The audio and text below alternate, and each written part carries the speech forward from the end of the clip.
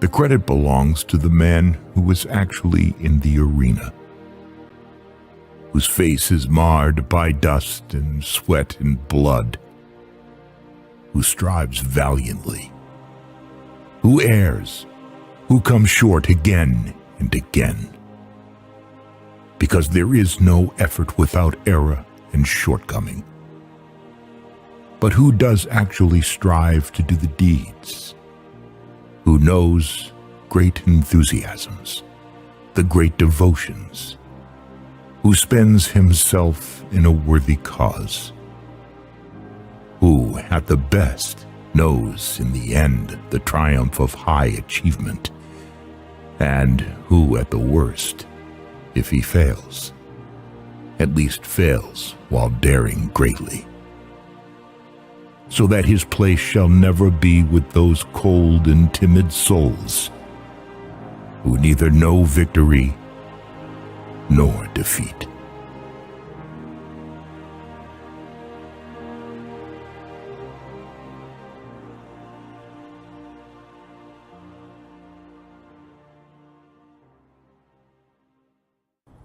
Spartans! What is your profession?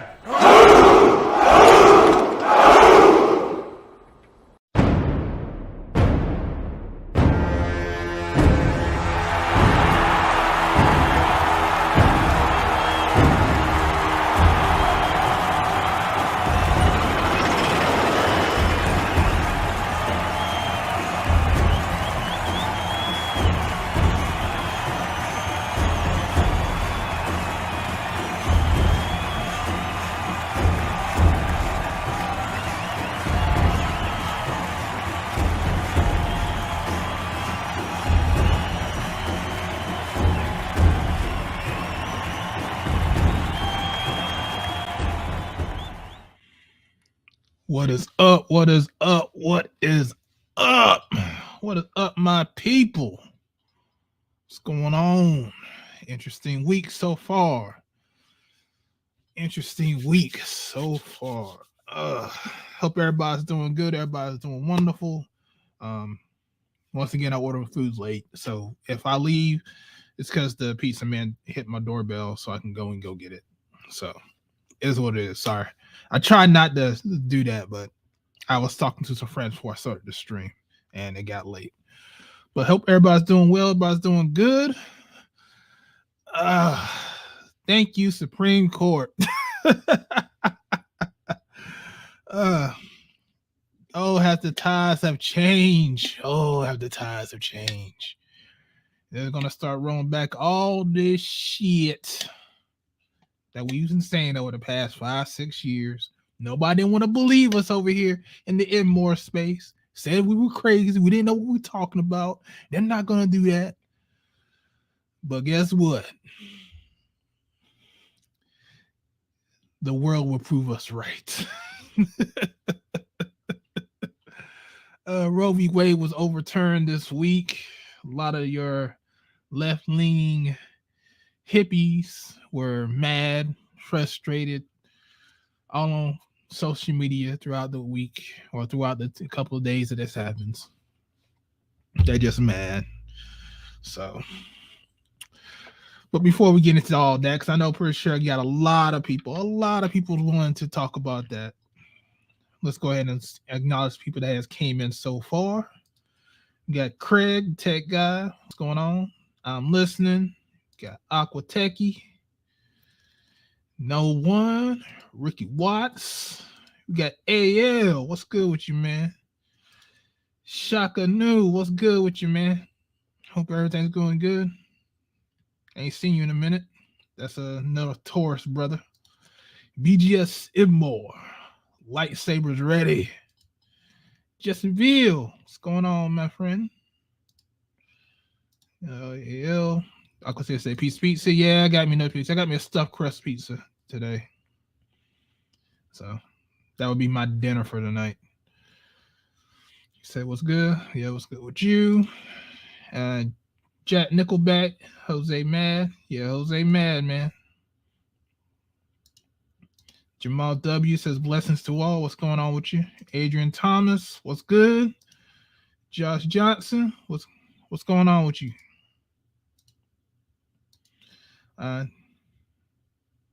He said, I didn't know your channel got knocked until a while ago. Yeah, it got knocked, but they can't hold me down, Shaka. They can't hold me down. You know what I'm saying? So, like I said, I got other social media. I got a email, just in case if you guys want to get in contact with me. I got an art bullpen at GMX, and I'm on Twitter now. So just go at Art of Ibmore on Twitter, and you'll be able to find me.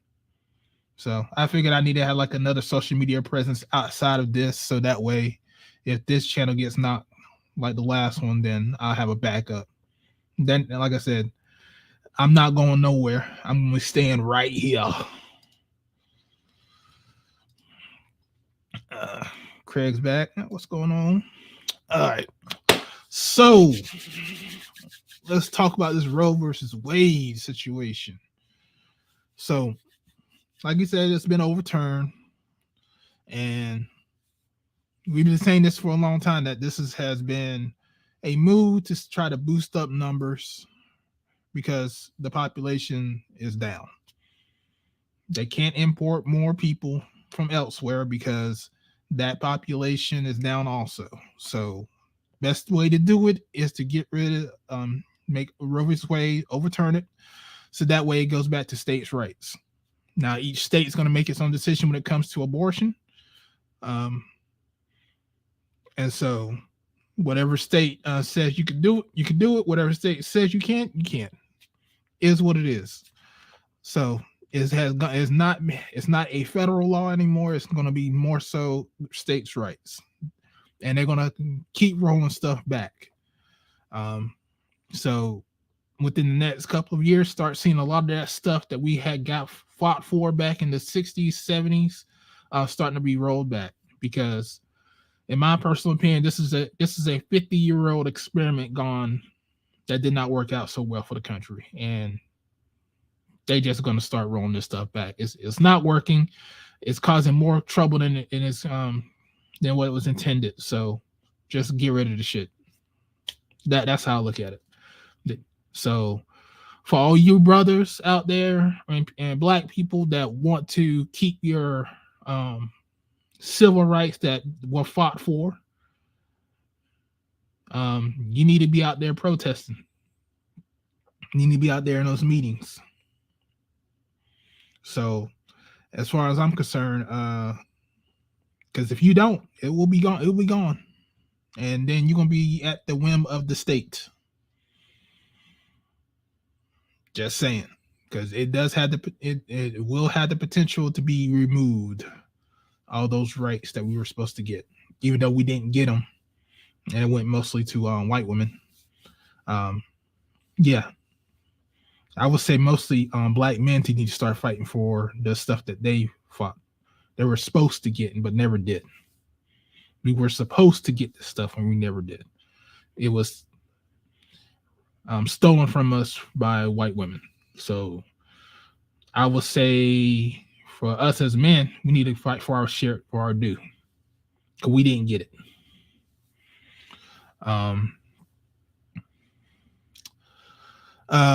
I think there was one other. I think there was a female YouTuber that got arrested. I think she's got. Well, I think she's in Texas. She's got. I think Michaela Pink. I saw a article. I think Sterling put out saying that she's got like 5 years for tricking people. So yeah, she's gonna be. She's gonna be good for 5 years, staying in one little spot. Yeah, Michaela Pink. Yeah, she got thrown under the jail, Craig. Yeah, she's done. She done, son. Yeah, not. Well, she been arrested. She actually been sentenced. I think she got like 5 years. Aquateki.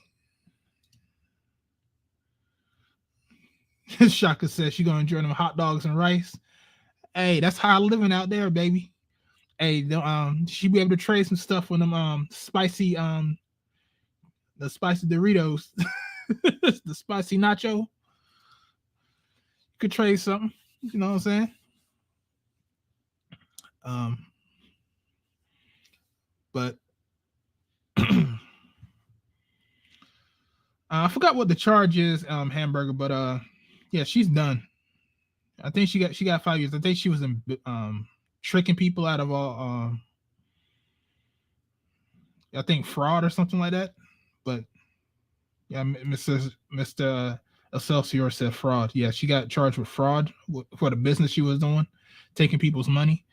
So yeah, she got 5 years. I think she's in Texas, if I'm not mistaken. So yeah, they're gonna make sure they're gonna throw the book at her, which is funny. But like I said, as far as everything else, listen, I know, like I said, I know this Roe vs. Wade thing is on everybody's mind, so I might as well just go ahead and open it up.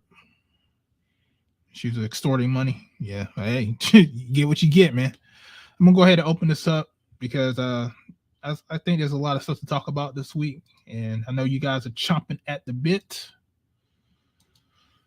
What I will say is, like, this week has been,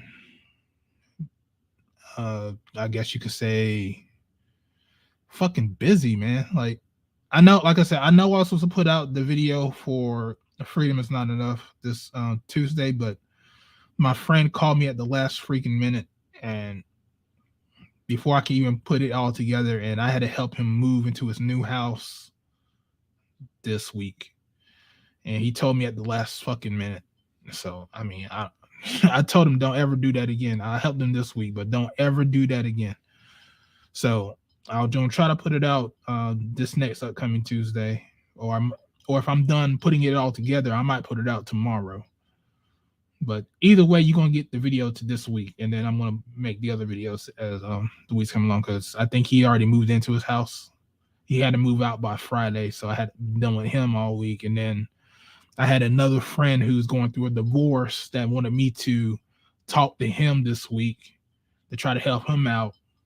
So people getting divorced, people, it's been a week, man. So that's always something with me. It's always something. But like I said, I'm going to go ahead and drop this link. Let me go ahead and get the StreamYard link, because I'm pretty sure a lot of you guys got a lot to say, especially about this Roe versus Wade. I expect it to be a hot topic, a hot stream this week or today. And also, too, I am 3 subscribers away from 1,000. This is my 1K stream, so I should be able to get 3 subscribers. If you have not subscribed to the channel, hit that subscribe button. Get me to 1K, because this should be the 1K stream. She caught that 5-year bid for extortion over 150,000. Michaela Pence did. That's Okay. the deal. So that's what it was. Extortion. Oh, hey, oh well. Political guy, who are you? Political guy, who are you? Oh, it's me. It's me, Oh. Art Craig. Okay. You know, man. All right. Man, you keep changing your daggone name and picture. Yeah, that's me. This guy. What's going on, Craig? How you doing, brother, man? Congrats on the 1K. You probably are there. The count just may be a little down. Yeah. You're probably at like 1,000. Well, I'm at 999 right now, so All right. I need one more subscriber. Yeah, I need one more guy over here. Yeah. I already subscribed to you, but if I could do it twice, I would. What's up, fellas? Not much, man. So I do agree with Justice Clarence Thomas about his reason why he voted against it. You know, it not being pretty much not being specifically mentioned in the Constitution, and you know, giving the states the right to decide on that particular matter. On that same topic, I wanted to ask you guys: did y'all see the Jane Rose deathbed confession? Yeah, I did. I No, finally looked that up. I didn't see that. What was that about? I didn't see that. I missed that. Speak on that, You want me please. to, you want me to pull it up? Yeah, go ahead. And people keep saying this is Thomas's decision. It is not. Alito wrote this decision. So, No, I'm just saying his his explanation on the vote, whether to pretty much change it or dial it back or what have you. I'm not saying that it's specifically his decision, but he did. I mean, he did vote yeah, against what it. ended up being 5-4. Well, Clarence did do one thing. He did become the most hated Negro of all time by black and white and Latino females. Period. Oh, Black. talking about this is the lady that did the Roe versus Wade. She was the catalyst in that. Yeah, I think she reneged on it. Yeah, pretty much. Did they use you as a trophy? Of course. I was the big fish.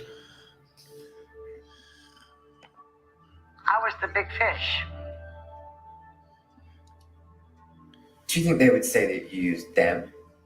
Well, I think it was a mutual thing. You know, I took their money and they put me out in front of the cameras and told me what to say. And that's what I'd say. Wow.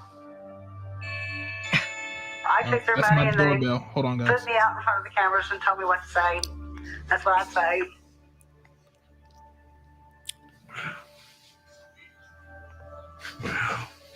Is that all those two dumbass lawyers could say was wow? Of what you'd say. We've gathered here today to pay homage to the children that are being aborted in this abortuary. We're doing this because abortion is wrong. And I, as the former Jane Roe of Roe versus Wade, do regret signing the affidavit for the pro-abortion camps. That was probably about it. It was all an act. Yeah. I did it well, too. I am a good actress. Of course, I'm not acting now. I did it well, too.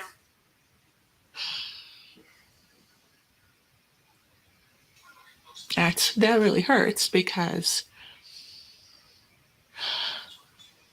Jakes. It's big stakes. It's just really big stakes. I had never heard her say anything like this. Never. But I know what we were doing. And there were times I was sure she knew. And I wondered, is she playing us? What I didn't have the guts to say was, because I know damn well we're playing her. What we did with Norma was highly unethical. The jig is up.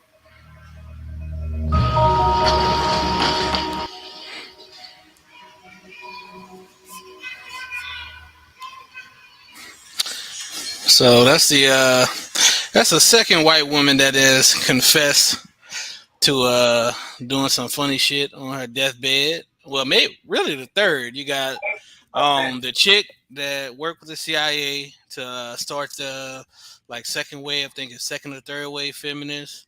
Then you also have the white chick that was being used to write those articles in those magazines, independent women crap. It's all coming out. And after hearing that, shout out to You forgot about Emmett Till. Hold on.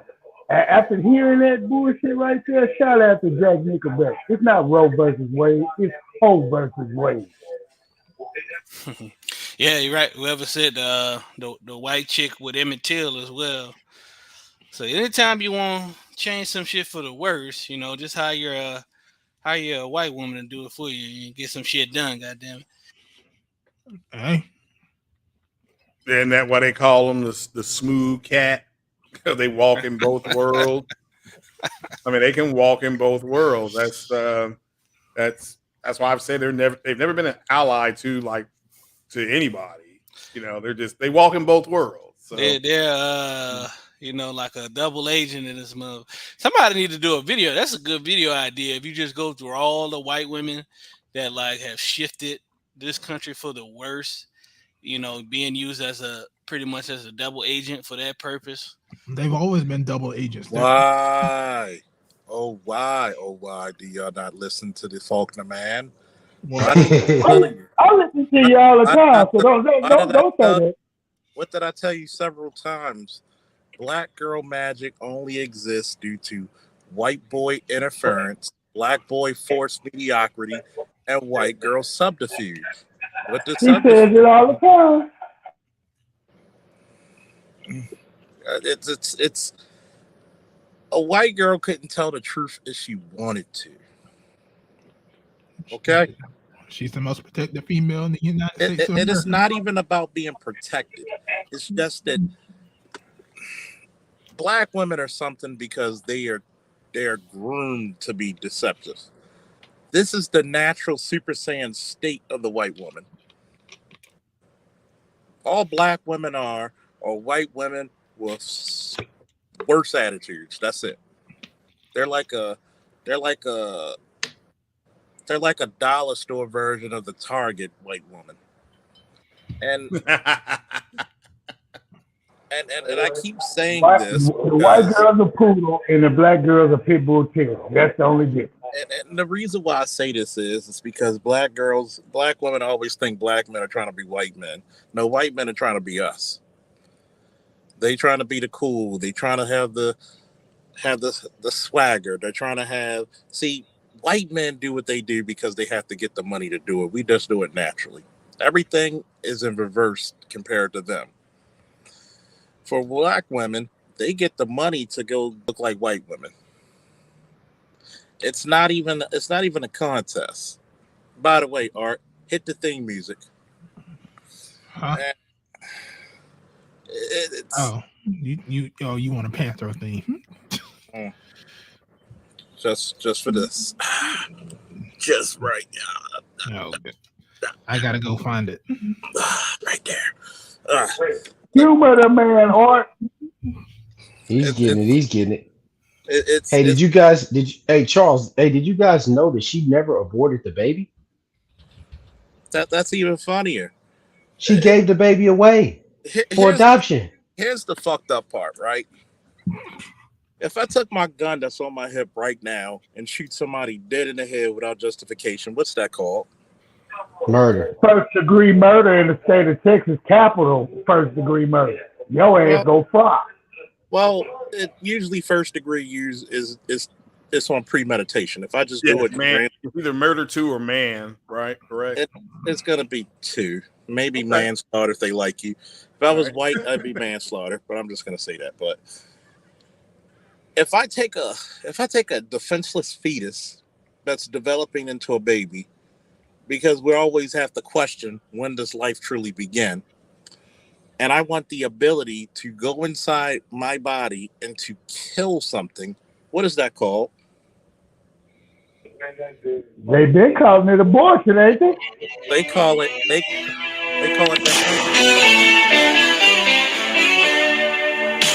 Somebody give me a fucking pair of nunchucks.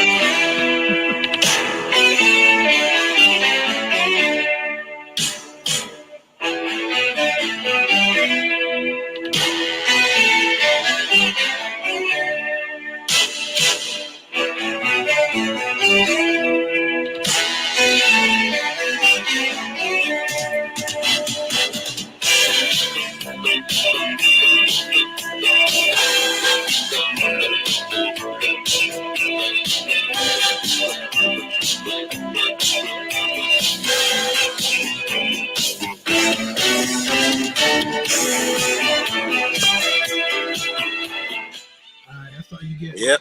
Tsunami, will you sneak up in the joint, Tsunami? That sounds like porn music. Yeah.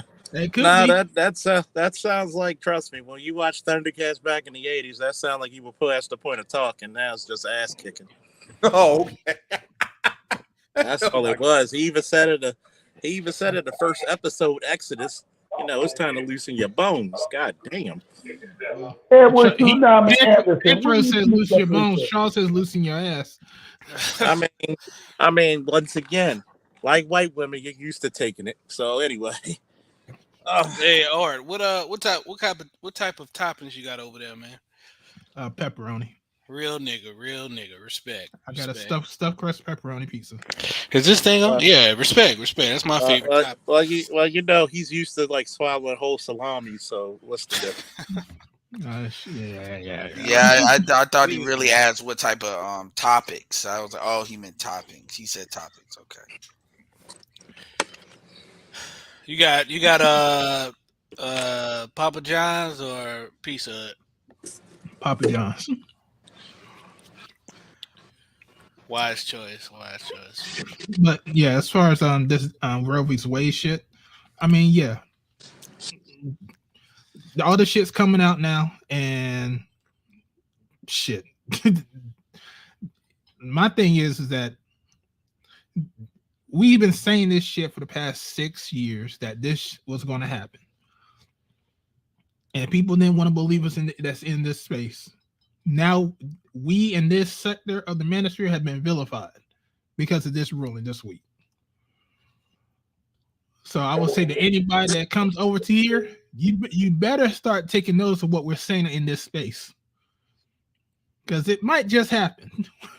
Well, why do you think? That's why I added onto my name. You know, nice counterterrorism unit. You know, Edward Anderson. You with the nice shit like from last night. Okay, there you go. Oh yeah, I never told Charles what NICE stands for. We know what Yeah, tell him what DICE. it stands for. Niggas and coochie everywhere. No, I'm just being stupid. Opposite of the Dice Clan. Yeah. I mean, you got to think about it, man. Everything that's anything in this country was always built off a lie. Hitler said it best. All you got to do is tell a lie long enough. It's my right, my body, my choice. If that was true, why do you want me to pay for what's inside your body? If you can physically afford it, I should be able to physically and actually financially abort it. I should hold on. You should have said that. If you can abort it, I should be able to ignore it. Exactly. Edward Anderson for mayor. If you can't abort, then retort. You know, if you can kill it, I can forget about it. And see, women don't like it when, oh my God, you're passing out. You know what? I swear to God, the spirit of Lilith is alive in the modern woman today.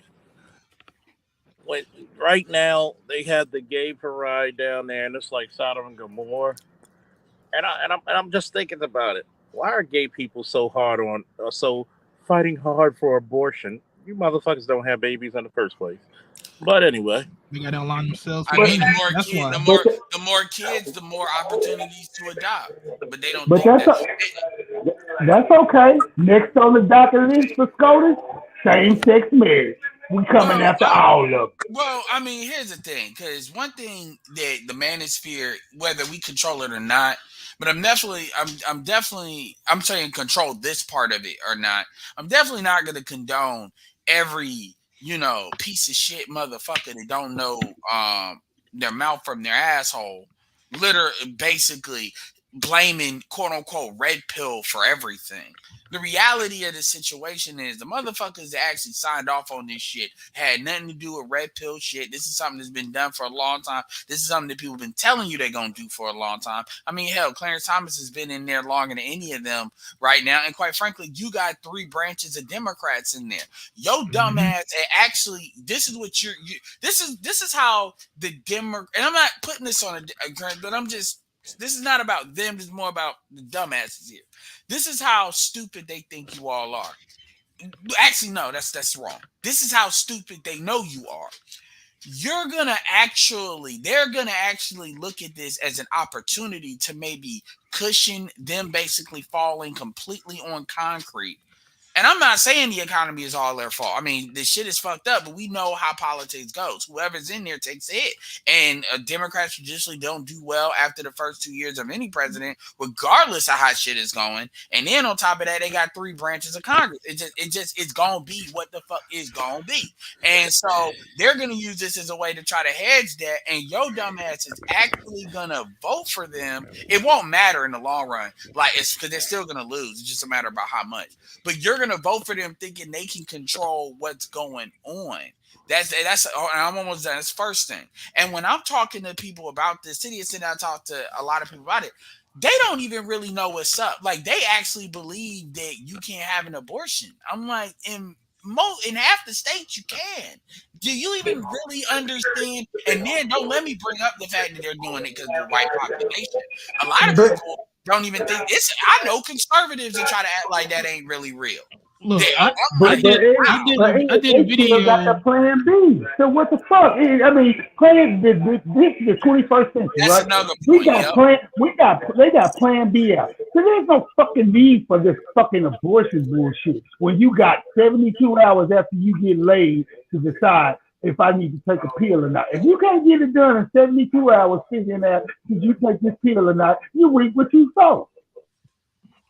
Women have too much technology in their hands right now for them to use abortion as a get out of jail free card. Well, my thing is, it's an ego thing. That's really what this. Oh, don't even get me started with me saying y'all are blaming everybody with who you should be blaming. Who?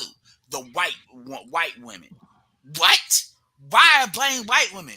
And this already tells me who you are. How did Trump get elected? And then they get quiet. And I say, you're quiet because you either don't know or you know what you want to say, but you know that's incorrect. You can't blame black men for that. White women are the ones, if you compare Trump to Mitt Romney, white women broke for Trump a lot harder than they broke for Mitt Romney, and what really made the difference. That's why Madeleine Albright, who's dead, she was the Secretary of State under the Clintons. She said there's a special place in hell for every woman that doesn't vote for Hillary Clinton, which I don't agree with that, but whatever. The point is, they're the ones that actually made the difference, and they have the numbers. So I don't know why UK they need to be mad at them. That's the first thing. Now, with that being said, there's actually one woman you can blame for this. Ruth Bader Ginsburg. Had she not been arrogant and actually faded the black, or at least waited for when a Democrat was there, and resigned. The only reason why Scalia was allowed to just die is because it was a Republican already there, right? So they know. They tried to tell her to leave, but they couldn't publicly make her leave. Jason Black talked about this, to be fair, but I knew this before. They told, but they couldn't push her, so she stayed in there, and they rolled the dice. They really believed Hillary was going to be the next one up. So a lot of folks were arrogant on that. But see, y'all not going to say all that. What y'all going to do is y'all go find the nearest man. Oh, well, man, it was all men when y'all got the right to abort. It was all men in the Supreme Court. It's like 4 of them are women in there right now. Remember, Edward, Amy voted for it. Remember, no matter what, they're always going to blame black men. I mean, they can look at all those black women. Some black men too on social media talking shit about Clarence Thomas. Never mind that is 5 other white people, including the white one. No, but to them, the only vote that counted was Clarence. They didn't see nobody else but Clarence. He's the spearhead. And Clarence don't give a fuck. No. Clarence is like, motherfucker, this is color purple time, and I'm Mr. And you can't vote me out. I got that. He got that. What they call it? What's Uncle? I'm not trying to call him a coon, but Uncle Ruckus. He like, I'm living forever, motherfucker. I mean, I'm gonna outlive all y'all. I got that Jimmy Carter blood. You don't give a damn. You don't give a damn when that nigga start talking about, well, we need to look at this other shit too, matter of fact. He probably told it blatantly, like we coming after. I figured it out. Edward. Look. Hold on, AL. He probably told them, because he's the Chief Justice Roberts. He probably told them, I got you. They hated me coming in. Look, I'm gonna have fun with this. Y'all just stand behind me. Y'all do the shit. I'll take the arrow just for the fun of it. And they And like, you know shit. You know what? You know they already mad because he got a white wife. I'm not gonna You know, get, well, and they were his wife ain't saying that attractive. his wife was involved with that January 6th shit. And Yeah, so she's an black women extreme. already pissed Yeah, off. white men don't care because she ain't attractive. They're So, trying to do that to put heat on him. They're trying to make him look like the bad guy. You know what? They knew this was going to happen. They knew what was now, going to now, happen. now remember how Let me he get got this in out right there. quick. Now remember the black woman. So apparently he don't deal with black women, but somehow he was doing something with a black woman, right? But go ahead, Al. Okay, check this out. I really figured it out, Ed, and I don't know if you're looking at it from this angle. All these Republican SCOTUS members that are up there, they old and they white for the most part. Over 65, push. All right. And then what women they got on there don't matter to them. But they see the writing on the wall in this country. And they decided, guess what? Before we die by hook or crook, we gonna fix the last 30, 40 years of fuck up that society's been doing. And these motherfucking crackers done shot the first 2 salvos with the 2A the day before, and then this Roe versus Wade on the next day. They not playing. They finna fix this shit. And a lot of people, a lot of sensible people, we understand. We ready for it. It's all these fools telling, oh, the sky is falling. It ain't falling. We finna correct what's been fucked up. I digress. You know what? I'm gonna say this. DJ Thomas is putting out more mixtapes than Prime Lil Wayne. Once again. Shout out to you, Charles. I heard you last night. You did give him his nigga card back. I'm so proud for you I had for to give him doing his that. nigga card back for Yeah, this you one. gave him his because, goddamn nigga card back. You know what? He like, baby, I ain't seen this in a while. What's that? My nigga card back. And you know what? I think it's very funny that you had a black man stand up for your right to protect yourself and a right to protect babies.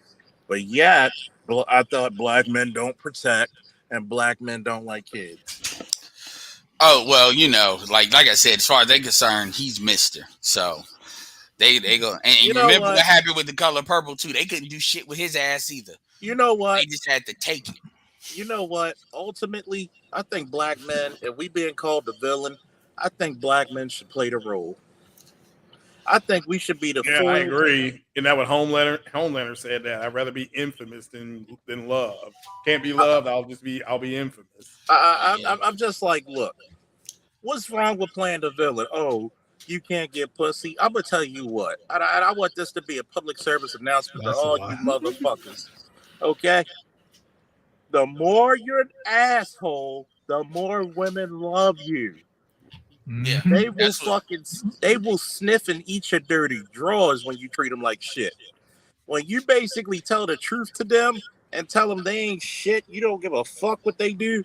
Guess what? They don't leave you. The minute you start being nice, that bitch gets bored with you and she's sucking somebody else's dick right in front of you. Hey guys, you know what Clarence Thomas did? What did he do? He aborted abortion. And the ain't shit award of the night go to Edward Tsunami Anderson. I need to do a fucking meme channel, man. God You know what I did to celebrate this week? I went to go kiss my cousin's newborn baby, and I went to Pennsylvania to go shoot some fucking shotgun and rifle rounds. Your boy still got it. 50 yards with a slug. Boom. Clarence Thomas got possessed by David Carroll. So eugenics is coming out. I don't know who did this video. I think it might have been Dr. T. Hassan Johnson. I really can't remember, but they were basically saying that Clarence Thomas was actually pretty damn black, pretty pro-black from his young lawyering days and whatnot. I think that was a Green Gorilla. Green Gorilla. Yeah, he did a whole thing on Clarence. Yeah, boy, Clarence it's pro bitch. That's really the problem. If you not like when I say pro bitch, he ain't pro gynocracy. That's what his issue is with them. Like you can be pro when you look at most of them, that's what their issue is fucking BGS. Real talk. That's what BGS about. I can't be outed because if you outed, like everybody around me go burn. To be pro black is to be a pro woman. Yeah, here goes BGS. BGS, like he said, I ain't worried about me. It's everybody else around me. Shit, I'm sure. Even his female mentor, like that nigga, That nigga that basically is reading for these niggas that don't want to read. Oh no, the daughters of the trade, nigga. And by So the way, Smitty, I had to go to Steelers country to show him what a real man looks like. Go Ravens. So that Green Gorilla video was, yes, your conservative hero, Clarence Thompson, is a black nationalist. Yeah. Yeah, I saw that one. Add on to some of what Ed was saying earlier about how white women, they always decide the elections. You can just look at Virginia. Look at with Yelkin winning over whoever he won. I forgot who he beat, but that was white women. They broke overwhelmingly for him. Mm-hmm. That's why Zerlina. Well, that's why Zerlina Maxwell came out the next morning and said, and that's that black feminist on MSNBC. She pretty much said the Democrats have a white woman problem and that they should just cater to black women because we've been here from the jump. So, but you know, as educated these women are, you know, basic arithmetic somehow gets lost in translation. I mean, I agree. Black women, I agree. You think we fucking in Nigeria the way these motherfuckers are talking? Like, god damn it! Like, what? Do you know how many And we're not talking about like the mixed women or light skin. Well, anyway, at the end of the day, the difference between black women and white women is white women are gonna do what the fuck they want to do, whether they gotta be sneaky or whatever to do it. It's that's why Madeline Albright said what she said, because she had to make that really clear. That was aimed at white women, not black women. They know black women. They know black women are gonna do what they're told at the end of the day, which is why they have no problem. Hell, half the time in corporate America, the reason why black women are in there, they're like, do you not understand you're in there to the extent that you are? One of the main reasons is because you outwork that white woman and you keep that white woman honest with a lot of these white dudes that are at the top, because they can have your ass at the home for all they give a fuck about you. They like, she'll do the slave work, and which is another thing. And black women at the end of the day will do what they're fucking told. Like I said, nobody's taking more from the black woman than the white woman. Nobody kisses the ass of the white woman than the black woman. And that includes black men do not kiss white women's ass like black women do. I don't give a fuck about what they talking about. Yeah, and also you got to remember when Obama won in 07, 08, he asked Hillary Clinton, do you want to be on the Supreme Court or do you want to be the Secretary of State? And since she still wanted to be president, she said Secretary of State. That was arrogant as hell, because that was the dumbest move she ever made. Really, because she could have, at that point, she could have took it out of the hands of the voter, and she could have did a lot of, because she would have been she probably would go down as probably one of the most famous Supreme Court picks out there. Like, just because of her name recognition. But see, the problem, but another thing too is she could have only ran her mouth so much as a Supreme Court person. But that's the ego of her talking. Yep. She wanted to be the head honcho. She wanted to be the first woman president. And fellas, think about this. Think about this. That could be the real reason why these white women didn't vote for her for president, because when she had the chance to be a Supreme Court justice, she snubbed it for that shit. But looking for that glory and fame and trying to run for office later on, they looked at that. They said, "Bitch, you ain't got the good common sense the good Lord gave you. And you want us to let you have a nuclear football and run the country?" They turned their backs on her for that. Now it makes sense why they turned their backs on her. You should have took the sensible road, and you didn't. So yeah, I can see that. They turned their backs on her because of them emails and all them emails they got dropped that week before the election. Because you remember, they dropped more emails on her about that. So and the white and middle America voted against her just because the simple fact they wanted their men to go back. I don't know if they're going after gay marriage, so I'd be surprised if they did. I think Clarence is probably doing that just to piss people off. But if they do start going after that, I mean, I wouldn't be against it, because I personally believe that if you're gonna give them anything, they should have had civil unions. I stood about that the whole time. I'm like, if they want the right to marry and divorce and couple, fine. But this idea of you calling it marriage, that's a culture shift. And I was bad. And I used to tell people, and I asked people, even people that were gay, explain to me why you needed to be called marriage. Like, if I give you everything and it's just a civil union. Explain why it needs to be called that. And see, the irony is they probably would have been able to create their own version and probably make it, I don't want to say make it better, but from a legal standpoint, get around some of the pitfalls of what marriage is now. You know what I'm saying? It needs to be updated, but no, they knew why, because again, it's a gay agenda. They know that, and when I say a gay agenda, you got to understand. And this is something that Jason Black talked about just an hour ago. All these corporations, it's the corporate. It's not always the gut. It's the corporations that are doing a lot of this, because gay people have a lot of money. Gay people spend a lot of money. Yeah. Women more so than men, but the men more so than heterosexuals. So men. So the point is, everything is tailored to keep people in a hyper consumer state. This is like, and generally, I don't really focus on this because we got stuff that we deal with immediately, but it's not so much I'm saying the women are bad. They are the vector. Like, it's kind of like Sidious and Darth Vader. Darth Vader is the motherfuckers wrecking folks, but behind that is Darth Sidious, and technically Darth Sidious is a lot more powerful. You just see Vader. This is how women are, because men won't go at women the same way men will go after other men. So women become this pseudo buffer class, and then the women, they're just, majority of them just fucking stupid. Either they're liars, which I think that's a big part of it, or they're just so fucking stupid that they don't understand, because at the end of the day, they're the ones left holding the fucking bag. When they start hitting the wall and they start getting reset, like these bitches start getting reset from mainstream to like the Fox Soul and shit, where they look goofy, ain't making, you see how they did Wendy Williams, they reset her ass. You know, they didn't even acknowledge her the last day of her show. Well, this is all a big overcorrection, because we went so far freaking left with the damn all this shit that's came out. This is just the beginning momentum of going right back, probably past center and going back the other direction. Well, I think it's just going to go more towards the center politically, but it's real hard to read right now. They are raising money off of this decision. I don't mean shit.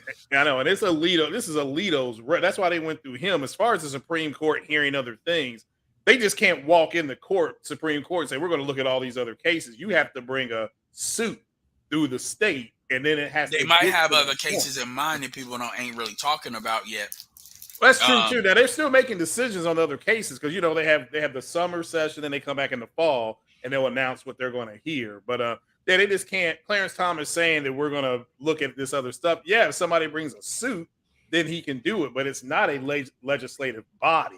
It is just it was his way. It was his way of publicly going hint. Yeah, so somebody can send the suit. And it was the same thing with Citizens United. It was the same thing with Citizens United, which it wasn't. It was presented as conservative, but you look at like all of these laws that these changes and regulation stuff that allow folks to do shit that like 15 years ago would have been on some crazy shit. So at the end of the day, man, women, especially in the black community, because it's only black women really trying to blame black men. Again, these chicks are operating on some straight up misandry. They see black women, a lot of black women, especially the ones that are on social media, Twitter particularly, Clubhouse as well. But even on YouTube, they've been stopped trying to make sense. At the end of the day, it's a noun and a verb, and niggas ain't shit. And it don't have to make sense. If you don't agree with it, you a pick me ass bitch. Get the fuck. That's really where they are right now. And you saw that with Kevin. You saw that with David Carroll. Hell, you saw that with Kobe. When they were jumping up and down on Kobe, which Kobe has done a lot for black women on the low, particularly the WNBA, but it don't matter. It don't matter. It's all about how they feel. Yep. Thank you, Aquatechie, for the Cash App. E. Johnson, appreciate you for the Cash App. And D. Scott, he says, hold me a slice, bro. So appreciate you guys for the Cash Apps. Them hoes look like Homelander after what happened in The Boys. Yeah, you know when he did what he did to him, he got lasered, and it was like, how? No, he looked like A-Train. He said, how the fuck did you do that? I want to know. Yep. How the fuck did you hurt me? Man, since you brought that up, Boys look shit. I guess I'll say that I had to give that fight scene on the latest episode a standing ovation, man. It's like when a fucking bully finally finds somebody their own size. Mhm. That nigga Homelander got the fuck up out of there. Yeah, I honestly, cause I wasn't paying attention to Hold how on, did long y'all it had see left. it? Did y'all? Is anybody not seen it, or y'all just don't I watch seen it? it. Or what? Okay, What, the spoiler episode of the alert, boys? spoiler alert. This is some speak before or hold your peace. What, Y'all- the boys? You talking Yeah, about the the boys? boys. Yeah. I would like Yeah, to inform I you. caught that whole Spoiler last alert. episode. I would like to It was inform up you. to chain. I've never seen it. So like any of the episodes of The Boys at all, ever. Do you want to see it? No, I mean, spoil it. I don't give a shit. he's You know already me. made his decision. I don't give a shit. Go for it. Nah, Yeah, but man, that, it was yeah. I that's the first innovation I ever gave watching some shit at my house. I was like, God damn, because I wasn't paying attention to the time, and I thought they was gonna drag this shit out and wait till like next episode for them motherfuckers to get down, like have a cliffhanger or some shit. And when they got it in, I was like, man, this is great. This is amazing. Yeah, go find a director and go like their pay. It was probably well. It was the way they set it up, but the way it was set up, it was because the fight was good, but also a lot of little setups. Even like it was a good episode. I mean, other than that, They always have the right. Well, how they did MM was fucked up, man. It but Man, I thought about that too. I've been thinking for a while. Like tell PK what happened. PK they be kind of shitting on the black characters a little bit. So basically, what happened to MM? They was at this shit called Hero Gasm. It's like an orgy for C-list and D-list The superheroes. comic was wild. Yeah. And so motherfucking MM opened the door and the nigga nutted on him. Like his whole body got fucking sprayed. No.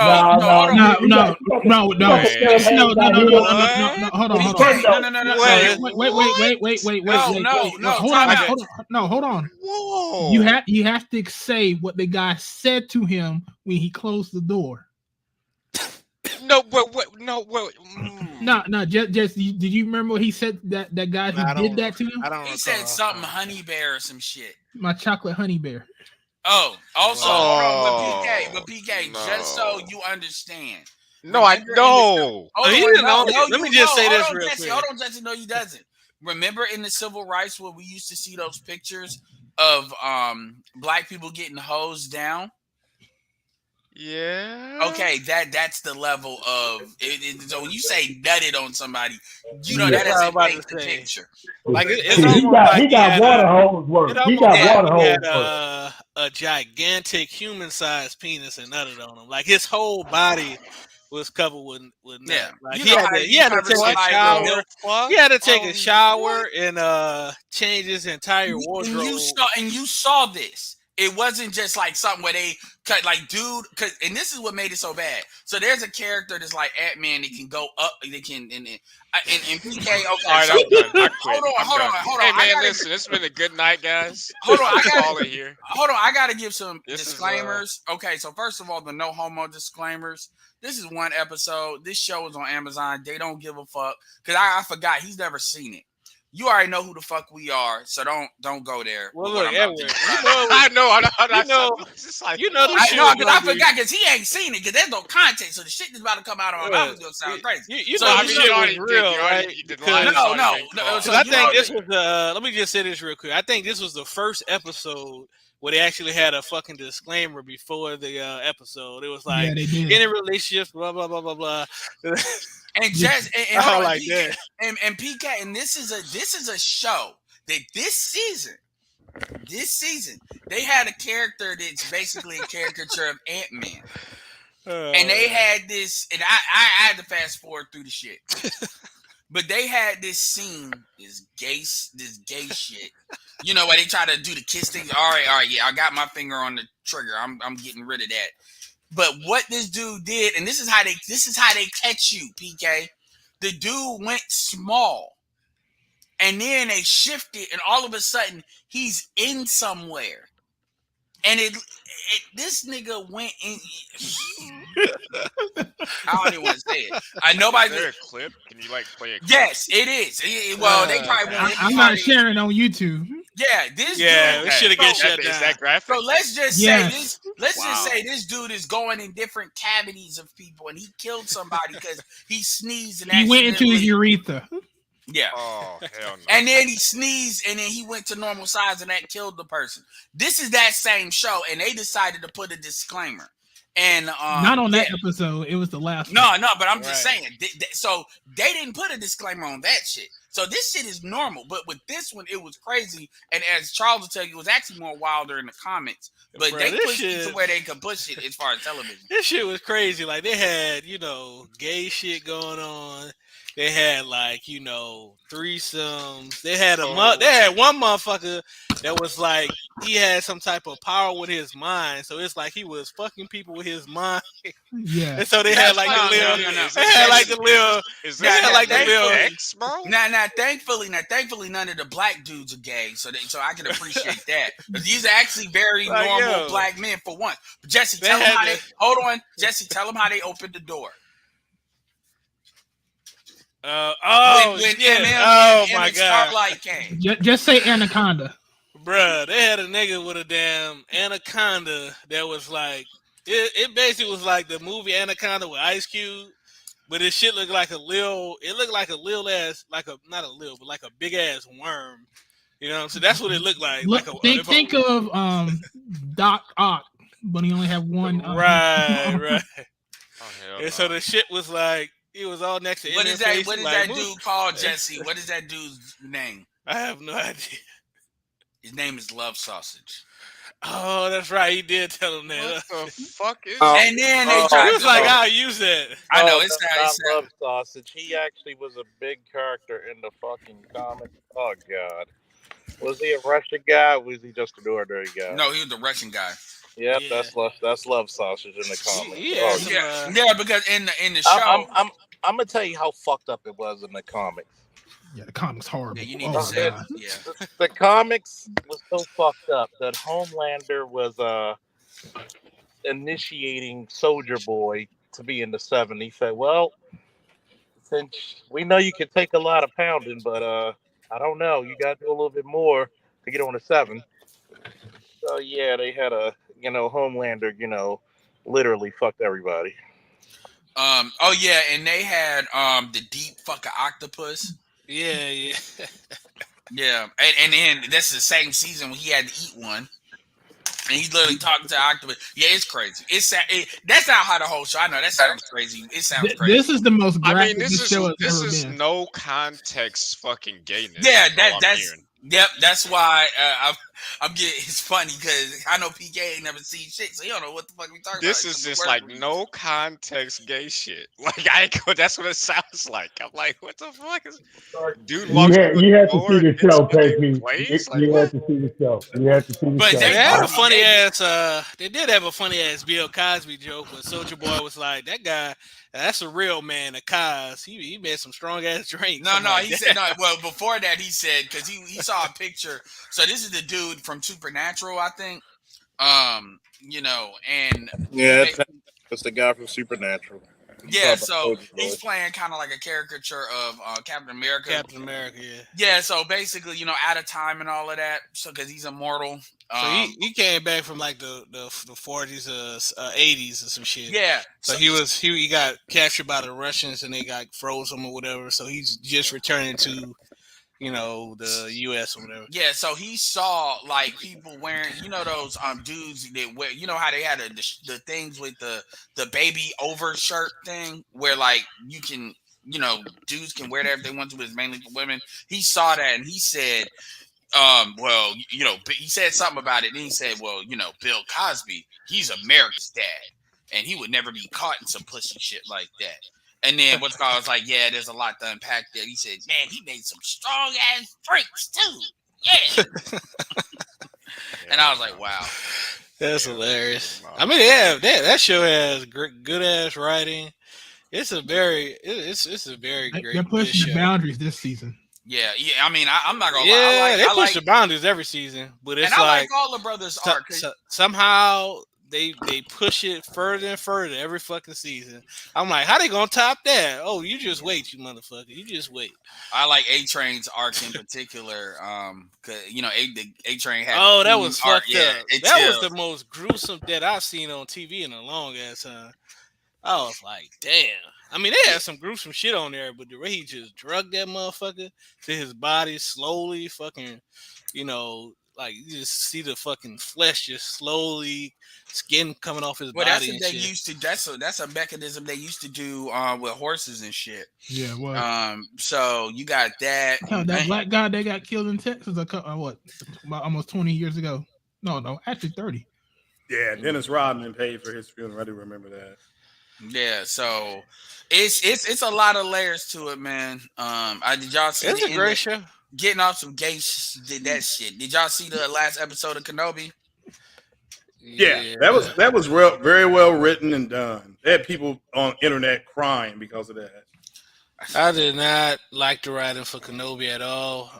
The only thing I like for Kenobi is the acting of Ewan McGregor and the fight scenes. Well, I'm talking about the last the other last episode. I mean, like, come on, man. The last certain stuff I just didn't like the rocks and shit. Like, come on. Well, Kenobi. Okay, so yeah, that's that What's up, sequel y'all? trilogy bullshit. Yeah, what's up? Kenobi has good moments, but the thing about it is, whoever is like this shit could have been so much. Even with what they had, the shit could have been so much. And then they talk about doing a second Before season. y'all dive into Star Wars, I just want to say that The Boys is the best hero show out there. Period. Yeah, I'm Invincible is pretty good too, as well. But for live action, my brother was telling me about the Invincible, man. Should I check that out? Yeah, dude. Yeah, if you got really Amazon, good. if you got That is Amazon good. Prime, go. Yeah, it's only like 20 minutes per episode. Yeah, go get that. Because motherfuckers like he's equal to Superman and shit like that. I'm like, okay, according to Death Battle when he killed Homelander and shit, He is that stronger than motherfucker was Homelander. doing some motherfucker. He was doing. Well, from what they showed, he's more powerful than Superman.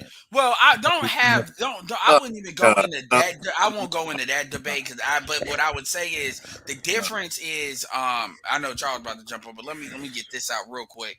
The difference with Nolan is fighting more people like him in his lifetime, so he kind of knows how to fight more. And that's really the thing about him. He is stronger than Homelander. That ain't no question. Especially after what happened with Homelander, because that shit wasn't going down with Nolan. If that would have been on the boys.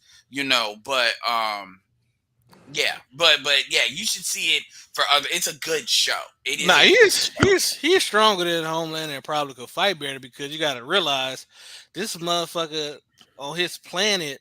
That shit was like Hunger Games, so it's like he's used to fighting people like him. Yeah, so he ain't just fought motherfuckers like him. He had to fight to the death. You got to think about it, right? Because of course, half of you probably never read the comic, but no.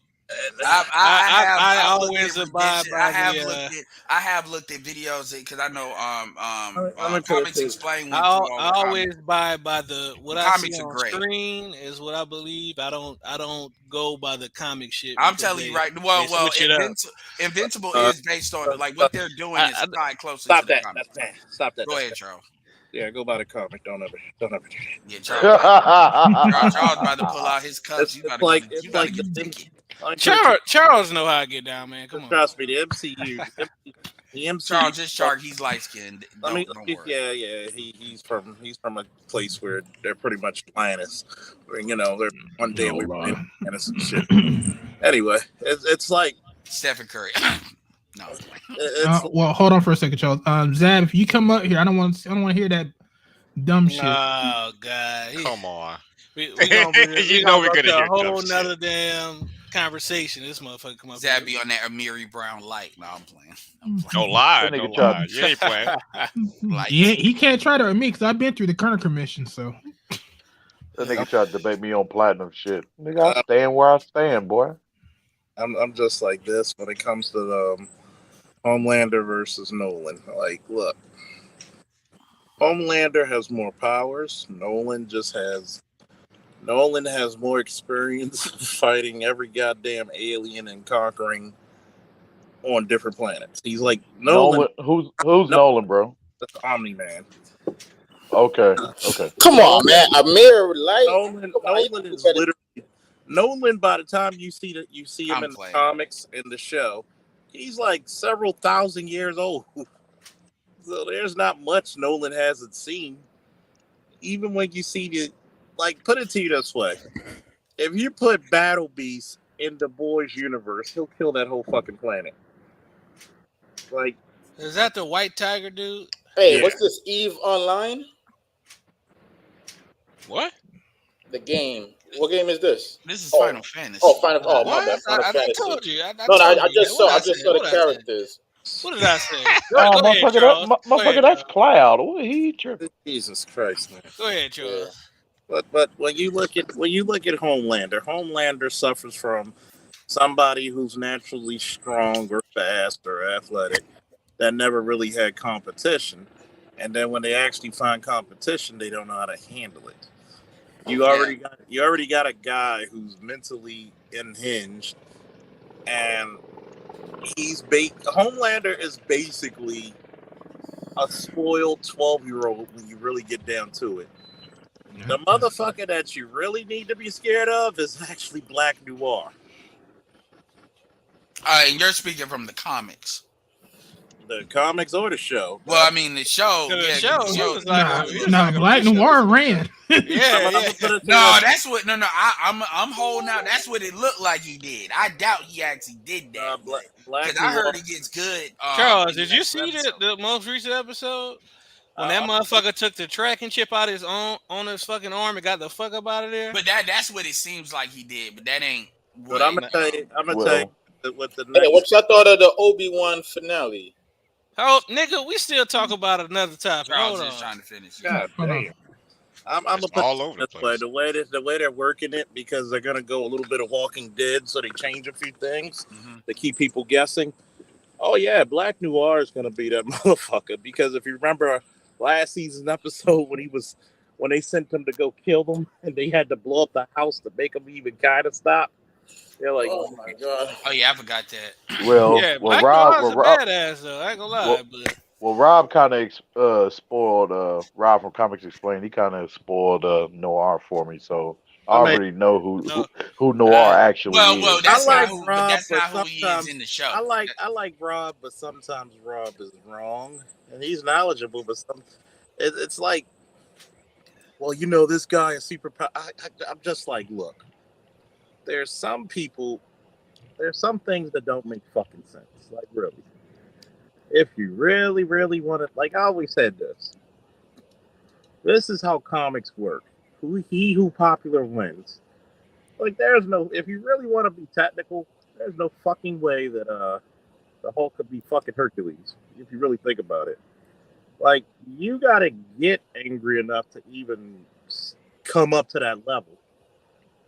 You got a strong green guy against literally the god of strength. Literally. You pray to me to get stronger. It just doesn't make sense. Like, sometimes that's why you like, you know what? I'm gonna suspend my belief. But at least it's not Miles Morales being in What If as Thor. That is the most fucking stereotypical minstrel shit how the fuck you gonna have Odin bald-headed wearing Timbs? Well, basically, when they don't hate black men enough, they have to do things to remind you to hate these niggas, and that's an easy way to do it. And with looking at Immortal Hulk, Immortal Hulk can defeat Hercules. No, he can't. He's not as strong as actually, Immortal Hulk is not even as strong as the Savage Hulk. But yeah, you're right. But as far as I don't even believe A-Train is like out for the count. Well, he's probably out for the count. I don't either. But so it's a couple of different things going on. Bitch. But I'm not gonna like, you know who one of my favorite characters are. I'm gonna switch it up. Who is your favorite female character of y'all that's seen this show? Stormfront. Oh, he just went there. Oh, hell no. To me. Even though Stormfront in the comics is a dude, but yeah, I know. I'm just Stormfront to me was funny as hell. Yeah, I think they didn't give a fuck. Well, the Deep wasn't the Deep a black dude? Yeah, the Deep was a 7 foot tall black dude. Yeah, but who's gonna believe a black dude is gonna be the fucking like the superhero of the sea, motherfucker? Yeah, I mean the casting. Wait a minute. You to swim?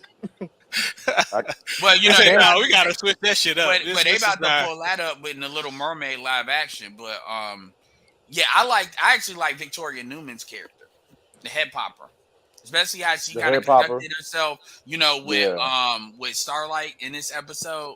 Yeah, she really. I mean, it's either her or Starlight, but I don't like her. She betrayed her father a What's few her weeks before. nationality? Israelite? She betrayed her father a few weeks before Father's Day, man. Her yeah, but black Oh father. that's what her father taught her. That's what she said. He was like, remember, Well, that's because what he said. when Homelander was like, "Oh, you don't blame her." He said, "I don't." He said he liked the fact that he was on some Dark City and shit. He liked the Well, fact Edgar. that I mean, like well, Edward. Well, Edward. Remember that Edgar said, "Hey, he's like, I taught her to play all sides." Yeah, because with that, the way he's looking at it, like he's gonna be all right, and that wasn't like a kill shot, and he'll be all right, and it is what it is, and I mean, come on, the only way she can really betray him is popping his fucking head. I wouldn't be surprised if he started cooking up some shit though. Well, behind the that's scenes. he's based off the one character who was the CEO of Vought in the comics. Like that's the one guy that Homelander could never shook. He actually tells him like, look, he said what you are is really just a failed experiment. Well, I could kill you. Okay, he's like, look. Matter of fact, don't even use the strength. I'm just tired of you talking. I'm gonna just walk out and jump out of my fucking window. And he says, like, he just berates him.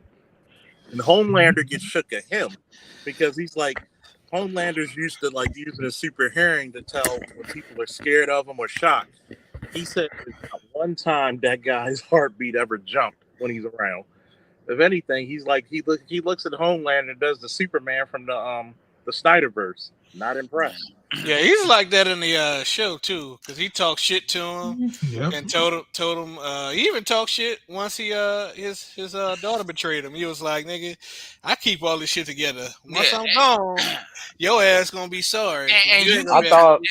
And you can kind of see that a little bit, like how Newman carries herself, because even when she was dealing with Starlight, and Starlight low-key stood up to her, and then, she'll stare at your ass like, are you really about that life, and but anyway.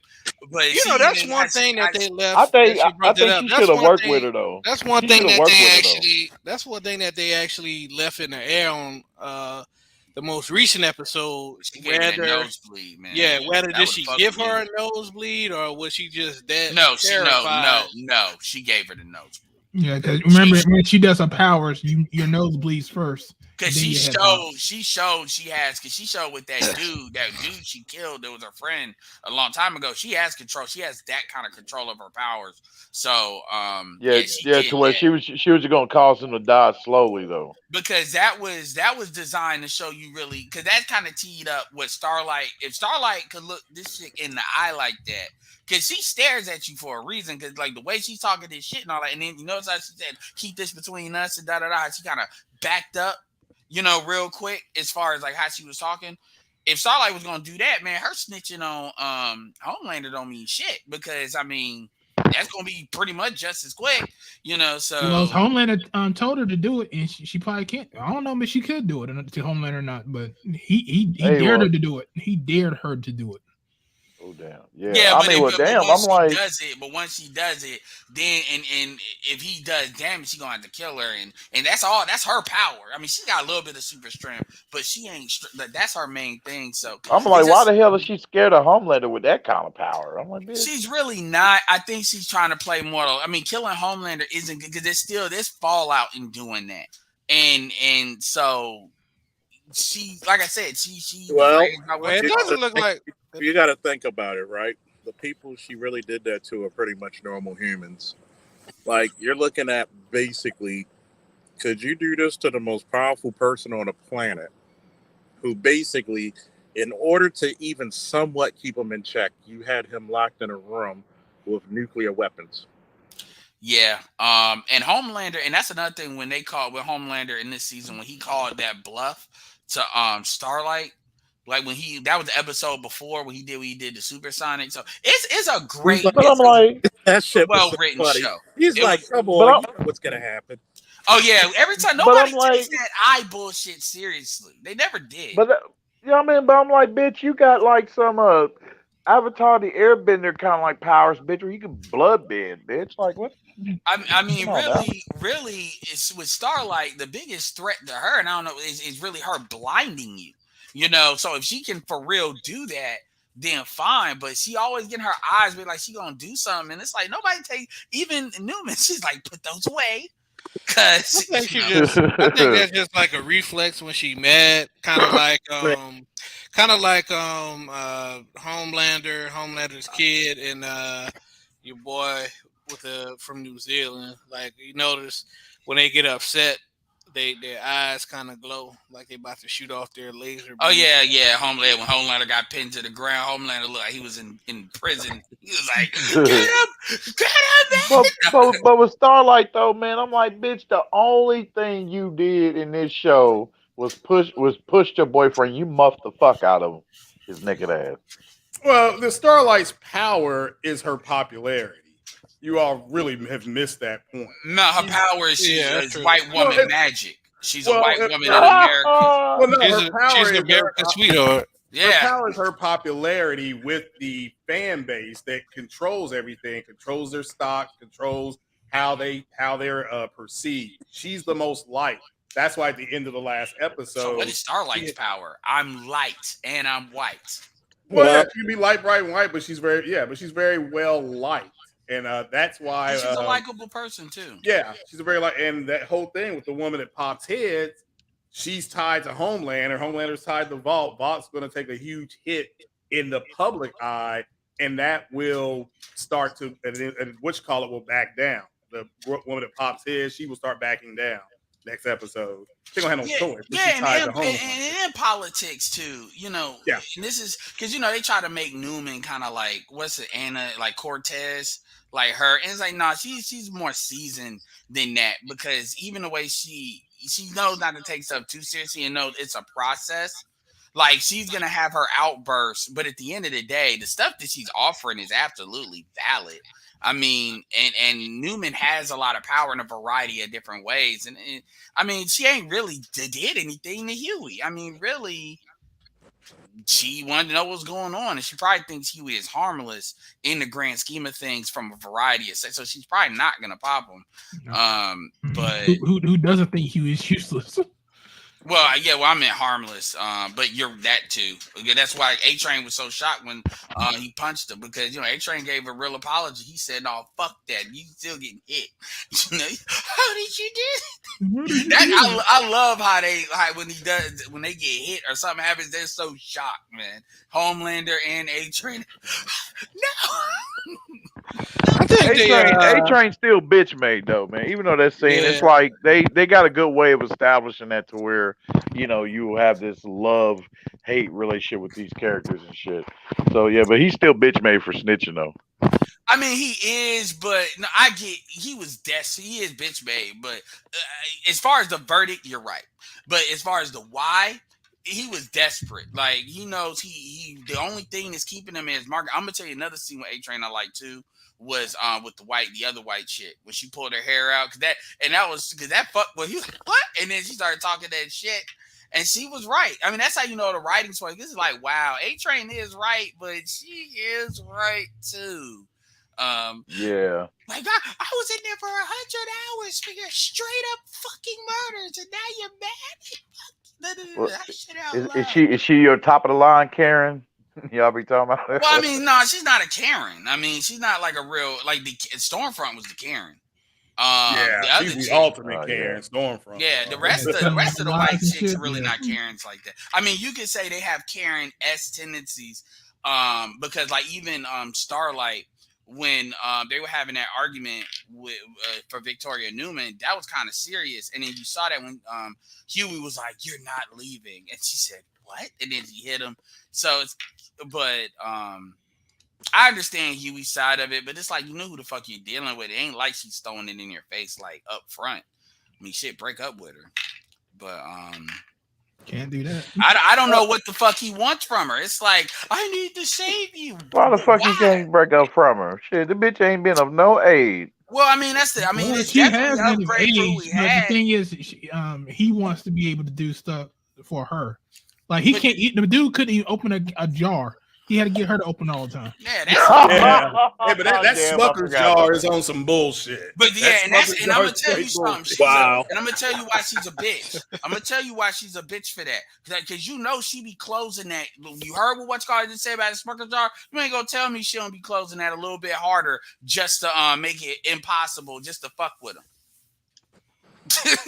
Oh like, damn. you know, I wish they would have put a scene like that in there, and like it's a joke, but like he was taking it. That would have been good writing because that would make sense. Like just a little bit extra harder, so you ain't no way you can open it. But here's the trick with that smoker's jar: you get one of them, you know, them gloves used to wash dishes, like the rubber ones. You put that on there, walk easy. You know what you do with a hard jar that has a hard lid you can't open? You tap it on its sides all the way around, and then you open it. It breaks the seal.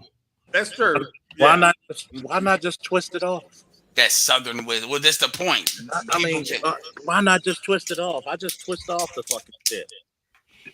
You and your He-Man joke. You and your He-Man joke. I mean, I don't have a problem twisting off the jars. I mean, y'all still have a problem jacking off. So what's your point? I mean, at least I could jack off, finger popper. Anyway. Goddamn fucking eunuch! Don't come to me because you ain't got no dick. Sit. Oh yeah, that shit was funny. This gonna be that. This gonna you be ain't got no dick. This gonna be the video with it. Yeah, see, I told you these motherfuckers was gay. He said that. He said that right as that black one passed by too. Ha ha ha. She shook her head. You know. Moment of silence, man. It was a sister got her TikTok. Very beautiful Nigerian sister got her TikTok shut down because apparently she's too attractive. She's getting too much attention from she ain't even wearing scandalous clothes. She actually looks normal, but she's getting too much attention. Dark skinned women can't get too much attention, so the black women are shutting that shit down. You know, the ugly hordes. You know, it's just when in doubt, just flag it. Yeah. Wow. That's crazy. And she ain't even thoughting it up on YouTube. I mean on TikTok at all. Who is that? Wearing normal clothes. Who was that? It's a chick. I think her name's like Kelly something, but she's Nigerian and she was getting real popular, and then women just couldn't stand it. Too many brothers giving her, too much simp prayer power. That's what it is. When you pray to God, shout out to Let Thor. me get her energy. Yeah, that's what we're gonna start calling it. Simp prayer power. Well, the first one that came out with that was Clash of the Titans. So it's like that show American Gods, where the guys start getting all powerful when more motherfuckers start worshiping. Well, yeah. That's how these hoes are. That's what they believe it is. That's why when they cut off the likes, these chicks were getting angrier when they cut off the likes than when they turned abortion on. Y'all ever seen that show, American Guys? I saw the one. Yeah. I heard the dude, the black dude, but I ain't never really get in. I stopped watching it after cause they had like a new once show. Once they got rid of the black dude, I felt no need to. Orlando Bloom was killing it though. He was playing the African. I think it's a Ghanaian guy actually, Naki the Spider. I mean, you're getting to the point now where like the power of like Netflix and a lot of these, shows, if they can get the global markets on certain concepts, because there's a lot of English speaking countries, you just got to get them internet ready. As far as an African stuff, you can do more stuff like that. This is why on the kind of 80s, not 80s side of the game, I always wanted to do, see black folks do partner ups with Nollywood, but they be on that. People be on that. Well, they already do it. Yeah, but I mean, like African American with bigger productions. I mean, you see it with I say like African American and like Caribbean actors do Nollywood movies all the time. Well, I am seeing them pushing, these foreigners. Putting them on them spotlight like Miss Marvel and the rest of them. You know what? It's the MCU, and now it's going to be boring. See, this is the reason why the MCU is like going to suck like monkey balls. If you notice, the movies that they had all came from already proven content, like Civil War, which really wasn't Civil War. It was like a civil argument because Civil War had about 50 fucking heroes on both sides. They had Thor Ragnarok, and trust me, Ragnarok was very dark. They had Winter Soldier, what was approving. So Age of Ultron was dark as shit too. By But the way, the Love and Thunder, Thor: Love and Thunder, when that comes out, that's gonna, yeah, man. I mean, because that guy's Gore the God Butcher in there. no, they're gonna fuck up that character. You really? Ooh, I don't know. I'm so glad I don't read the comic books, man. This got to be torturous as hell. Hold up. I've already said my piece about comic book movies. They're gonna go ahead. They've already changed the boys. The boys TV show is nothing like the comic. I'm gonna ask you this question. Yeah. I'm gonna ask you this question, Ray. What comic book character in the MCU did they really do justice by? And I can only give you one. Oh, like Captain America. I thought about Captain America. The only Damn it. one. You said Captain America what? Is the only fucking one. Yeah, Iron Man. They probably came close. I mean, but they didn't go into. Oh hell no! No, they nowhere near came close to Iron Man because they killed his ass off. And according to the comics, this motherfucker gets OP. Let me put it to you this way: the best MCU movie was Winter Soldier. They have never came close. Don't give me that. Don't be like these new generations of sports fans. Well, LeBron made all this money. Yeah, money was worth more when Jordan was playing. Fuck out of here. But well, first of all, the money doesn't matter as far as legacy because that has everything. Because the thing is, Jordan, it's a different. That's stupid. Like, because in that case, are you basically comparing? I hear what you're saying, and I agree with you, Charles. What I'm saying is, are we comparing how much people get paid to how good they are? And look at people. Look at people nowadays, right? You automatically get dropped if you try to make that argument. Look at people nowadays, right? They try to talk about how, like, the music industry, such and such the best of all times because he sold all these records. I said, you have the internet. I said, Ja Rule sold a lot of records too. I said, listen to this. Now, one motherfucker could do what Michael Jackson did before the internet. The motherfucker literally stopped a fucking war to have a concert. Motherfucker stopped fighting to listen to watch Michael Jackson live. Unfortunately, and that's where the culture, even in the stuff that we deal with, that's where the culture argument comes from. Like people, and again, they want you that way because you buy things without thinking. You buy things that have no real value. You consume information that has no real value. And when I say that, when I say real value, I really mean context. You don't know where to put things. That's why, I get what you're saying with the comic. I've never been a comic book guy, so I got in. That's one reason why because I got with Rob's channel a long time ago. I watched Rob when he was still Marvel Explained. Yeah, exactly. Right. So it allowed me to kind of speed up on certain things and get a better appreciation for some of these things. You said he was Marvel's Explained. Yeah. But see, that's the thing about these. You know what actually got robbed over the hump? Back when we didn't know if he was black or not, that he left that open ended. It was funny because what got him over the hump was when he was doing issue for issue for the Infinity Gauntlet. That's what got him literally blown up. Yeah. And here's the crazy part. Marvel is really gonna have, and I'm sorry, you got these woke ass writers, and wokeism ruins everything. I'm coming out with that. Damn right. And it's like you want to make these male characters, these male heroes, disappear and let the females take their place. But there's no endearing factors about any of your female characters. You fucked up Black Widow. Because they doing that in the Flash too, Charles. Yeah, you got to think about it. They literally fucked up Black Widow. Because one, you shouldn't have had her movie at the end game because it's gonna really feel stupid. You really should have had her smudged in between one of them bullshit ass Thor movies, or maybe Iron Man 3 could have. She should have been in the second era. Yeah, like when the Soldier was in. or maybe right after Civil War, some shit like that. That's what her movie was based on. It was based after Civil War. Yeah, and then it just didn't make sense. No. Then Yeah, on it top didn't. of It that, didn't even. then on top of that, you made Taskmaster a fucking woman.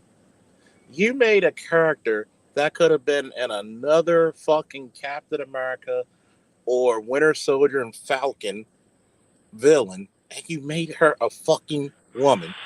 And really think about this, right? Here's the bullshitty part. As highly trained as Black Widows are supposed to be, there was no real threat factor of all them fucking mind controlled Black Widows. Like, what the fuck? No, they don't care I'm because I'm behind. Hollywood, I haven't seen the Black Widow the movie. thing is Hollywood is the profit they need to make for the shareholders and to keep their bullshit fantasy going. And then there's the other part of it, which is basically, it's basically propaganda. It's basically the social engineering side. And because you have such a minority of people represented that are controlling a lot of stuff, because when you even look at it, like even in Thor: Love and Thunder, because I'm gonna see it, but you got King, Valkyrie.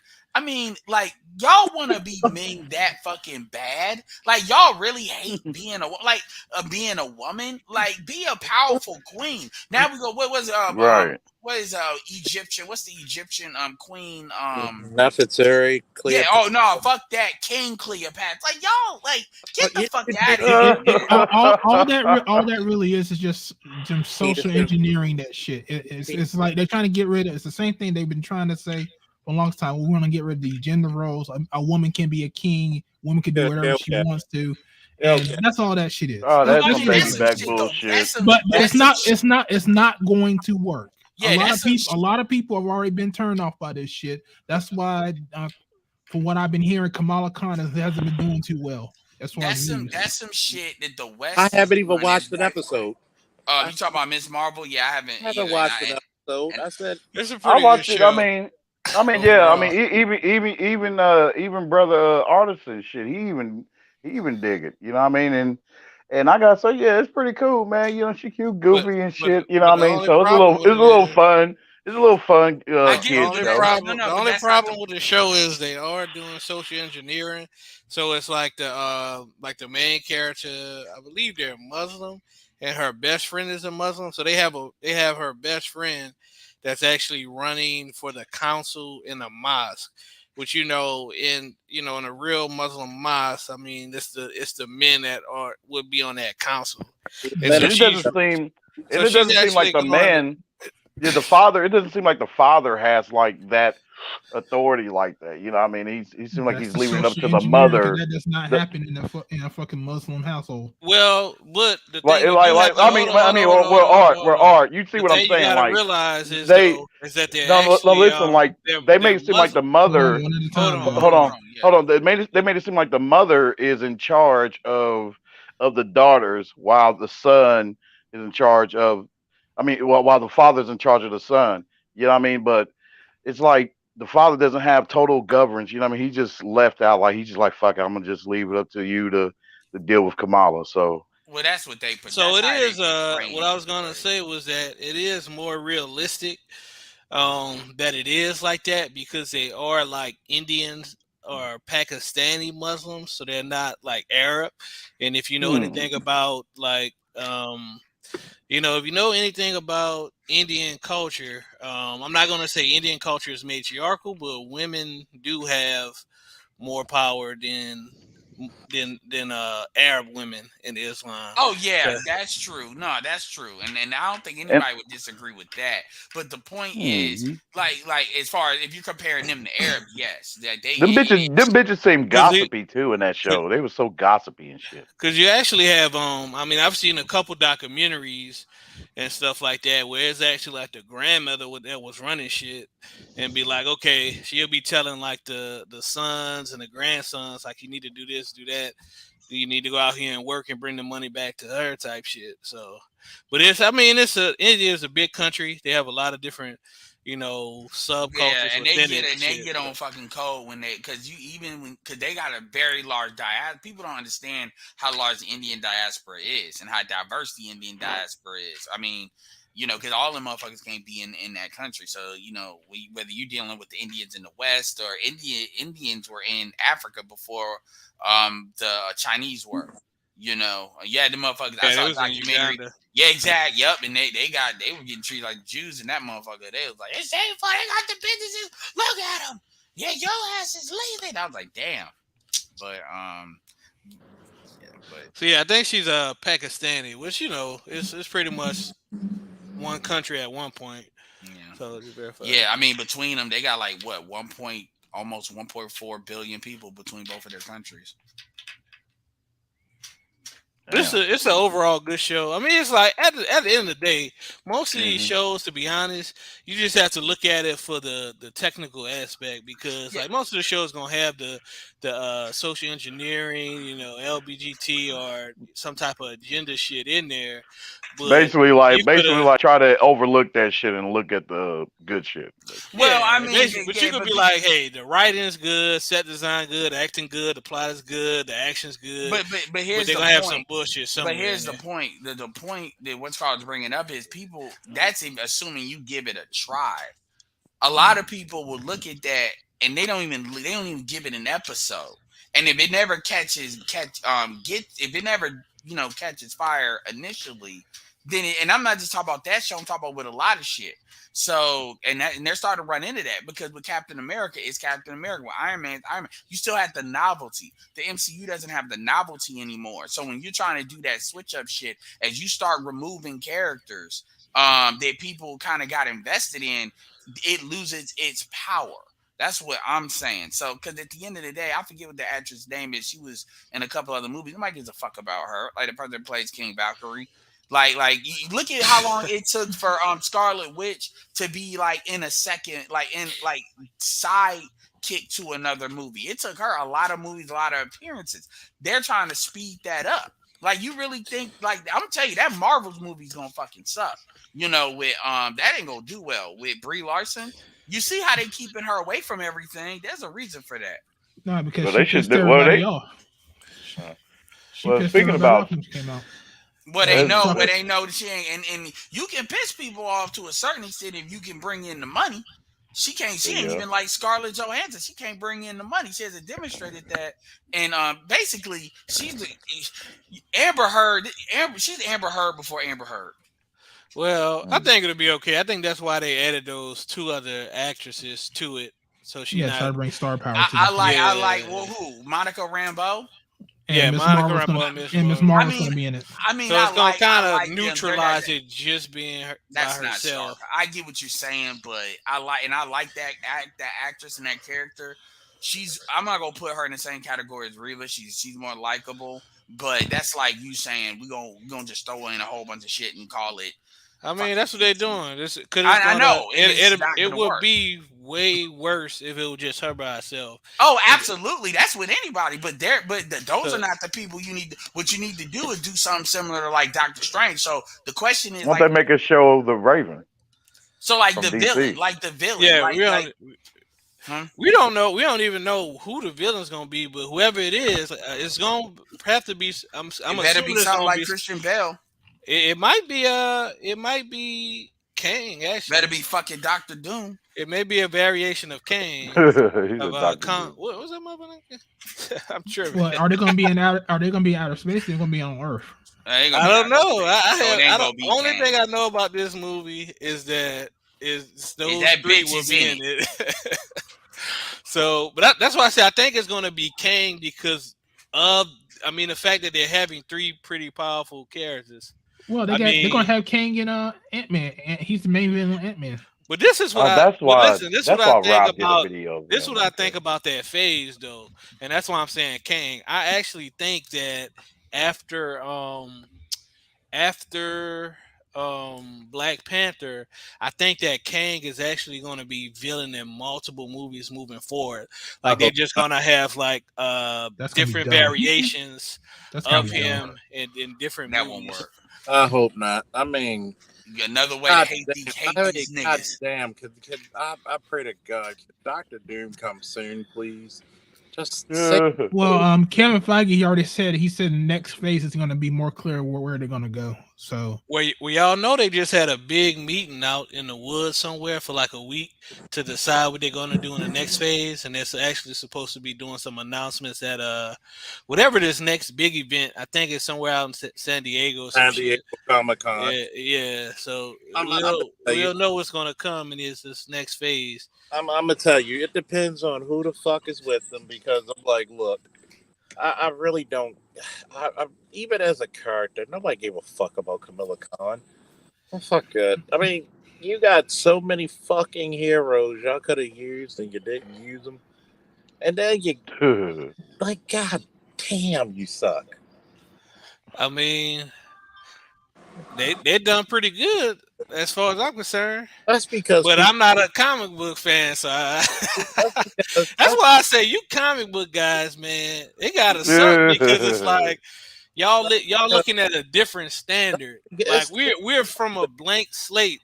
We're just looking at we're looking at it from the movie perspective. I mean, I understand that, but I see what you're saying, but then again, there's levels to it. Even There's like those who are ridiculous critics with it. Then there's those that know, okay, that's bullshit. I'm not gonna cheer about that much.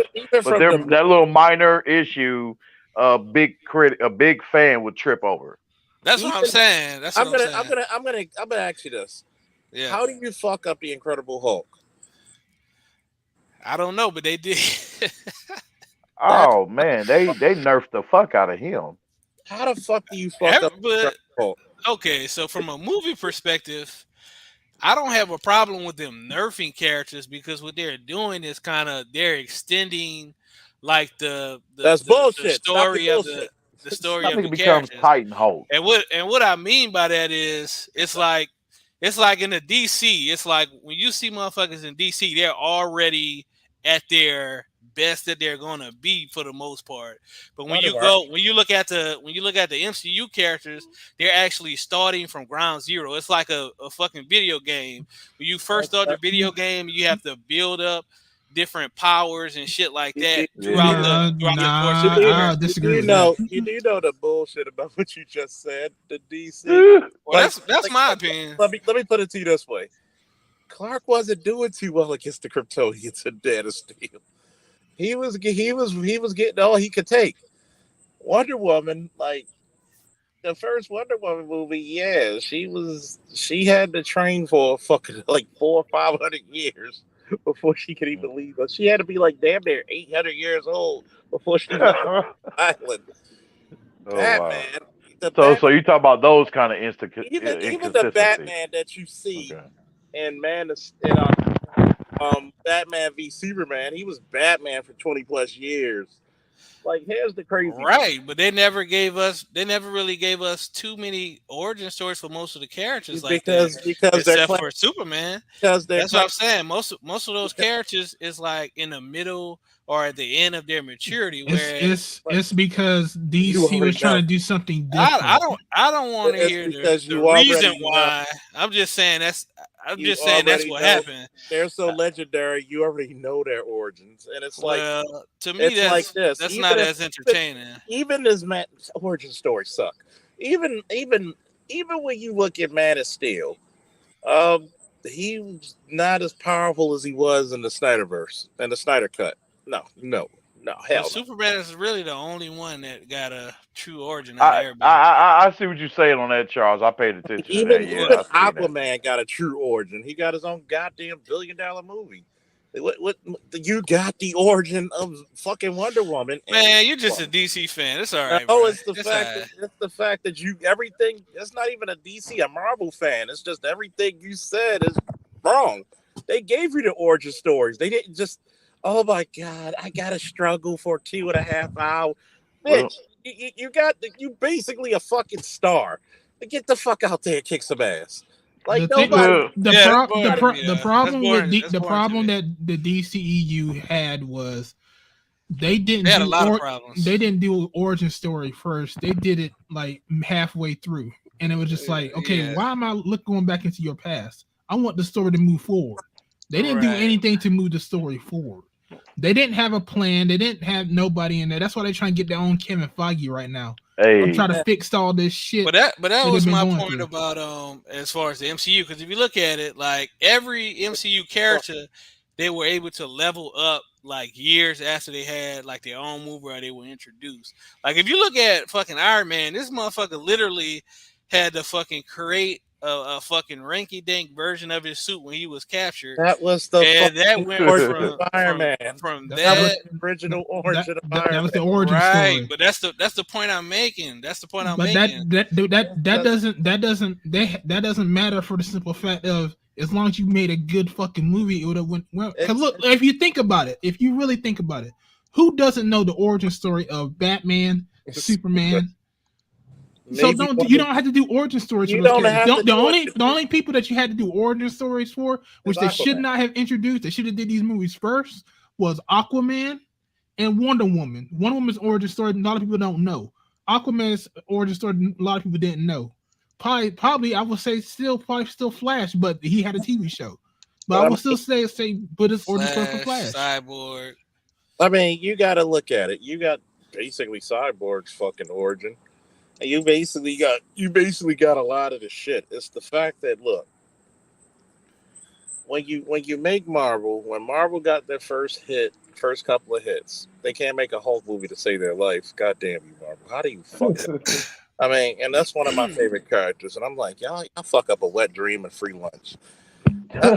Like everybody just automatically think that everything Marvel touches is gold, and it gets shitty. And it's like, I mean, most of it is. Most of it's not. It's really yeah. Most of the fans and the reviewers would disagree. I did not like Iron Man 2. I did not like Iron Man 3. They were not the best. I mean, Iron Man 2. When does Thor had a good movie? Ragnarok. That's not a good. I didn't like Ragnarok. Ragnarok sucked. I mean, the reviewers and the fans think otherwise. They're not. Let me put it to you this way: you could get a movie with dancing cats. Half these dumbass, short attention span motherfuckers will like it. It's not. So the fans are the idiots. The movie fans are the idiots. Many of them are. Okay. Many of them are. You got it. I mean, right. Look. As far as I'm concerned, as far as it being comic book accurate, I know it's not going to be. You're not. You're not going. Hold on. It's not going to be comic book accurate. I understand that. Civil War was not Civil War in the comic books. Winter Soldier was not Winter Soldier in the comic books. Endgame was not Endgame in the comic books. The Infinity War was not the Infinity Gauntlet in the comic books. I understand all that. My thing is make a good, make a good, consistent story. And time after time, there have been a lot of more movies that have not been consistent and good. President Trump. And I mean, Kevin Feige tells you that it's not comic book accurate because they use multiple different runs and they take and pick shit from each different run. Here's the point, right? Every comic book fan know that it's incredibly impossible to put 30, 40, 50, 60, 70, 80 years of continuity into one 2.5 hour movie. Just make it make fucking sense. Okay. For example, America in the comic and the movies is based off the ultimate Captain America, who actually has super strength and speed and durability. So, okay, since you want to make Captain America, feasible instead of the whole back in the fucking 40s peak human, okay, you're going to boost him up a little bit. And it's like crazy because it's like certain characters, they pretty much fucked up. What was the point of having Thor get fat?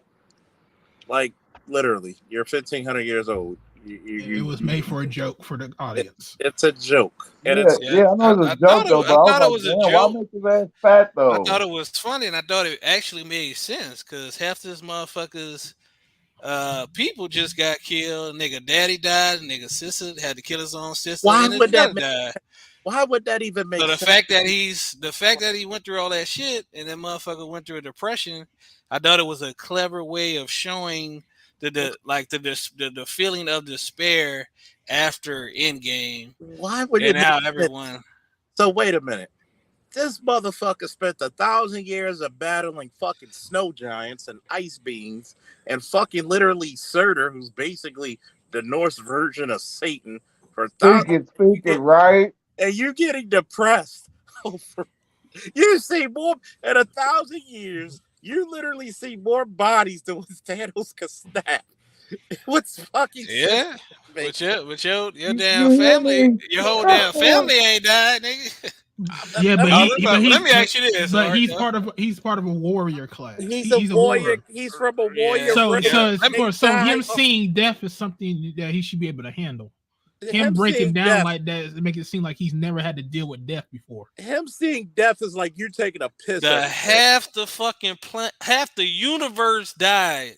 I'm gonna put it to you this way: half the fucking universe died. That's a totally different magnitude of fucking death. What does hold up? Let's back the fuck up. What the fuck does Ragnarok mean? The end of fucking their planet. The end of their whole fucking race, species, and the godhood. This ain't his first rodeo with death, especially extinction level death. But in the MCU, even in the MCU, only there was only like certain people that died. It wasn't like they killed the whole planet of his people because they escaped on the ship. They go through Ragnarok every several thousand. See, years. that's why you can't. This is the damn. That's actually part of the lore. It doesn't make sense. I know, but it doesn't. That whole fat Thor. It doesn't factor into the MCU unless it comes on screen. It's like you're adding in extra shit. That's not being it said on doesn't screen. make sense because he would not be depressed about death. The part that made the sense was that Thor would have been like, okay, let's go get this nigga. But when the best Thor ever been in the MCU was from when he got Stormbreaker to when he chopped off fucking Thanos' head.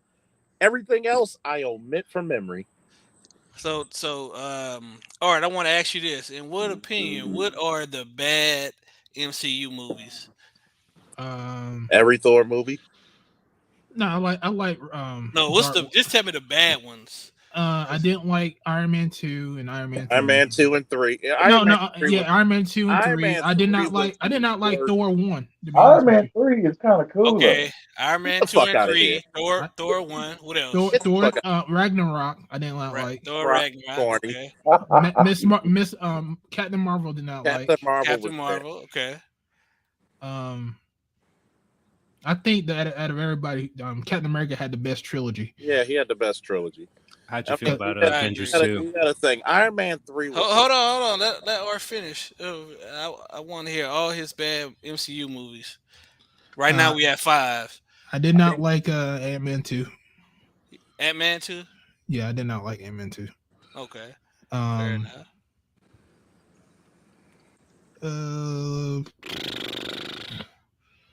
I didn't mind all the Avengers movies. I didn't mind.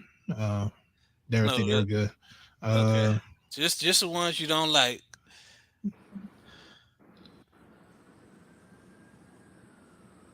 I think that's about it. Okay. I could think of just off the top of my head. So you realize out of 28 MCU movies, only 6 of them you said you didn't like. I didn't care for. No, that's him. I could give you a couple more. I could think of off the top of my head. I did not see Shang-Chi. If you're talking about Spider-Man movie, are you talking about Sony ones? So you just talking about ones made well, by yeah, Disney? because that's MCU. No, he's talking about MCU. That's not the Sony ones. Even though, I know, just the MCU. So the Guardians of the trilogy. Guardians of the Galaxy 2 was trash. Yeah, that was trash. Okay, Black Widow was fucked up. I didn't see that. Okay, I didn't see that. I just heard about it. You ain't missing shit. So 21 out of. I don't really care for Ant-Man. 21 good movies out of 28. I mean, that's not a bad track record at all. And I'm gonna tell you what, man, it's not even 21 good movies. Like, goddamn. I don't know, man. Y'all a tough crowd because there's a bunch of fans of Star Wars, and y'all complain about Star Wars. So I'm not a real Star Wars fan, dude. Never claimed to be. I actually agree with your well, everything except for Guardians of the Galaxy 2. I would say It was I would trash. think that was I didn't think the story. I thought it was okay. I thought it was Nah, to me it was solid. if you look at the story structure and how everything was just like how it was muddled, it was hard to follow. I'll give you an eighth one though. As far as story is concerned, because it just seemed like they were just jumping from here to here to here to here, and nothing really came together as a cohesive story. And that's one of the reasons I didn't like it. And it was such a departure from the first movie. It was stupid. That's fair enough. I'll give you an eighth one that you can add that you don't like, and that's Eternals, because that was the worst one. I didn't see Eternals, so okay, you didn't see it. that was the Eternals worst was one. a snore fest. I mean, let me put it to you this way: there's some movies that are so bad that my memory. Listen, Charles, I respect your opinion on comic books, but I cannot respect your movie opinions because you said that. You said that Man of Steel is the best freaking movie. Hell no. What Marvel movie you could put up against Man of Steel? I can put up at least 15 Marvel movies that's better than Marvel. Give me one. Winter Soldier. Way better than Man of Steel. Endgame, Black Panther. Hell, Love and Thunder, when that comes out, that's gonna be better than Man of Steel. The first Guardians of the Galaxy. Nope. Captain America Civil War. What number one? The first Doctor Strange. Hey, let me can I add something real quick? Is not even close to Man of Steel. It's way better. There is no Marvel movie they call a classic right now. Man of Steel is called a classic. No, it's not. I don't know who called it. The problem that Winter the Soldier's your DC best movies Marvel tend to movie ever. have There's no movie that y'all had that's. Just let him finish out, Joe, so you can get you in. There's no movie better than Winter Soldier that Marvel created. Black Panther was big because that's the first Black Panther movie. If it wasn't for this wokeism culture, look what happened. If Black Panther was this popular, his book sold out the first 5 issues. Where is it now? You can't really say that with the comics, Charles, just because it's hard to have comics have always had a hard time selling black mainstay comic characters because they usually cancel after like 20 issues. Here's the crazy part. That's the reason why it's hard for black comics or black movies. That's the reason why it's hard. That's the reason why it's hard when people say we don't have any representation, because y'all know black people want to see it. You think white people are gonna really see it? No. So it's like this: your best movie is Winter Soldier, the Guardians, and everything else. Guardians is cool. It's probably your second best. Hold on. Go ahead, Jules. Oh yeah. So I was gonna say, DC movies tend to have good overall plots that need trimming. On the reverse, Marvel movies tend to have good vignettes, like good 15-minute, 20-minute scenes that they tie together into a whole movie. And so I don't really compare them as like the same thing. Like you can look at like even the color palettes are different. So I did like Man of Steel a lot more than most Marvel movies, but I found that one thing that really helped was one of my friends is a film editor, and he showed me that there's a lot of these fan edits where people will actually re-edit the movie to tighten up certain things, adjust color palette, all these different things. But it winds up turning something like basically, the Snyder Cut, what they did with the Justice League. Yeah. Independent people who are trying to create like their own palette or their own workbook, like a GitHub, but for film. People will do that with these movies. They'll take like a DVD extras and like put all these other things into the movie, like, connect the scenes, adjust the template, adjust the soundtrack, all these different stuff. And so they'll try and make a smoother version of that. And I found that DC movies tend to not need as much, but they need more. They don't need as much added to it. They just need more trimmed from it to make it move faster. Because the plots they work more on character development and not as much on plot development. Hope that makes sense. The one thing that I say that probably, because I've seen people edit the Men of Steel videos, and one thing I do agree is that Man of Steel was actually too dark in color tone. Yeah, and it should have been lighter. Yeah, I'd agree with that. I like the darker version because it actually blends. It's. No, well, I'm talking about the color tone. I'm not talking about the story. I'm just talking about the color tone. But like, talking remember, about- like the I'm talking visual about is the actually color. supposed to set the I'm mood talking for about how the you're supposed to colors. interpret the artist's their vision.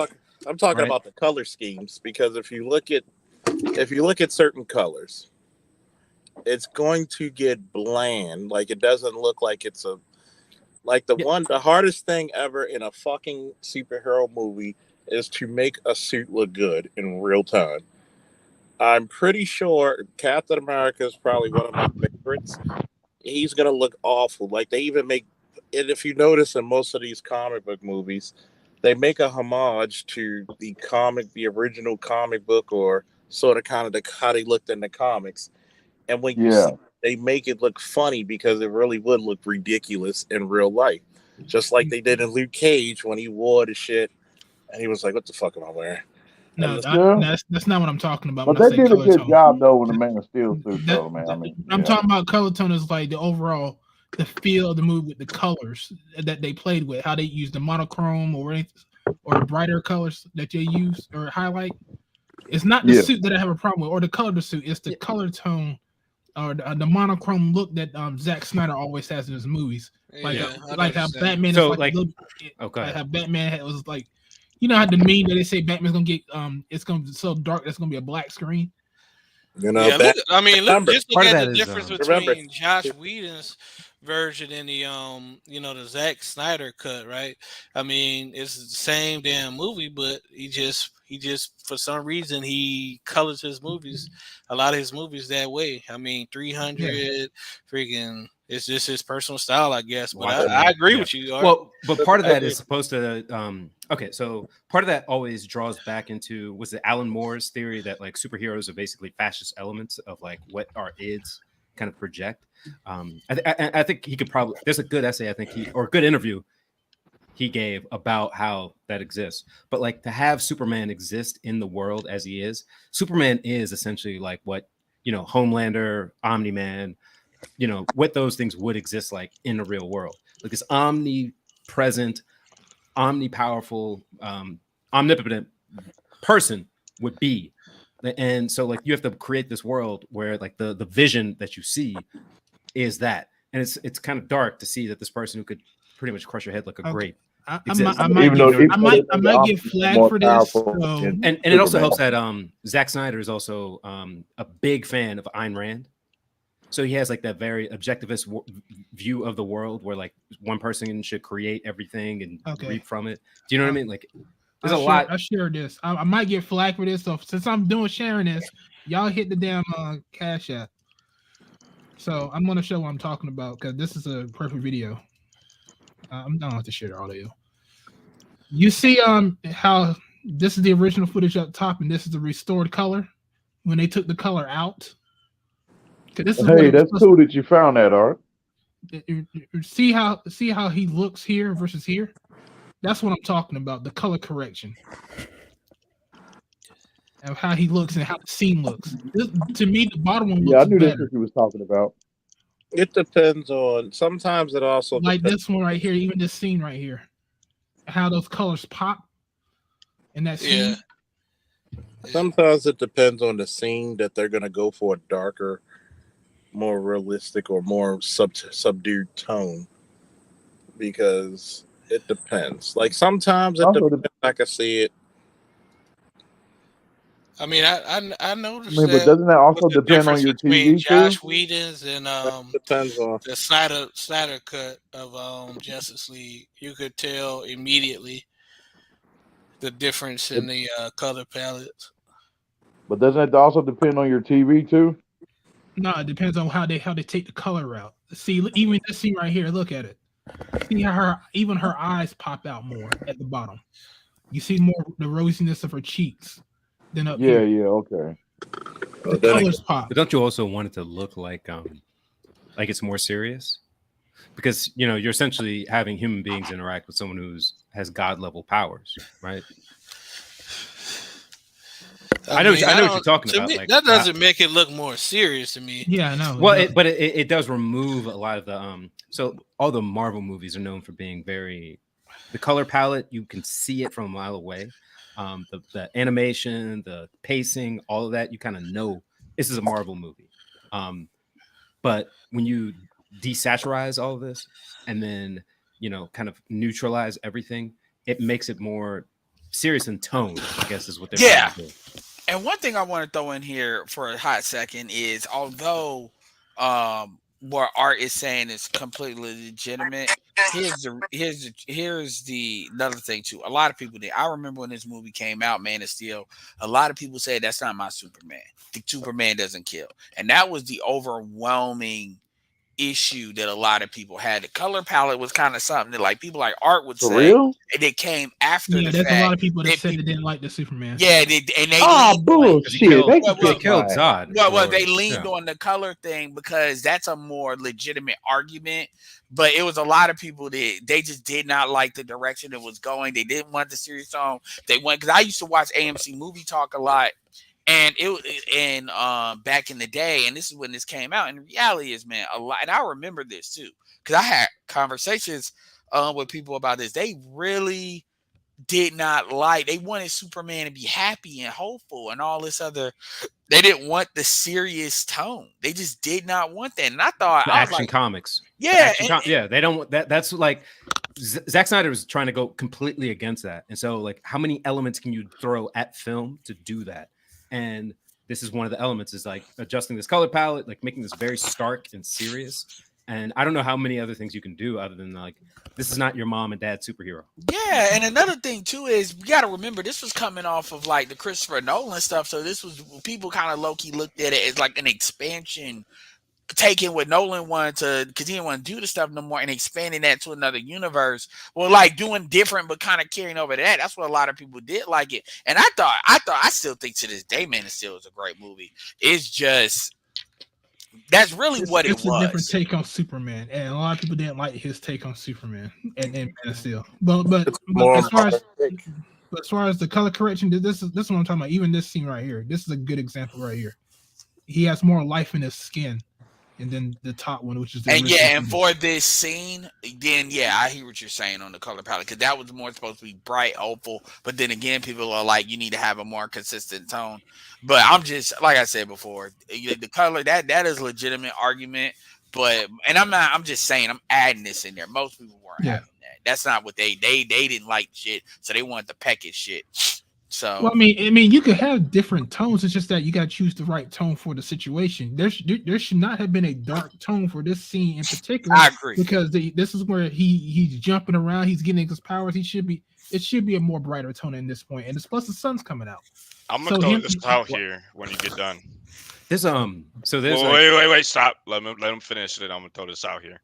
So as far as if they would have had multiple tones, but then, like I said, that's Zack Snyder.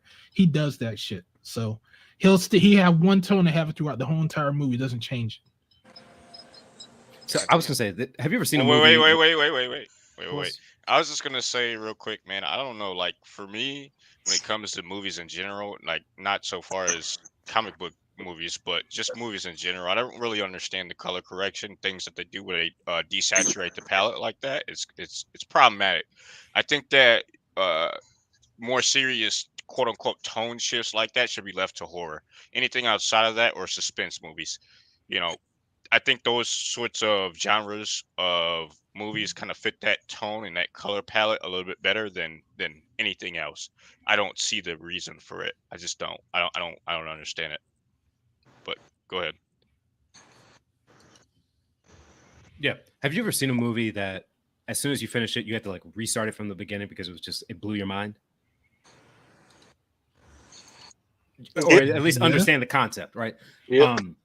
But I think what they were trying to do with this Superman was that the idea of Superman as we have it in our heads, like as we're existing right now, is completely different than what they were trying to get across. Because we all know the Action Comics, the what do you call it, the roto motion animation from like the 50s, 60s, and then Which George is still, Reeves. And which is still great to this day, by the way. they are. Yeah, you're absolutely right on that one. Right. And then you have the Christopher Reeves You got and motherfuckers who can't do that today, but all right. the technology.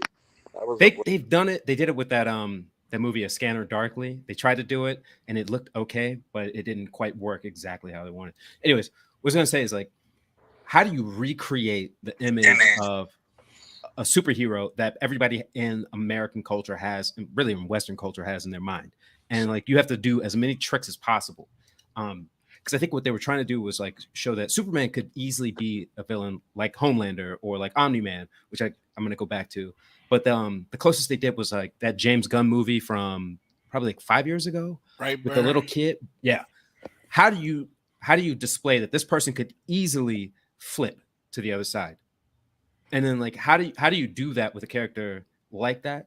Because you're breaking a lot of people's kind of like image of what they have. You gotta remember, everybody still, especially if you're like basically 30 on up, you're still stuck on the mind of the Christopher Reeves movies, which that's the image of Superman for the last 40 years. Even if you look at the comic book, they look like Christopher Reeve. So you have to modernize. That's the reason why I never had a problem with the New 52. The New 52 actually gave you a better version of a lot of characters that nobody really gave a fuck about. So it made sense when they changed Wonder Woman's origin. Like, okay, she's made of clay. Okay, so she's a fucking golem. Okay, now she's the daughter of Zeus and Hippolyta. Okay, it makes sense because Zeus is a whore. Okay, that makes sense. What they're doing with Wonder Woman right now, man, she's OP like a motherfucker. She's trust me, you got to go back in the history of Wonder Woman. You'll see even worse. You'll see even more crazier shit. But it makes sense because of what it's going for. Okay, she's a demigod. Okay, that makes sense. When you look at Superman and Man of Steel, people are like, well, Superman doesn't kill. Says who? You obviously don't know Superman. Yeah, He's he killed, can kill. That's the thing. He can kill. He could destroy the whole planet. He's killed several people before. Even when you would go into the book from John Burns, where he was like, was it John Burns? I think so. Probably John Byrne. Because you talking about the one where he wore that black mask and killed those. Not just that one, but also Trinity. I got to remember who did that one. Well, because what happened was, even he said when he fought Bizarro, rescuing Wonder Woman, he says, as a kid on a farm, the one thing I was taught is you should know, even when I should know when to put a mad dog down. Meaning he's not against killing. If it comes down to it, for the safety of everybody around him, he'll put you down. Yeah, which is what happened in the end. But also the idea was this wasn't a fully formed Superman. The idea was the movies were supposed to get him to that point. And it's just like with the Marvel Spider-Man thing. It wasn't until like the last one where you start to kind of now transition into, I guess, what he's supposed to be. But everything before that was kind of like him. It was a take. And like I said, people had they just did not. And look, people have a right not to like it. It's just when people be bullshitting me on the reason they don't like it. It's like, if you don't like it, fuck it. You ain't got to explain it.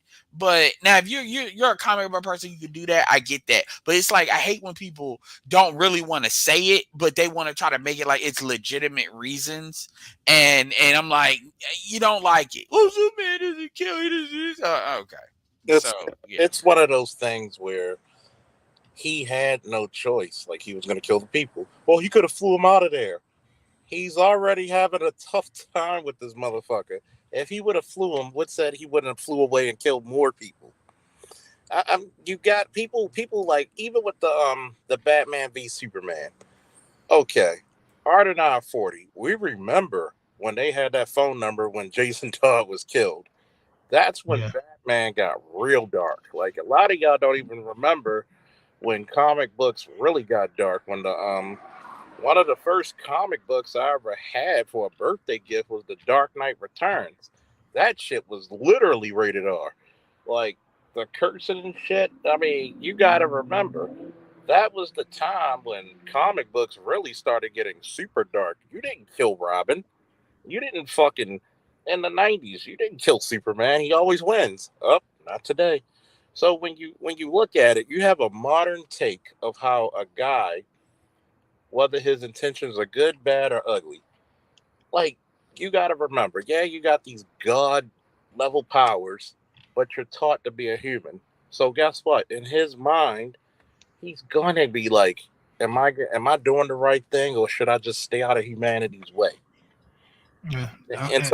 And sometimes people don't want to, like, Homelander's just one version of another one. Like, look, if Superman would have just said, I'd rather be on a farm doing my thing, maybe raise a family if I can, biologically reproduce, that's what he would probably prefer to do. But you got to remember when they had a Batman Superman comic where it was basically this monkey paw for all intents and purposes, where his greatest wish is to be just a normal guy. You got to think of the burden. Like, that's the one thing I could say they got right in B versus S, was you saw the burden that he was under, because people either wanted him to stay out of humanity or do more for humanity. And it's like, what am I supposed to do for me?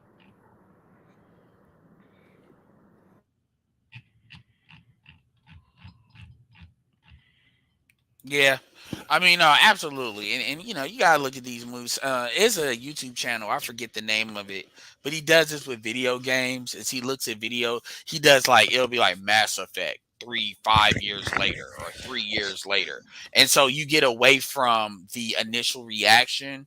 Like take like the Let's Mass talk Effect. about Mass Effect now. Well, I'm not, but what I'm talking about is the idea was I would like to see a channel where they look at these movies like 5 years later, like Thor, Well, they The do Dark have World that is actually still with trash they, 5 years later, they actually do have that with Rotten Tomatoes. I can't remember what the name of the actual series Okay. is, Well, but they go back and yeah, a but lot of times it'll be like, oh well, this shit wasn't that bad. yeah, well, what they do is they talk, because what he does is he goes through like not only like the production, so if, like take like Rogue One for example. Rogue One actually had a lot of production problems. It just happened to stick the landing. So it goes through all of that through the term. It does that with games. Like what was the stuff? So why it was good or why it was that, and then they make a verdict on what it's really good. He does videos every once in a while because it takes a lot of Who is he? production energy. The person that does this channel, I had to do it. It's based on video games though, but I wish somebody would do that with movies, because something like Man of Steel is like a perfect example. Batman v Superman 2 of going back in it, just like now, 5 years from now. Man, I seen Batman versus Superman in theaters, and I was so pissed off I spent money. Hey, Charles, I was going to ask you, Charles, real quick. Would you say that Man of Steel is the best DC EU movie? Why was you pissed off? It's to me, is it the best? Is it the best? Probably. I mean, closest to it is Wonder Woman. One was really good. That was good. Yeah, Wonder Woman was good. Yeah. Aquaman was really good as well. But yeah, those to me are the three best DCEU. People see, the thing about it is, I really think they should give Snyder the reins and let him be the person who guides it. Even if you get other people directing it, at least give him the reins, because it's like production. It's the fact of the matter is this. I don't mind DC being dark. People be like, well, it gotta be like, you know what kills some Marvel movies is that it gets too comical. It makes it corny. Yeah. You know the formula. I mean, like that's the problem. What was it? The guy who played God, what's the Swedish guy's name? He was the bad guy who his son is also an actor too. But he's talking about how like Zemo? No, that guy's German. He's Swedish. He's older. He's like in the 60s. He was in Girl with the Dragon Tattoo. You talking about Dolph Lundgren? What's that? You talking about Dolph Lundgren? No, not that guy. This guy's actually Swedish. Lundgren, I think, is like. You said he was in what movie? In today's game. Name that white man. He was in you would know him if you saw him. He was in gosh. Before I get too off on that, I was wondering why you was pissed off with Batman versus Superman. I hated it. That's why I was in the Marvel movie. I hated that movie, man. He was explaining how basically like the Marvel movies are kind of a sign that most movies in the mid-budget level don't get made, and the Superman, DC type of movies that Zack Snyder makes would be best fit for that mid-level. But they don't work in the way that movie studios are currently set up. Like Marvel movies cost. But this is somebody else bitching about superhero movies and everything. No, but this is somebody who's been in the film industry for like 30, 40 years. Okay, so this is not somebody in the actual No. Marvel movie or DC movie. No, he is in it, but he's been like an actor. Which movie? He don't know the guy's name. Hold on, give me a minute. It's fine. No, it's fine because that's not necessarily your point. I don't want to be OCD about it. Man, I mean, I want to know his name. No, I would like to finish. I would like to hear his point, though, since we're talking about points. No, give me a minute because I can remember he was in that Robert De Niro movie with the No. Is it before? Is it before? He started he's a having foreign to make actor. movies He was in. Give me a minute. because Give me a his minute. wife Give was me a spending minute. his One money. minute. His black Stellan wife. Skarsgård. He's the old Swedish guy.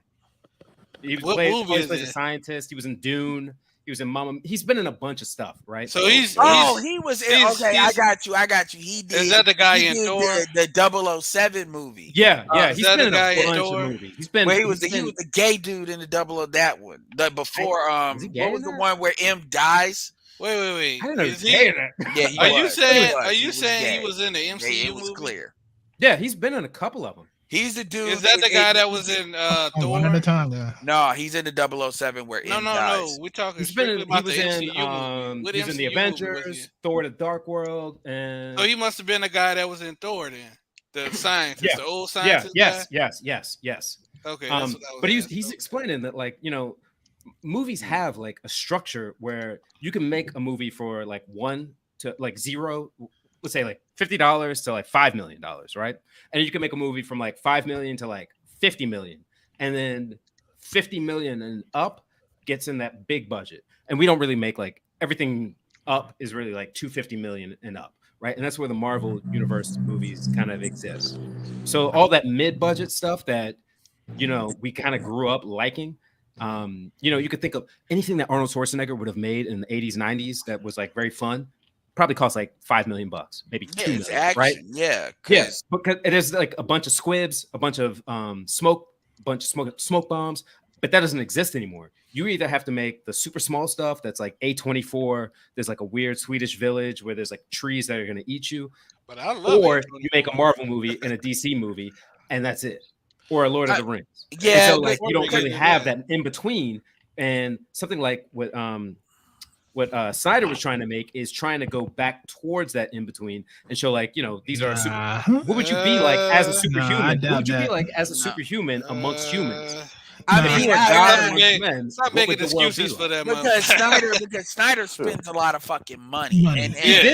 But you have to spend a lot of money. He's like Michael Bay. Like, I hear what but you're he saying. didn't spend money on like crazy explosions and like cars flipping over and stuff like that. All right, okay, you but have to actually spend a lot of money making a Superman type of movie. But this is the problem.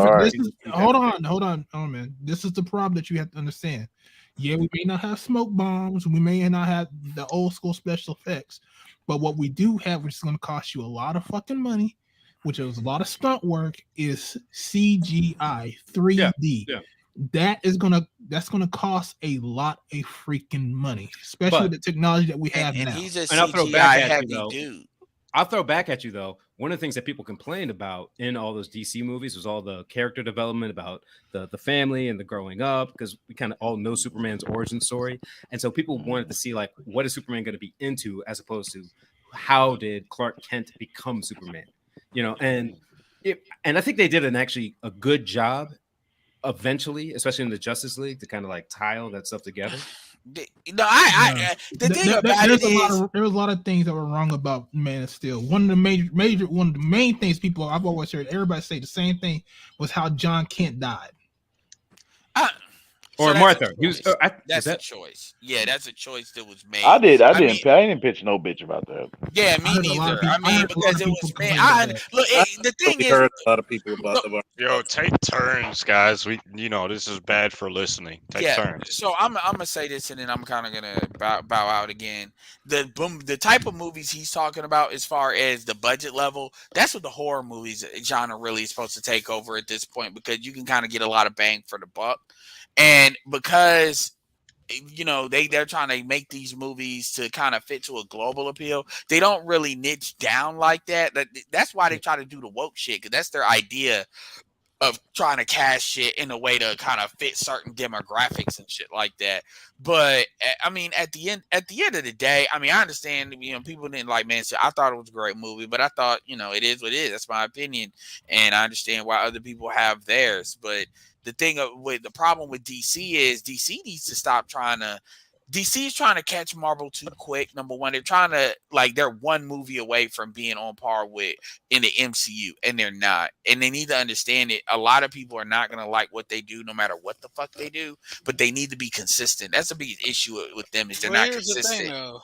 Here's the thing: the shit that the DC movies that were not affiliated with somebody as an echo. The DC movies that they did that were not in the DCEU were actually really, really good movies.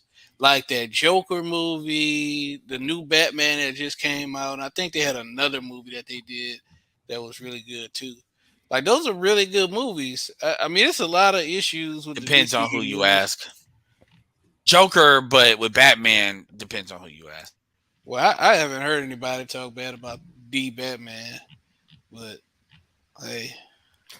I'll give it this. They have a lot of good distinction between who directs them, who stars in them, and how they actually come across. Like the first Wonder Woman, fine. The second Wonder Woman, shit. They had Batman versus Superman, had good moments, had bad moments. I'll say this. Marvel, I don't feel any one way. I'm like, this is a Marvel movie. It's going to wash over me like like I'm just sitting in a waiting room for a doctor's appointment, right? Like it's not bad. I'll read my highlights magazine. But the DC movies, I either really like them, I really hate them, or I really love them. And so it gives me like, I'm actually watching a movie that somebody put some time into. So I'll give it that as like the whole scene as it is. Because I don't consider myself biased like for the MCU versus the DCEU, because there's a lot of non-DCU movies that I You're just choosing think to are have really an good. open mind. Huh? You're just choosing to have an open mind, basically. Yeah, because I mean, look, the Dark Knight trilogy was the shit. Joker was the shit. The Batman was the shit. The Dark Knight was the shit. The rest of the movies, The rest of the movies was good too, in my opinion. The Dark Knight was just the best one, and it was probably one of the best superhero movies that ever. My older brother said the new Batman movie sucked. I'm gonna say this: the one with Bane, it's like the voice itself of Bane is like, wait a minute, Bane's fucking Hispanic. The fuck? He's talking like this Dr. Moriarty and shit. I'm like that. But that wasn't the Bane in the comics, though. I know. See, this is what the comic book guys do. It's really. Does it matter that a lot of Hispanics are white? Hold on, Jules. We got to talk one at a time, guys. Sure. It's a really goofy ass voice, and some of the a Dark Knight. I love it. I think it's one of the best movies, period, of all times. Honestly, it is. Like you could compare that to most regular movies, not just comics. Yeah. But the Bane one just made no sense. Like, wait a minute. You find out who he is. Instead of killing him, you drop him in a hole, and all he has to do is climb out. And I mean, here's another thing. You're really gonna lock all the cops underground. But before Charles went and attacked the Dark Knight trilogy, the other two movies, what I was gonna say was, with that being said, the ones that I do like that's not in the DCEU pretty much all of the DCEU movies to me was straight up hot garbage trash, with the exception of maybe like 3 or 4. Like Wonder Woman, Aquaman, and Man of Steel I thought were good. But almost everything else was hot garbage, and I was pissed off that I wasted my time watching it, to be honest with you. Hey Charles. You got Charles. Yeah. You got $1,000? Yes, actually. There you go.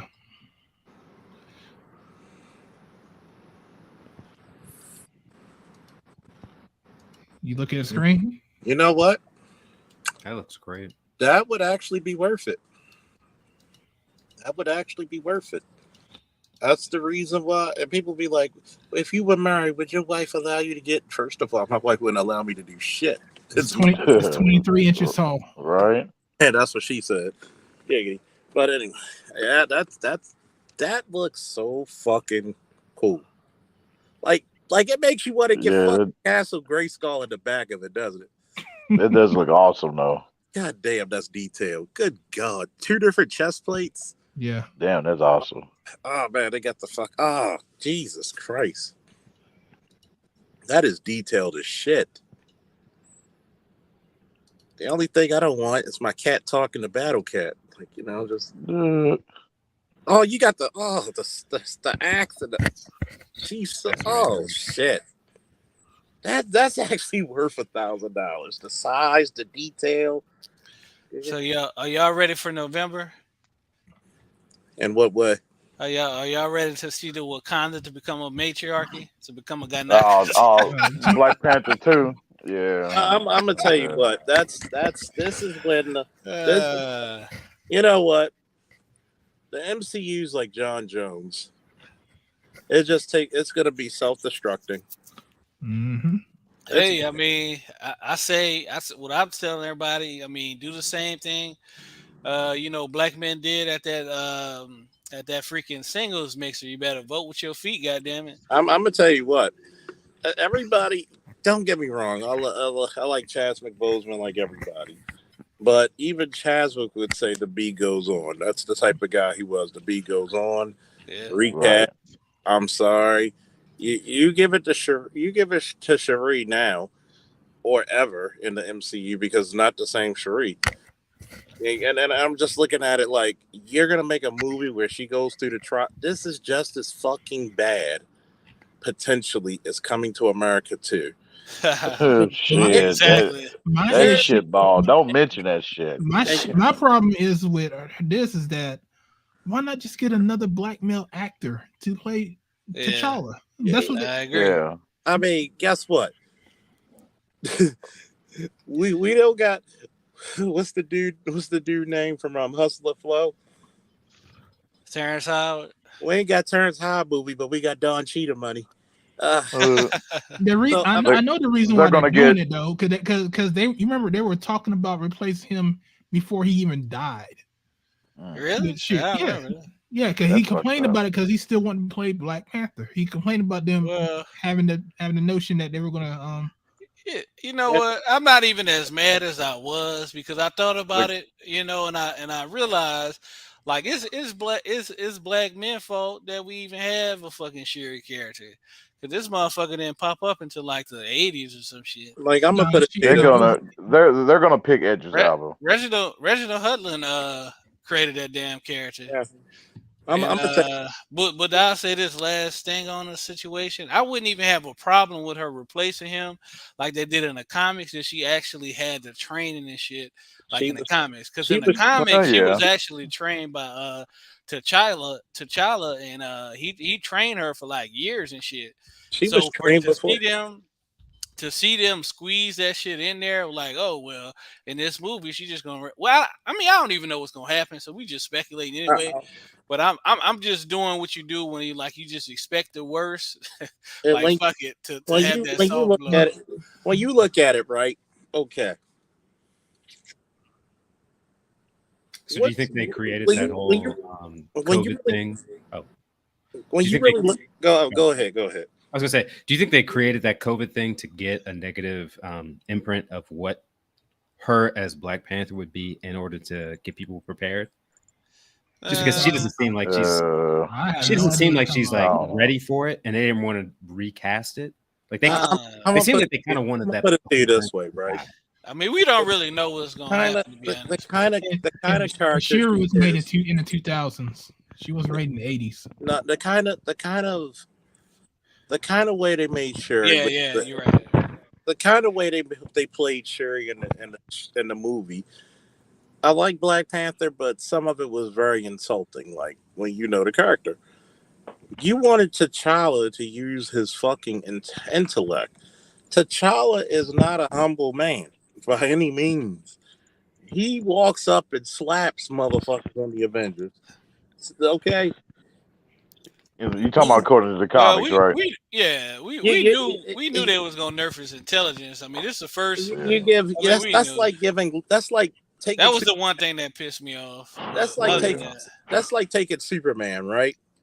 You give him all his other powers, but his pinnacle power that everybody knows him for is his super strength, and you give it to Lois Lane. You could have put insert black man here, and it would have made a difference about T'Challa. Like Shuri is not on the level of T'Challa. T'Challa he's one of the fucking 10 to 7 smartest motherfuckers on the planet.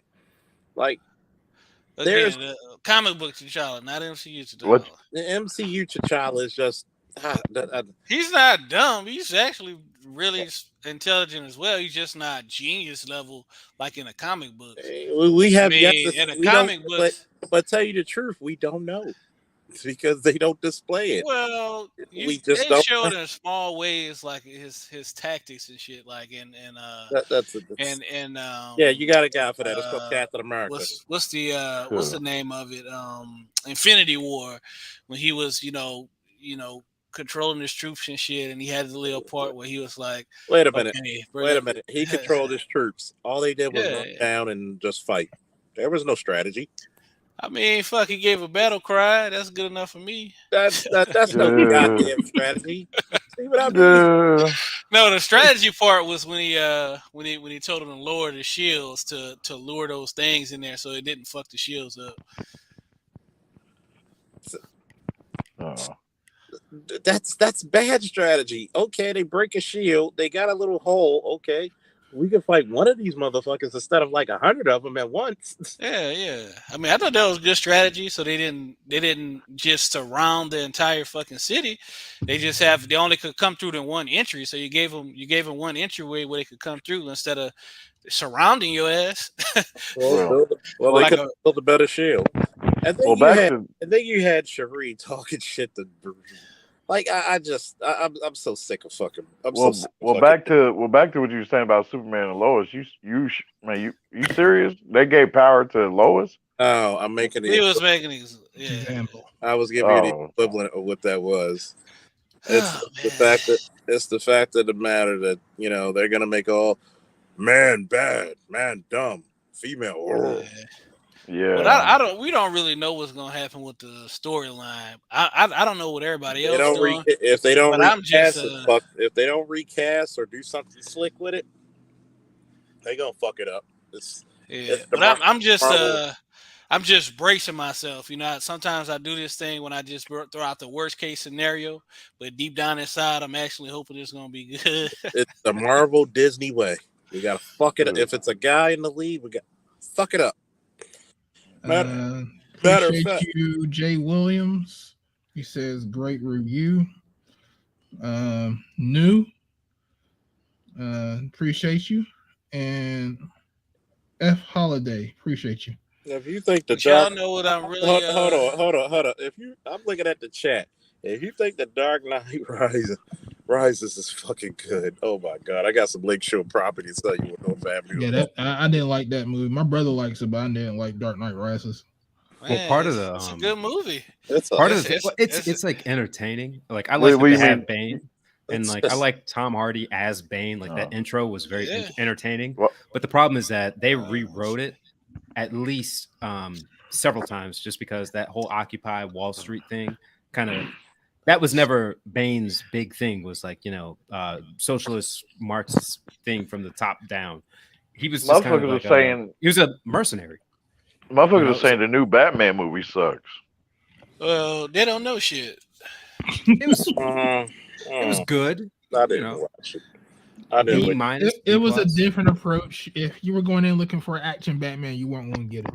But I mean, But I wouldn't say they don't know shit, but I don't know. You know what's my most anticipated movie of the year? The motherfucking Gray Man on Netflix, man. I can't wait till that shit drop next week. What the fuck is that? What the hell is that about? 200. I was gonna say what? Booty Talk 200. What the fuck is that about?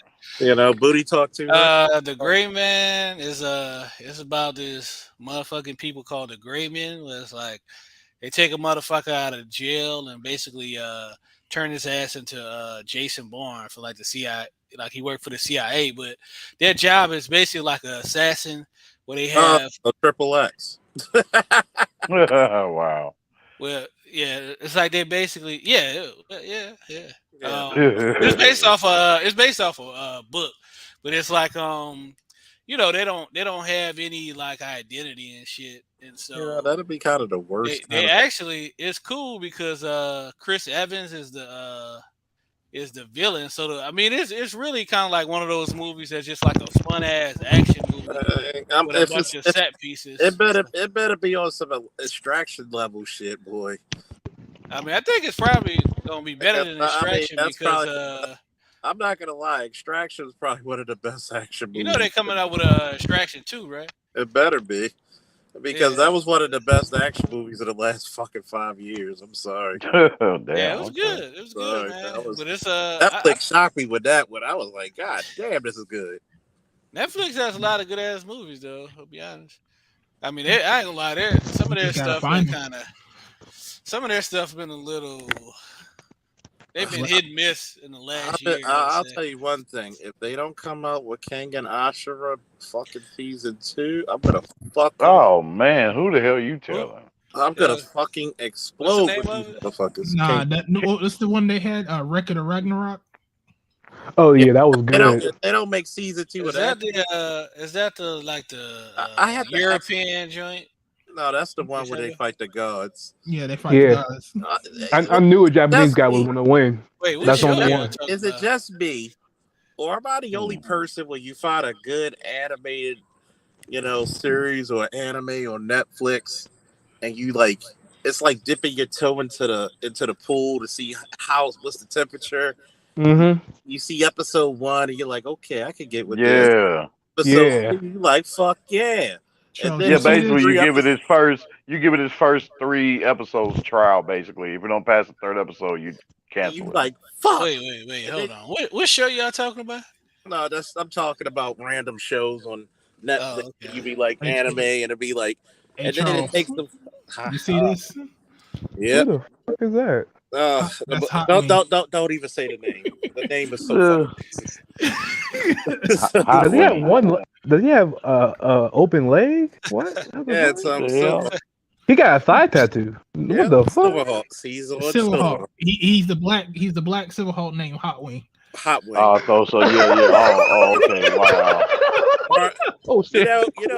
There's a YouTube video that says partly metal and partly messed up. Like even the white guy said they had a black guy. Yay for! I bet you they're gonna make him gay. And they said that nigga's thigh was a flame. Who the fuck thought it was a good idea to call a black character in Silverhawks Hot Wing? Yeah, exactly. I hate it. You know who's gonna play him in the live action movie? Billy Porter. Oh wow! Oh god. That's the only thing you will see with open thigh. That shit crazy. What the fuck? Oh no! Damn. Like it's like you know what? I swear to God, if they ever did a live action movie and they had Billy Porter playing Panthro, I promise you, I am gonna tear some shit the fuck up. I'm catching a flight. I'm catching to his house and he gonna catch a fade. Don't you fuck up Earl Hammond's work. And appreciate you, Mr. Z, for the $5. Fuck that nigga. Oh. Man, I've pretty much given up on the Star Wars universe at this point. I just was You so know what? disappointed with Kenobi, man. Yeah, see, I, I mean, I thought you liked the hey, last my, my episode. my people said they like Kenobi, I so I did, don't know what the but hell. I didn't like the. overall Like I say, series. the things I liked in Kenobi mostly was the fight scenes, the action scenes. But as far as like the dialogue and like the actual plot points and shit, I didn't really care for it. Like I didn't care for a lot of the characters, I was, specifically I Reva. was, I was cheering for Darth Vader when he fucking force choked the shit out of her. Hot Yeah, takes: is Star Wars the overrated franchise? For real, for real? I Like, mean, is it? It I depends think on it's kind the of part. overrated. It depends on the Yeah, part.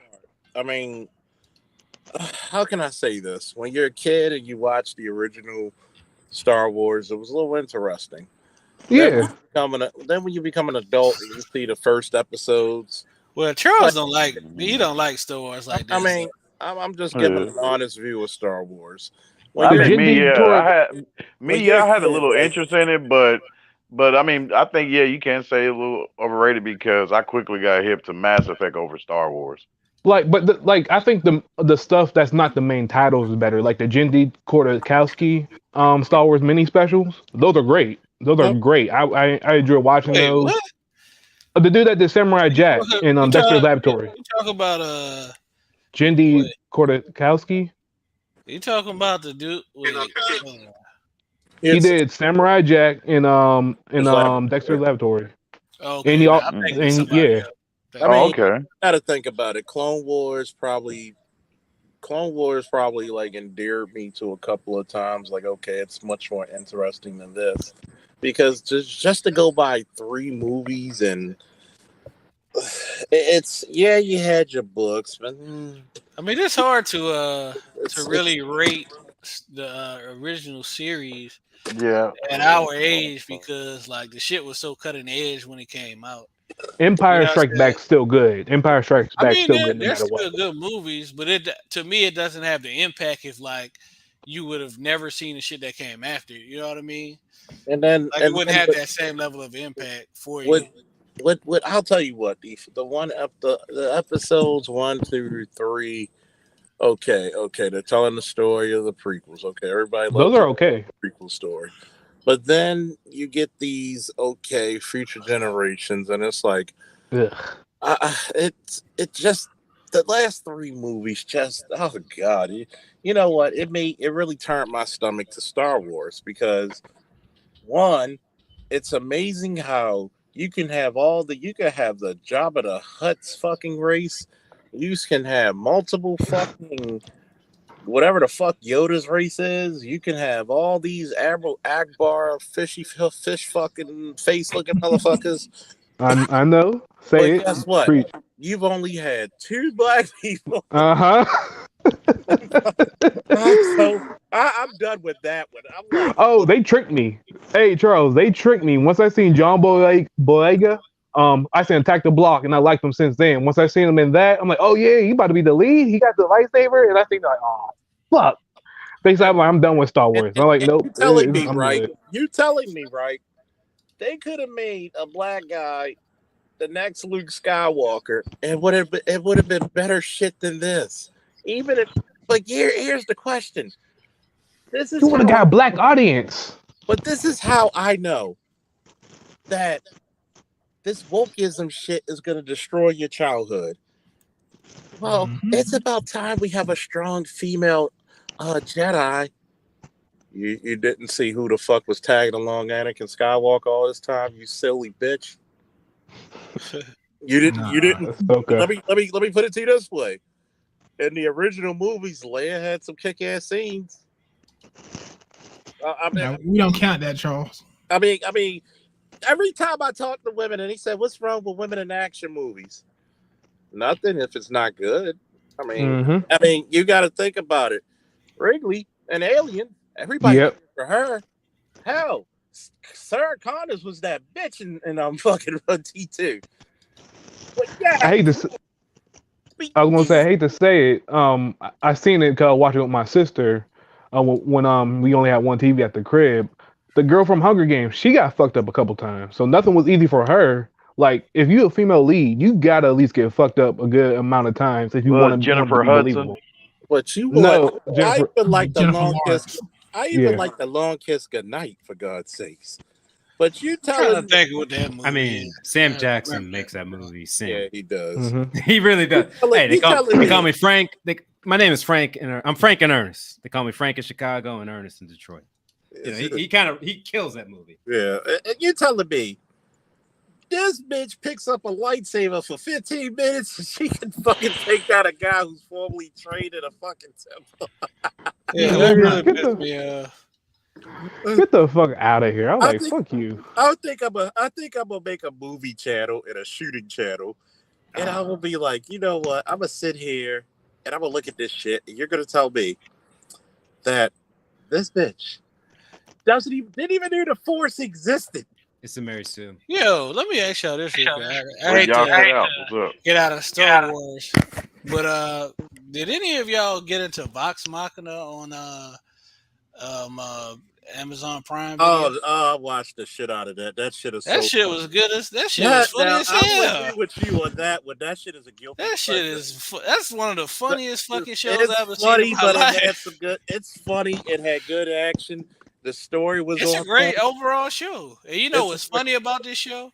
So It's based off of Dungeons and Dragons. Not only is it based off of Dungeons and Dragons, but it's specifically it's specifically based on a specific Dungeon and Dragon playthrough of this channel that I watch Yeah. on YouTube called And it's the they same- have the tabletop shit. And, so and it's it's like the same people doing the voices. Mm-hmm. yeah. Cause I actually donated a little bit of money to their what do you call that shit? GoFundMe for this shit. And I was presently surprised how good this shit came out. I was like, God damn, I was expecting this shit to actually be horrible, but I'm like, fuck it, I'll support y'all with a little paper since I watch y'all shows. But that shit turned out amazing. Like I would put it up there with Invincible, man. Yeah, that's equal to Invincible to me. I mean, this is how you know it's a good show.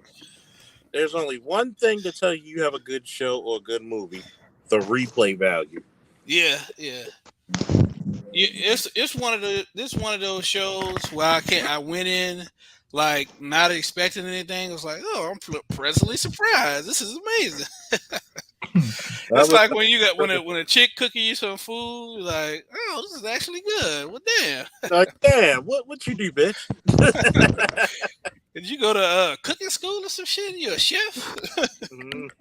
Like when a bitch cooks for you, like, god damn, and then she sucks your dick while you eating it. You like, oh, this must be Christmas. Well, did that ever happen to you? Oh, I'm sorry, but Here's a question: what do y'all think about Charlize Theron? They always try and make her an action hero. I think she did it okay in Mad Max. I but like she's her been as an actress. 50-50 and everything else. Okay. Since you I heard she's a bitch. I liked her in I'd Mad agree with that Max, one. and I liked her in that one of those alien movies. Okay, since you want to go there, who's the best female action movie star that have you ever seen? Really? I mean, I'd say it's Sigourney Weaver and Aliens. Yeah. It's Sigourney Weaver in Aliens, but You could say like Jamie Lee Curtis and I'm also a Marshall. God damn it! You know, something about growing up black and an '80s baby, because you know what? When you had Black Belt Theater and you had some of the chicks on there, like what was the blonde haired chick? What's her name? Cynthia Rothrock. Cynthia Rockwell. I mean, her action movies were like, God damn. You know who? Yeah, but I always put like best, karate. female action. I always put karate star. movies in like a different Hit category Girl? because it's I like would very say- specific choreography. I would say Angelina Jolie. Yeah. I tried, try and watch Salt today. Man, it does not hold up. I mean, It does not hold Mr. up. and Mrs. Man, that was Smith a shit when it first came out. Mr. Yeah, and Mrs. Mr. Smith Smith, yeah. surprisingly still makes me chuckle, and I love the action scenes. Oh yeah, it was good. Yeah, it was Yeah. good. That part. That was a surprisingly good movie for me. I was like, and also, I think I need a Patreon to talk about what happened when I was with my ex-girlfriend after we saw the movie. What about Hit Girl, Kick Ass, Hit Girl? She was actually pretty good because it was so unbelievable at the time. I'm like, all right, I can buy this little girl kicking ass. It was cool to They watch. had a jetpack. They had a jetpack. Yeah, it was funny, but I didn't take it serious. I'm gonna say like you had a couple of fucking ones. I mean, see, this is the thing that like, you know, it's like talking to women and they want to talk about, well, women should get equal pay in the WNBA. Okay, who's your equivalent of fucking Michael Jordan? Who's your She's in doctor? Russia. I've walked through. She's in Russia. That's her equivalent. Can I interject some of that NBA stuff? Because like they've made so many documentaries on the NBA that the WNBA just doesn't compete in the length of the institution. Also, the depth of like how they tried to shape that institution for those men. Like they created the shot clock based off the average length and time that men ran, like whatever the length of the court is. I think it's like 120 feet. And then they shaped it, was it like 25 seconds? Right. Yeah. The height of it is supposed to be addressed for the average size of the men on the court. But they also have like a legend around what that league is supposed to consist of, right? All the people who succeeded and failed. So you have all these people like, you know, Earl the GOAT, Manigault type of stuff, the basketball legends. Like they have a PR campaign around it that's been 110 years developed.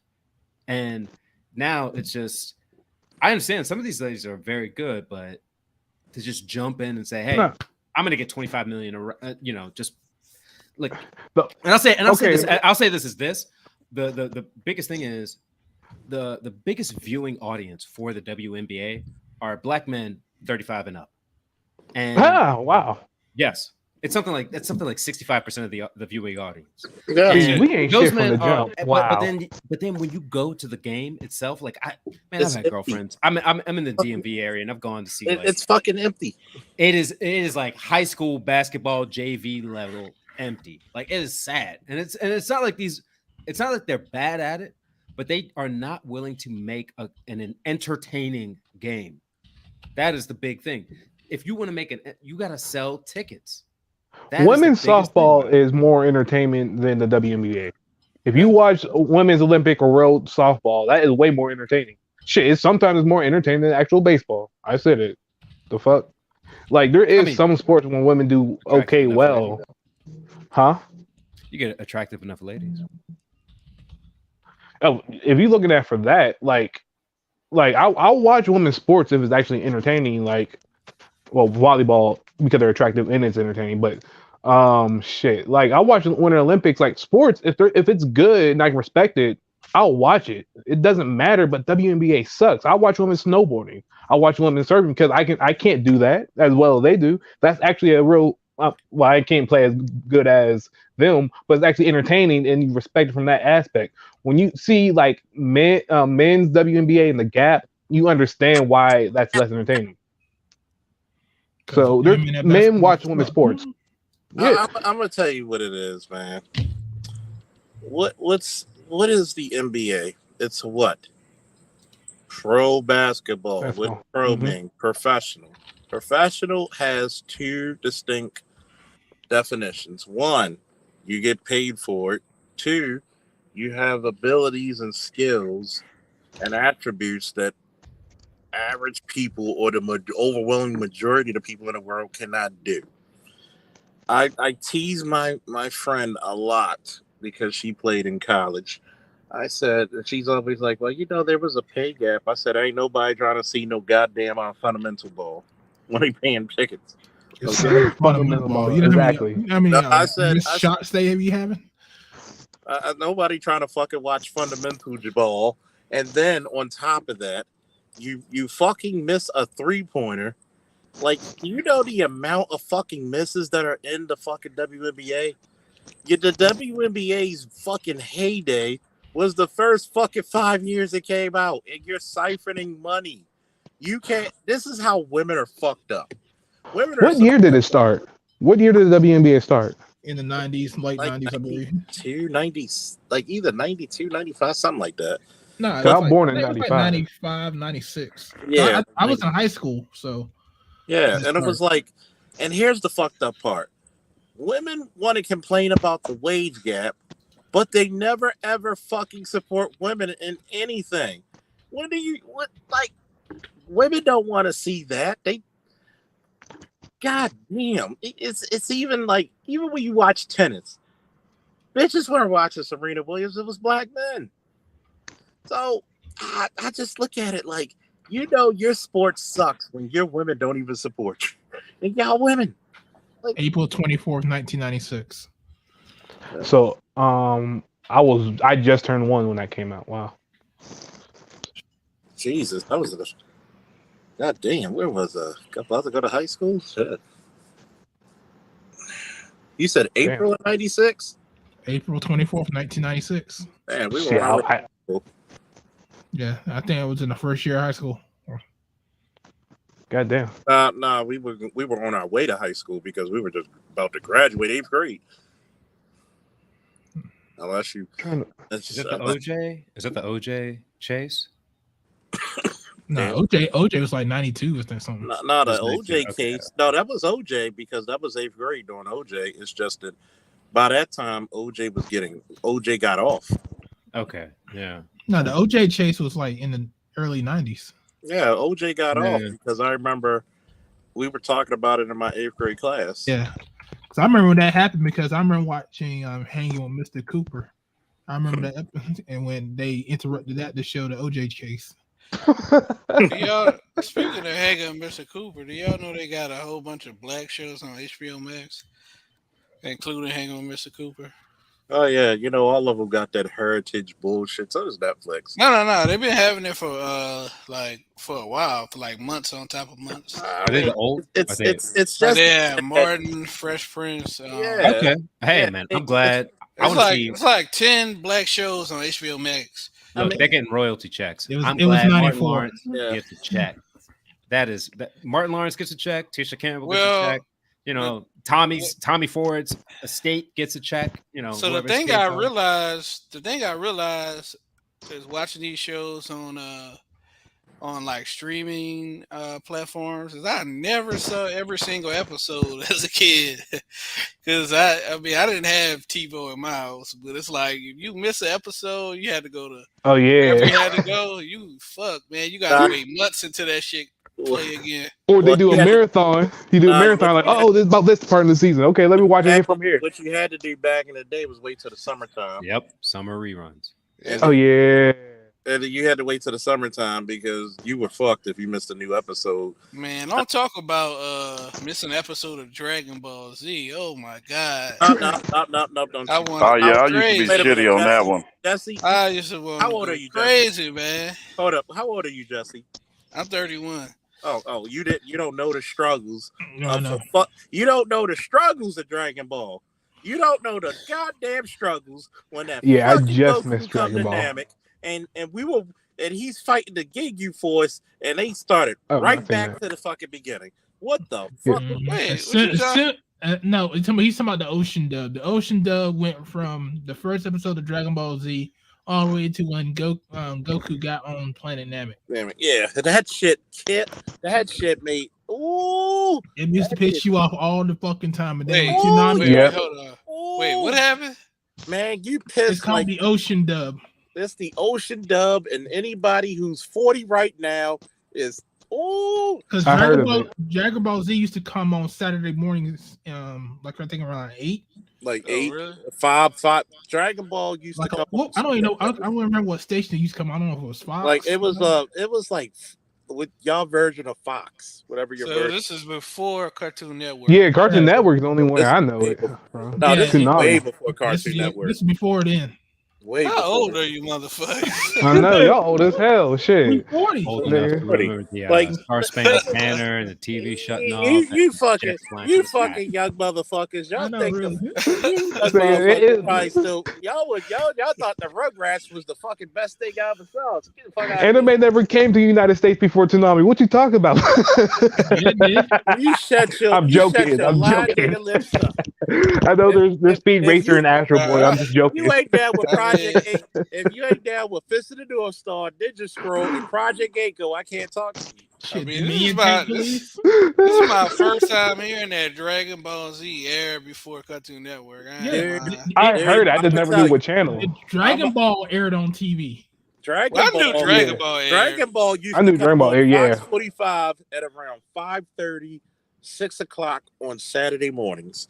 The original Dragon Ball. Yep. And it was Well, it was listen. actually good, but when we went from the first episode of Dragon Ball to when Goku fights the Ginyu Force, and when he hits fucking what's the guy name, Raccoon, and they start right back to that shit, you were hopping mad. That shit had to be lit when the first time you seen that, huh? Like when the first time you seen Goku go Super Saiyan as like somebody, y'all about middle school. Man, right that now, was huh? a moment in time. Y'all had to be Goku running went- around. When Goku went Super Saiyan the first time, and I'm gonna tell you because I used to buy the VHSs, showing my age, right? School had to be buzzing. Like- Everybody talking about that shit. I'm gonna tell you what was the shows when we were in middle school. I did not watch this show except for one saga. My brother loved this show, Power Rangers. Even though the Green Ranger saga was the shit for that one. I mean, when it used to be good. yeah, when it used to be good. Ninja Storm wasn't bad. Ninja Storm wasn't bad. I mean, you had of course you had the Disney Afternoon. I was a Darkwing Duck fan. Darkwing Duck. You had, of course, shit. If you didn't watch Gargoyles on Fridays, get the fuck Gargoyles out. was a shit. Gargoyles was a shit. Like I'm literally childhood was this David Keith. as a matter of fact, the first Keith time favorite. I bought Disney Plus, I watched every episode of Gargoyles. Fuck that. I made about 5 episodes a day. So I was That's what I want to watch. I want to watch Gargoyles and X-Men 97. It's called 92. 92. 92. It's gonna be on what you call. By the way, That's on Disney Plus. I just gotta find time by to the way, I'm gonna put this shit in your head and it's never gonna get out. The theme of fucking X-Men 92 is it's Whitney Houston's "I'm Your Baby Tonight." So fuck y'all. Yep. Yeah, I caught that one. I swear. Okay, so thank you for affirming. I swear, when I heard that, I'm like, why does it sound like X-Men? Yeah, they took a sample of that and they made their own song. They admitted to it too. And then That's why it's so good. That's why black this people like was- X-Men right there. That's why black people This was my lineup when I was in school. It was freaking Dragon Ball Z. Before Dragon Ball Z, it was Reboot, and it was Reboot. Yes. Reboot. After I like Easter Dragon Ball Z, it Underrated. was No, you read after Dragon Ball Z. I think it was Tenchi Muyo. Was it Tenchi Muyo? Tenchi Muyo. After, Tenchi Muyo. was that after Dragon Ball Z? I'm sorry, yo. No, it was during Toonami. That only came He's a out on Toonami baby. See, I'm Yeah, sorry. that's what he was watching. I'm sorry. I couldn't have been Tenchi because I've been fucking all them bitches. I bet you would have. Yeah. Anybody remember Zach Bell? Though? Remember Zach Bell? That shit, I liked it for some reason. That you had to adopt the fucking kid. Zach Bell. That came out in the 2000s. I'm gonna tell you. That may be after my time. No, I'm it's gonna tell during you, your like, time. put it to you Yeah, this you way. were. How do you spell that? Was that? Put it to you Yeah, this way. that's after my time, dude. Put it to you this way. I'll say I was this. off. I think I was off the Cartoon. I think I was stopped watching Cartoon Network around that time. I'll put it to you this way, right? You ain't too much older than me though. I'm 27. You're 31. I'll put it to you this way. I don't know what was I'll put it to you this way. There's 2 or 3 eras that I could say that, from the 80s, 90s, and 2000s that I watched. Of course, you watched the real Adventures of Johnny Quest and all that shit. Because that's when the first Toonami, because they brought back, the 8 Thundercats. And who else did they bring? They I remember that era a little bit. And god damn it. And it's like back in the 80s, you had a fucking lineup. I remember when Mr. T, Chuck Norris, and Rambo had cartoons. Yep. I remember. Oh my god. Wayne Gretzky had a cartoon. Yeah, Of course it's you called had. all pros or something Yeah, like that. you had all pros, but Wayne Gretzky, Michael Jordan, and Bo Jackson. Jackson. Man, look. And All I trust know me, is and a lot of you all I niggas. know is my generation had the best fucking lineup of all time, motherfucker. You had Reboot, Stop lying. Dragon Ball Z, Tenchi Muyo, Gundam Wing, fucking Yu Yu Hakusho, all in the same fucking lineup in the same day. But hold on, in my Motherfucker, you area, was hold up. glued to the I've screen seen better lineup. until Was that fucking morning and night? Was that morning and night? Because in my area we had no. That was weekdays. That was afternoon. Weekdays. Oh, I'm talking about Saturday. We had Saturday night and Saturday I can't morning even cartoon. remember. I I'm gonna tell you. can't even remember the Saturday morning. Static shit. Shock. Niggas had Static Shock. That was a shit. Yeah, that did come on. Batman Beyond. Batman And Beyond. what and Zenith. Then you had One Piece coming on Fox Box. And they used to change the name, or it was 4 Kids at I the will. I time. will give you that. Outlaw Star was pretty good, but Oh shit! I forgot about I forgot about you had the nighttime. Trigun and Trigun was pretty good. what else? What's the name of that? One of my favorite animes, Cowboy Bebop. Cowboy Bebop. Y'all need to go watch. Yeah, Adult Swim. Y'all need to go watch Desert Punk. You will laugh your ass off. Desert Punk was good. I mean, well, for some reason, the guy that said I'm not that much older than him. Yeah, I agree. But for some reason, I stopped watching like Cartoon Network once I got to like middle school, and I don't know. I just stopped watching like Nickelodeon, Disney. Man. And there was. But I'm just saying that to say there was people my age that still watched it, but for some reason, I just went cold turkey on all that shit. You wanted pussy. That's why. I couldn't go cold turkey on Cartoon Network just No, yet. Cartoon Network was a shit. I couldn't go cold turkey on Cartoon Network. The only thing that saved me was Teen Titans, and I'm an adult by this time, and the Justice League. Matter of fact, don't forget about the new He-Man, Charles. That was good. Now, Charles, that was my first. Hold on. You talking about 2001 He-Man? Yes. 2001 He-Man to me is like God, that was a beautiful show. Yeah, it was. I was 6 years old when that came out. So when I seen that, like, this is He-Man, this shit is what there. I was born in 95. Let me put it to you this way. How old were you in September 11th? 2001. September. I was 6 years old in the first grade. I'll put it to you this way. I already had 2 years in the Army. Yeah, I know that.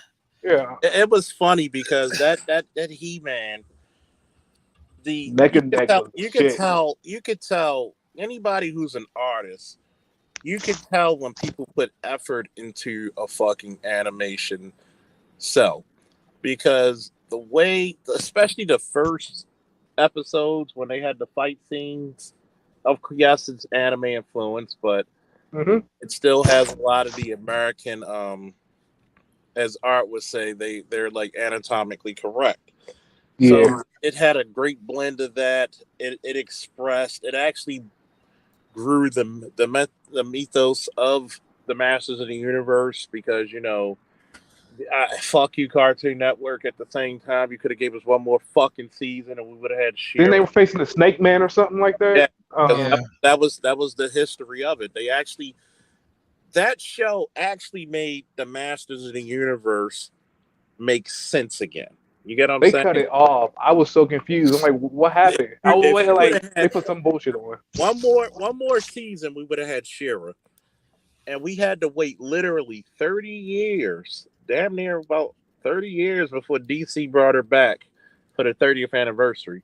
And thank you, DC. I just want to say my favorite scene in that show was Mech and Neck, and I forgot who he was fighting. It was somebody on Skeletor's crew. They were so. Yeah, it was Mech and Neck versus. And he was swinging his club. Yeah, they're doing all the tricks and everything, and he did his. That was the first 2 episodes. He just headbutted him. I'm like, all right, he's my favorite character. Then they also went through it, like how he thought he was useless, though, but he was useful. Like for a superpower, you thought that was stupid. Like he was dope as hell. Yeah, because you could fight. You gotta think about it, right? It made everything make sense. They told you the story, because beforehand you had different versions of the Masters. You had the mini comics, you had the DC, and I think Marvel had a bit of it too. You had a couple of the, and then you had the Filmation, whatever the fuck it's called. You had their show, the historic '80s He-Man cartoon. Then you had the He-Man we will never mention, the New Adventures of He-Man. So much potential, but it failed. It wasn't. It was. What was that? A metrosexual He-Man. That's what it was. I don't know. I No thought you such always been He-Man. metrosexual. We don't talk about that. I don't know no I thought He-Man you like always. that. I thought you always been metrosexual. And it was funny because when they had the episode of King Grayskull, which was hard as shit, when they had the fucking horde looking good as shit. I mean, I give Revelations a little bit of respect because of the second part, but even though Master of the Universe Revelations is a beautifully drawn show, I can't deny it. The animations, it's fucking wonderful. The first season story, fuck you, twice. Yeah. But I think, and I feel the same way. Like if you look at Thundercats was one of the best drawn, and sometimes in some frames one of the worst drawn. At the same time, it's funny. But did you like the remake? Did you like the remake that they? I never watched it because I was out of it. I like the remake as well because it's a different spin. Instead of the Planet of Thunder, it was the Kingdom of Thunder. I think it gave a new spark to it, and once again, fuck you, Cartoon Network, because you left us on the world's biggest cliffhanger once again. I think what happened to that cartoon is that they changed times, because there was one time I couldn't even find out where it was. Yeah. Yeah, people did complain about that. I mean, think about it. Cartoon Network dropped the ball on 3 of its probably most popular shows with adults. He-Man's and the Master of the Universe, Thundercats, Young Justice. Yeah, well, before they went super liberal, but Young Justice was good as hell. I think Young Justice, it was more so they were trying to sell toys with that, and they didn't. They didn't. They made an adult actual show. And also too, I think that was during the same time where they had like that big earthquake in Japan, and a lot of those Japan animation studios were hurt. And you gotta remember, like everybody, like you're like me, you're a collector, so toys are not really the big things with kids per se anymore. Maybe young kids, but they could have sold the toys to guys like us who actually could afford to collect them. That He-Man statue. Would I pay $1,000 for that? Fuck yeah, because there's so much you could do with it. It's a talk piece, and it's funny. Go ahead, my fault. I'm gonna put it to you this way, F Holiday. Shout out to one of my faithfuls. Yeah, the Tree of Might used to be around all the fucking time. Oh, the Tree of Might was not bad, even though I was listening to what's the guy named Not Quite Mark or Mike or whatever, and it was like he was judging every Dragon Ball movie ever. I'm gonna tell you what, Dead Zone was actually fucking hype. If you don't know what Dead Zone, if you remember the fucking Dragon Ball intro, Dragon, Papa Dragon, yeah. Yeah, that's a lot of those cutscenes were from Dead Zone. So yeah, you're right. Yeah. It was from the movies. Yeah. Yeah, that's right. That's why you never see it through the series. So the first 3 movies, and then they did introduce some scenes from the Freezers. Like you remember, you saw Trunks in there cutting Frieza in half. Yeah. Hey, those damn movies used to get on my nerves. Real quick, do y'all think the American music for Dragon Ball Z better than the anime music? Like, I like the American soundtrack way better. American. I'm gonna put it to you this way. I don't. You couldn't even the Japanese guys love that rock fucking. That's what I thought. Even I like the Japanese soundtrack better. I don't like the What? I don't like that one, but that Dragon. It was. for the action and the speed they were moving, it matched very well. Oh, perfect. Come on, you knew what the fuck you were getting into. As soon as you heard that shit, time to get to the TV, motherfucker. Especially a hero song Gotta too go. that was played during Goku and Beerus fight. Man, yeah. Yo, somebody brought up Zoids. That shit was fire too, though. Oh, Liger, yeah. Thank you. Yeah, I forgot about that. Liger, the Liger Zoids and everything. That was a shit. Yeah, That even though was they only had one season, unfortunately. no, there was multiple seasons that had different universes. There was one. There was a battle arena.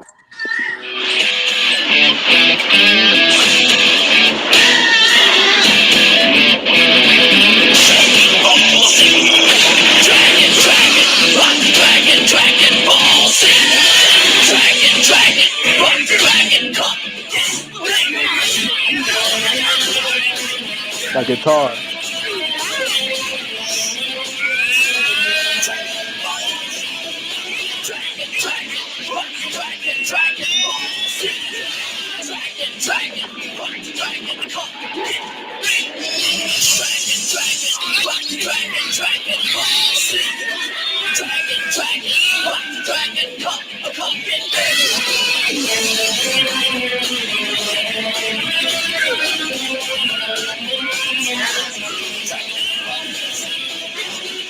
Well, I can't see nothing. You're not supposed to. Well, I just tuned back in. It's funny because for a lot of y'all who didn't watch the original, like that original American version, what made it funny was that it told you a lot about Dragon Ball in the future episodes, and we're like, who the fuck are these other people? Like we saw, like he said, he saw Trunks cutting Frieza, and for the longest time, motherfuckers didn't even know who the fuck that was. Yeah, I know. Yeah, when they do when they just edit stuff together that don't have to do with the story that's taking place. Yeah, I've seen animes like that. Yeah. And I'm a SWAT Cats fan. Shia. SWAT Cats was a shit. SWAT Cats was hit and miss for me. It was sometimes I liked it, sometimes I didn't. They had no hands at all, but they could fly and drive some shit. Yeah, I mean, oh my god, I was like, what's another show I liked? Of course, They might be bringing that back. Somebody asked, did we ever do like model kits of Gundams? Hell yeah. I did one. Yeah, I did one. I had about 10 or 20 Gundam model kits. I got 3 that I need to do. Hey, Art. You know another reason why next month I'm excited for BlurCon? Pull up this name on Instagram, Gundam Bay. I could look for it. I don't have Instagram. Just look for Gundam Bay on Instagram. I actually met her down there, and she's built like goddamn a Ford Tufts SUV. God damn. All right, quick question. She was built she was dressed up as Elena from Street Fighter 3. Did any of y'all watch Danny Phantom? Like keep it a buck. I like Danny Phantom. I like him. It was basically Spider-Man with a twist on it. I'm just like for the American animes. He was the white American he was the white he was the white Gundam Club Boy or Gundam Boy? Yeah. Gundam Bay. I'm just seeing Gundam kids. Yeah, she nice. Does she like brothers or does she like I mean, she's at a black anime festival, so hey. I mean, I bet it was nice to me. Shit, she was. Yeah, she's nice. She got a nice ass on her. Oh boy, she got some fuel in that mule, some gas in that ass. Yeah, she does. Okay, I see her. Yeah, she got it. Oh yeah, she show the folks. Nigerian. Show the folks. No, Jesse. I don't know if I can show all these pictures. No, yeah, you can show them all. Jesse, no, Jesse. No African women for you. You already got enough. She doing the Tiana Parrish look. Oh yeah. God damn. When I saw her in person, I was like, God damn. And it was like, you ever think of something and you don't realize you said it? Charles, you could never have enough African women, brother. you know what the main problem is, man? Why can't all the geek girls look like this? You know what, Art? When you come up with some shit, I say the same goddamn thing. You know It what? got better, but the attitude got worse. What do the geek girls look like? Tell me. Homely. like it's a cross from Play-Doh and a retired boxer. Man, I don't know. I guess I've been to a lot of anime conventions and a lot of comic book conventions. And good point. And I'm telling you, it is very hard for them to look like. It's very rare for you to find one that looks like her. Yeah. I mean, I guess I've been to New York Comic Con. And when you do, she's probably with a white guy. Mm-hmm. Yeah, good point. Slim, skinny, or round? Oh no, mostly heavy set. This chick ain't skinny. Gundam Bay ain't skinny. Good God Almighty. Oh no. You don't see cosplays like that, like the comic convention. Oh, that was actually pretty slick, like that one. See, my only convention was at New York Comic Con, and I actually had a backstage pass because my aunt worked at the Javits Center. And for a good one. And I've seen a lot. I've seen a lot of fine ass women. Now, a lot of them were in costumes and everything. I guess they just wanted to look slutty for the day. You ain't gonna show her Street Fighter. You ain't gonna show her Street Fighter 3 cosplay. Let's see that one. Gotta keep looking. Hey, there's this one chick though that dressed up like she was Raiden though. She looks nice for a light skin too. Nigga said nice for light skin chicks. Oh shit! There you go, Wolfbane, Mighty Robots. Yeah, you might probably mean Mighty Orbots, Saber Riders, and Galaxy Rangers. What about Megabots? Anybody remember that? Yeah, I remember that. Appreciate you, Galaxy Rangers. No guts, no glory. And appreciate no pain, no Charles gain. for the cash app. No guts, no glory. No pain, no gain. That's the one thing about 80s cartoons. They had the best fucking soundtrack. Yeah, they did. Play that shit. Yo, play that shit. That shit was rocking back in it. They even had one of the best intros. Like that's the Galaxy Rangers. I mean, is one of those shows that you don't hear too much about, but it was a classic. Now, what do you know about the what's the one back in the day? King Arthur, the Knights of Justice. I remember King Arthur, the Knights of Justice. I remember the Mighty GoBots. I heard of them before. I mean, shit. I remember Mask. Hell, I remember Cops. I never heard of those motherfuckers. Cops. That's old man status right there. That's I know. Oh man. Matter of fact, what was the other one? Damn, was the Centurion like it's the ones where they fucking you could put all the fucking pieces to them? The Centurions. Yeah.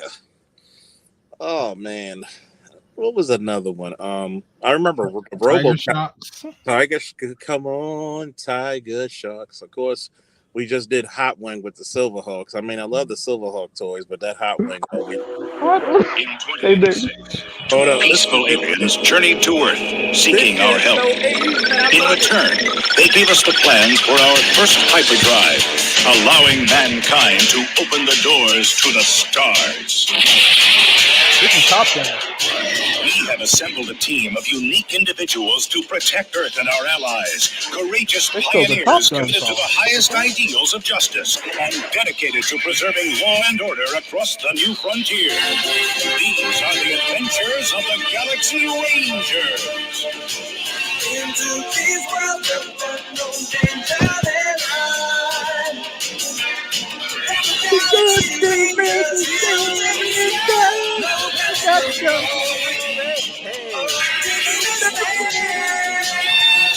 You can play the song in Top Gun. Wow.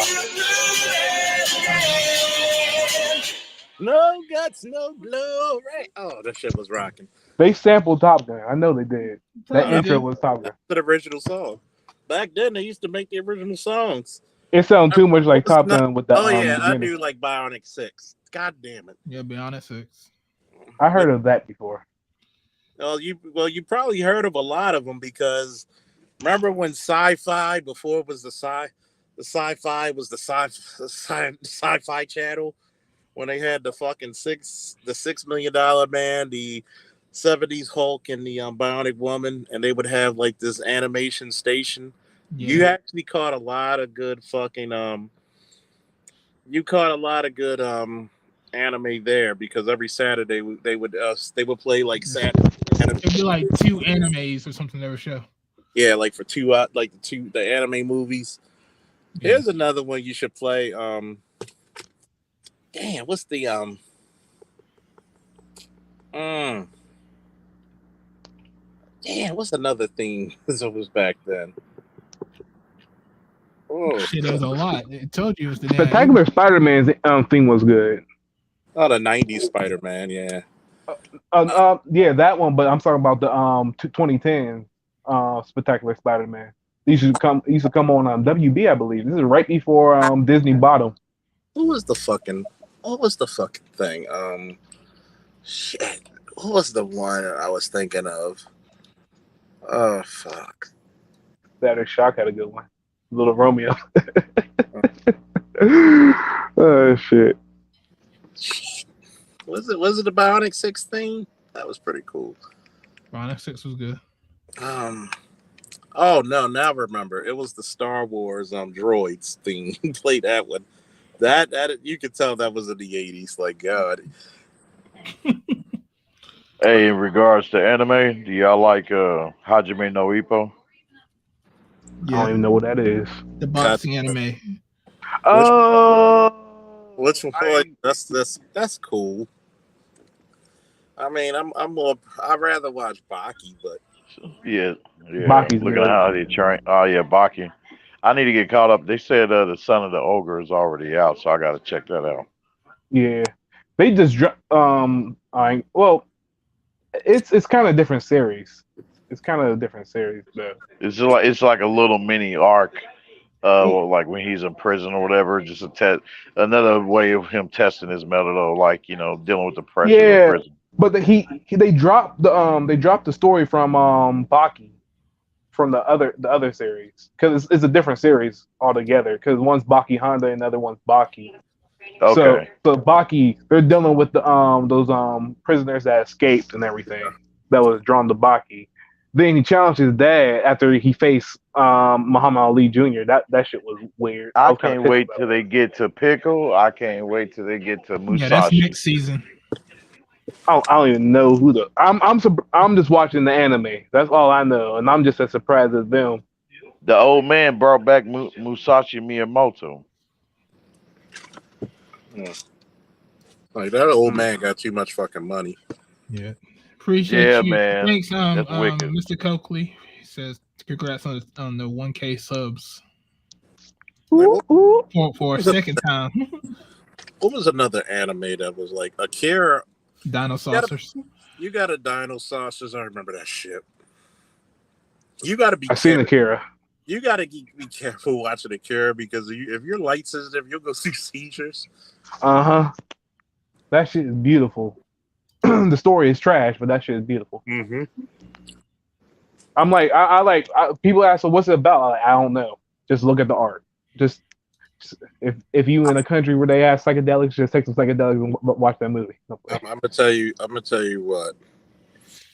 I used to go to like fucking it was one of those video stores where I would just buy anime, just random, just pick one and see if I like it. For some reason, I guess the force was with me because I always picked some monster good ones. Samurai 7 was so fucking good. And I bought the box set of that. Samurai 7 was good. You talking about the anime or the movie? Yeah, the anime.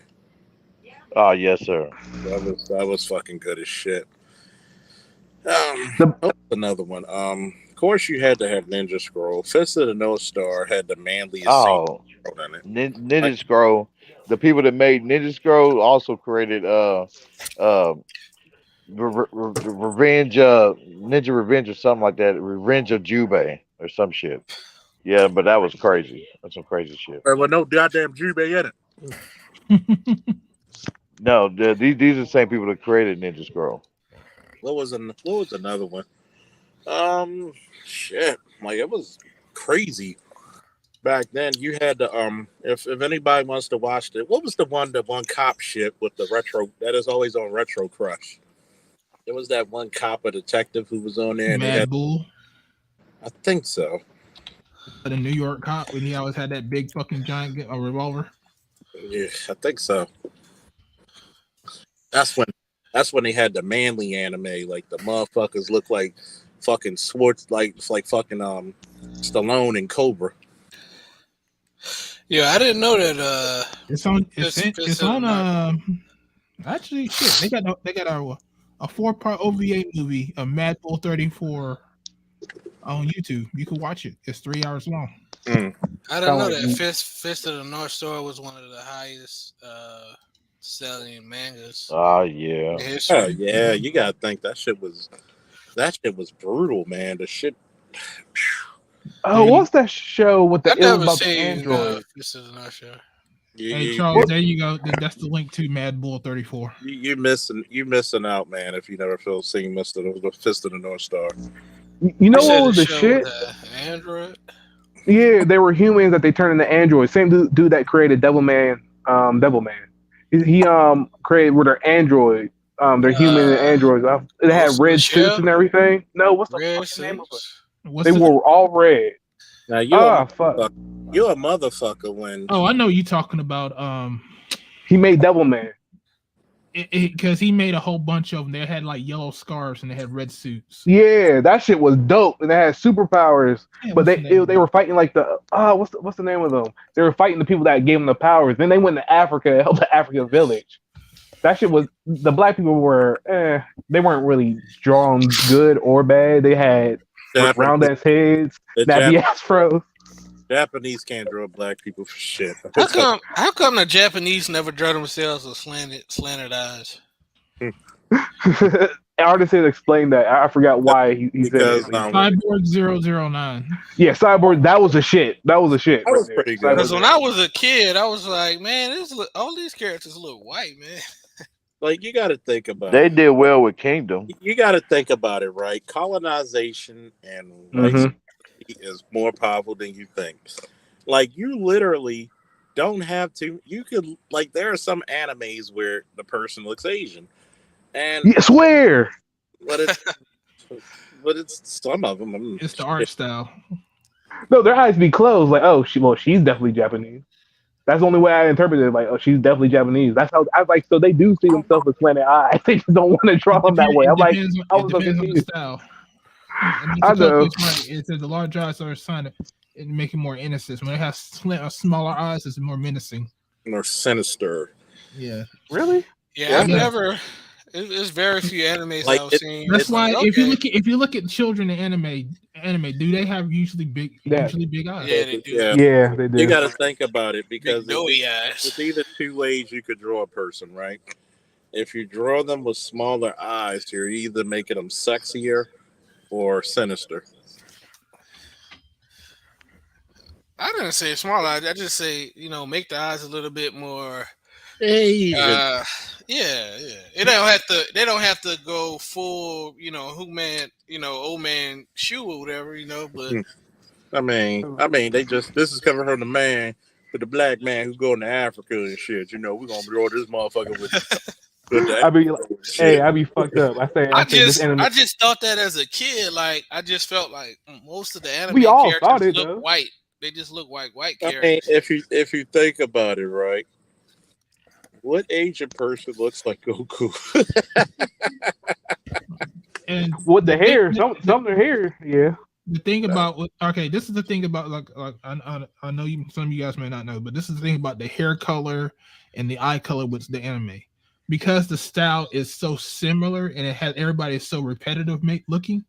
They change the color of the hair and eyes to distinguish from each and everybody. So that's why you have an Asian woman that's in an anime, but she has that yellow hair. She has blonde hair. Like if you looked at, like, if I took anime from the 80s, the 70s, the 80s, the 90s, and the 2000s, a whole decade is gonna look. So, for instance, Dragon Ball came out in the 80s, so Dragon Ball actually looked like the anime from the 80s. Take Dragon Ball Z. Dragon Ball, the first I say 40 episodes, maybe I'll go 65. First 65 episodes of Dragon Ball Z don't look like the Buu Saga, does it? No, No, you're it right. doesn't. You're right.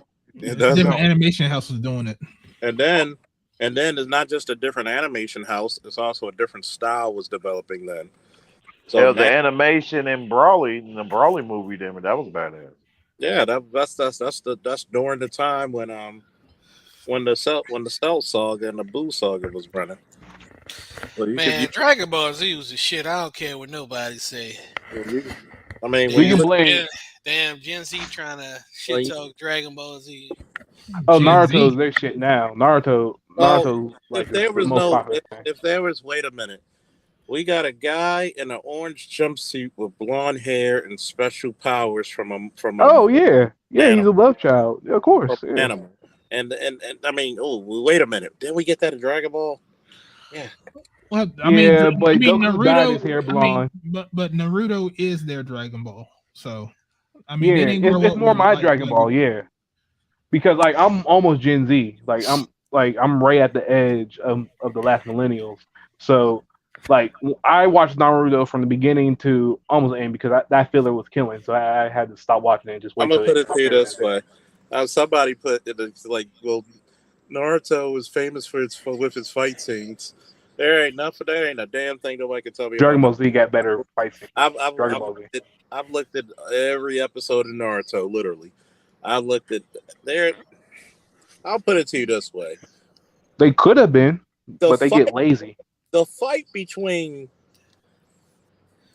Goku and Vegeta at Super Saiyan 2 right before the opening of Boo's cocoon was better than a lot of fucking animes. Period. I mean, shit. Look. Let's just end it right here, Charles. Gallic Gun versus Kamehameha. Yeah. I mean, Oh no, yeah, those are the shit. Those are the standards. That was a hype moment. Yeah. Hold on. Let me just say this real quick because I recently watched Doctor Strange 2 again for the third time on Disney Plus, and I know this motherfucker shot a sensu beam. He shot a sensu beam at Sinister Strange. So go back and pay attention to that part when he fights Sinister Strange. This motherfucker dead ass shoots a sensu beam, man. This nigga said a sensu beam. No, what is it called? Sensu beam. I think it's called. Swear, What's the sensu name of beams that look shit? fired. When Like they not the sensu beans, but like the sensu beam. Am I calling that the right thing? The special attack of Piccolo. No, special beam. Is it? Oh, what's it called? Special beam cannon. Special beam. Yeah, he said sensu beam. Oh, I'm tripping, man.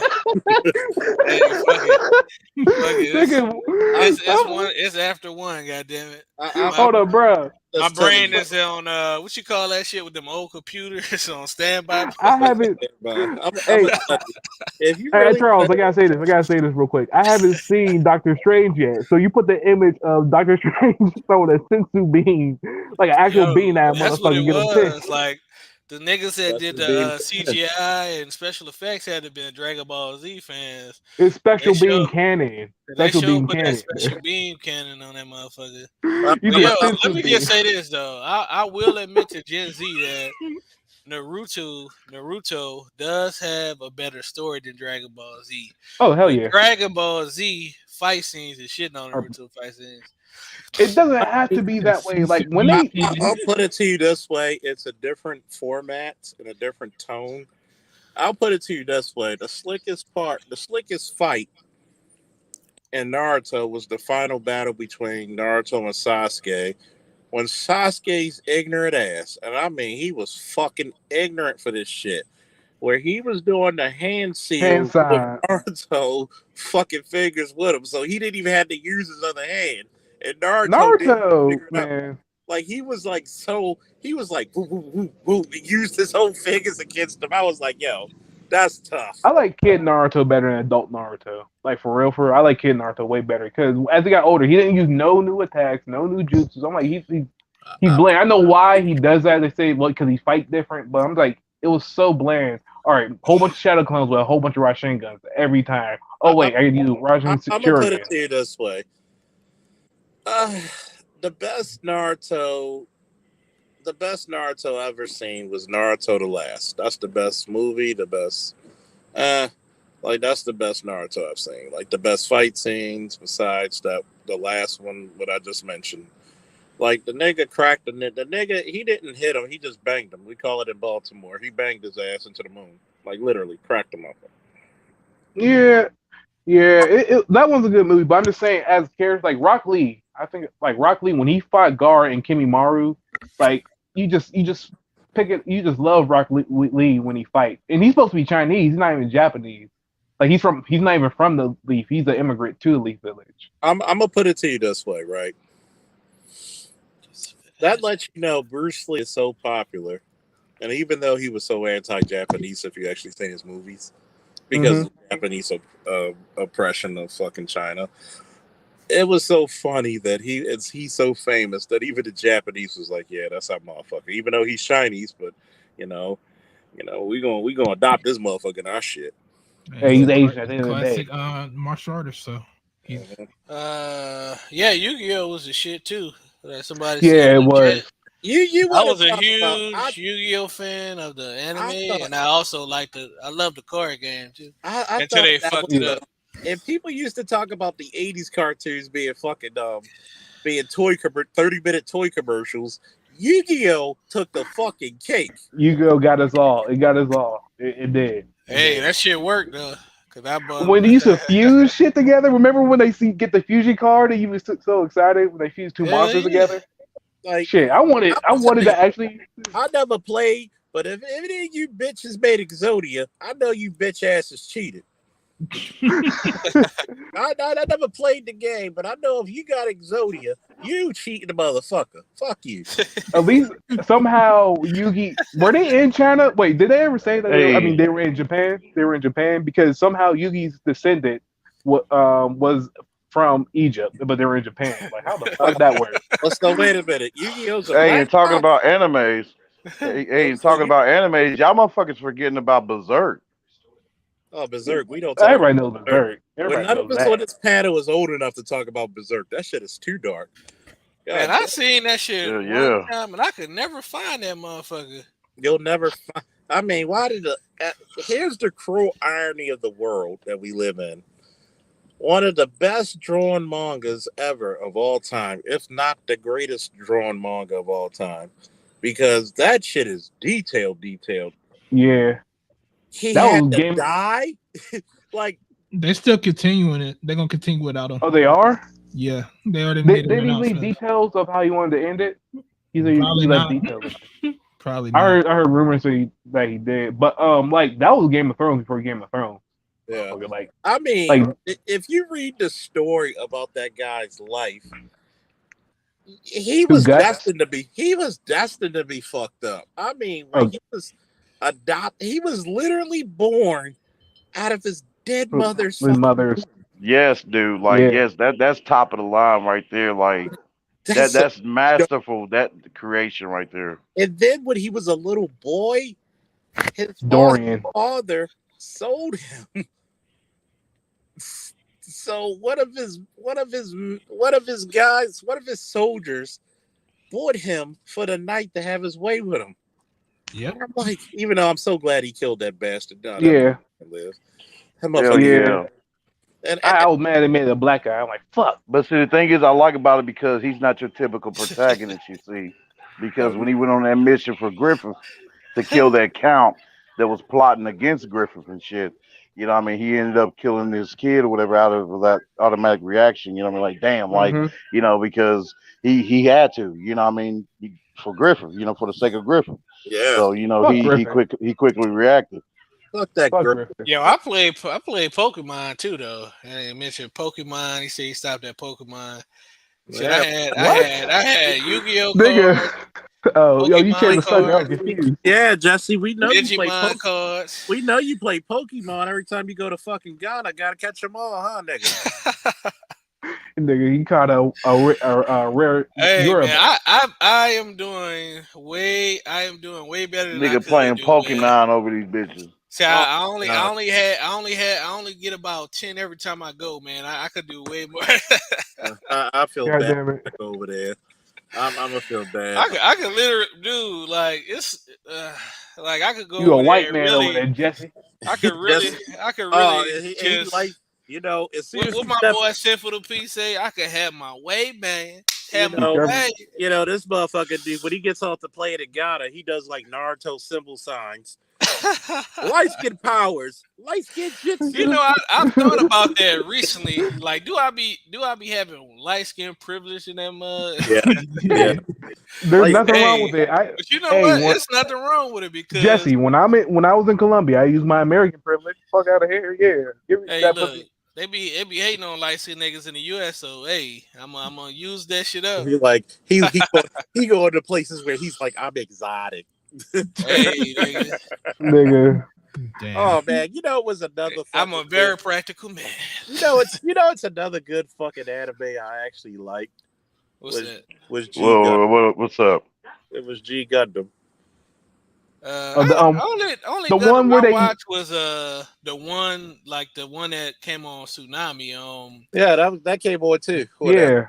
I didn't watch G Gundam. This burning That came on Tsunami. Burning Hand. Well, Yeah, wasn't no. it- Well, I'm just saying. come out in grass victory. I'm saying specifically my era of because the different eras of Tsunami had different show roles.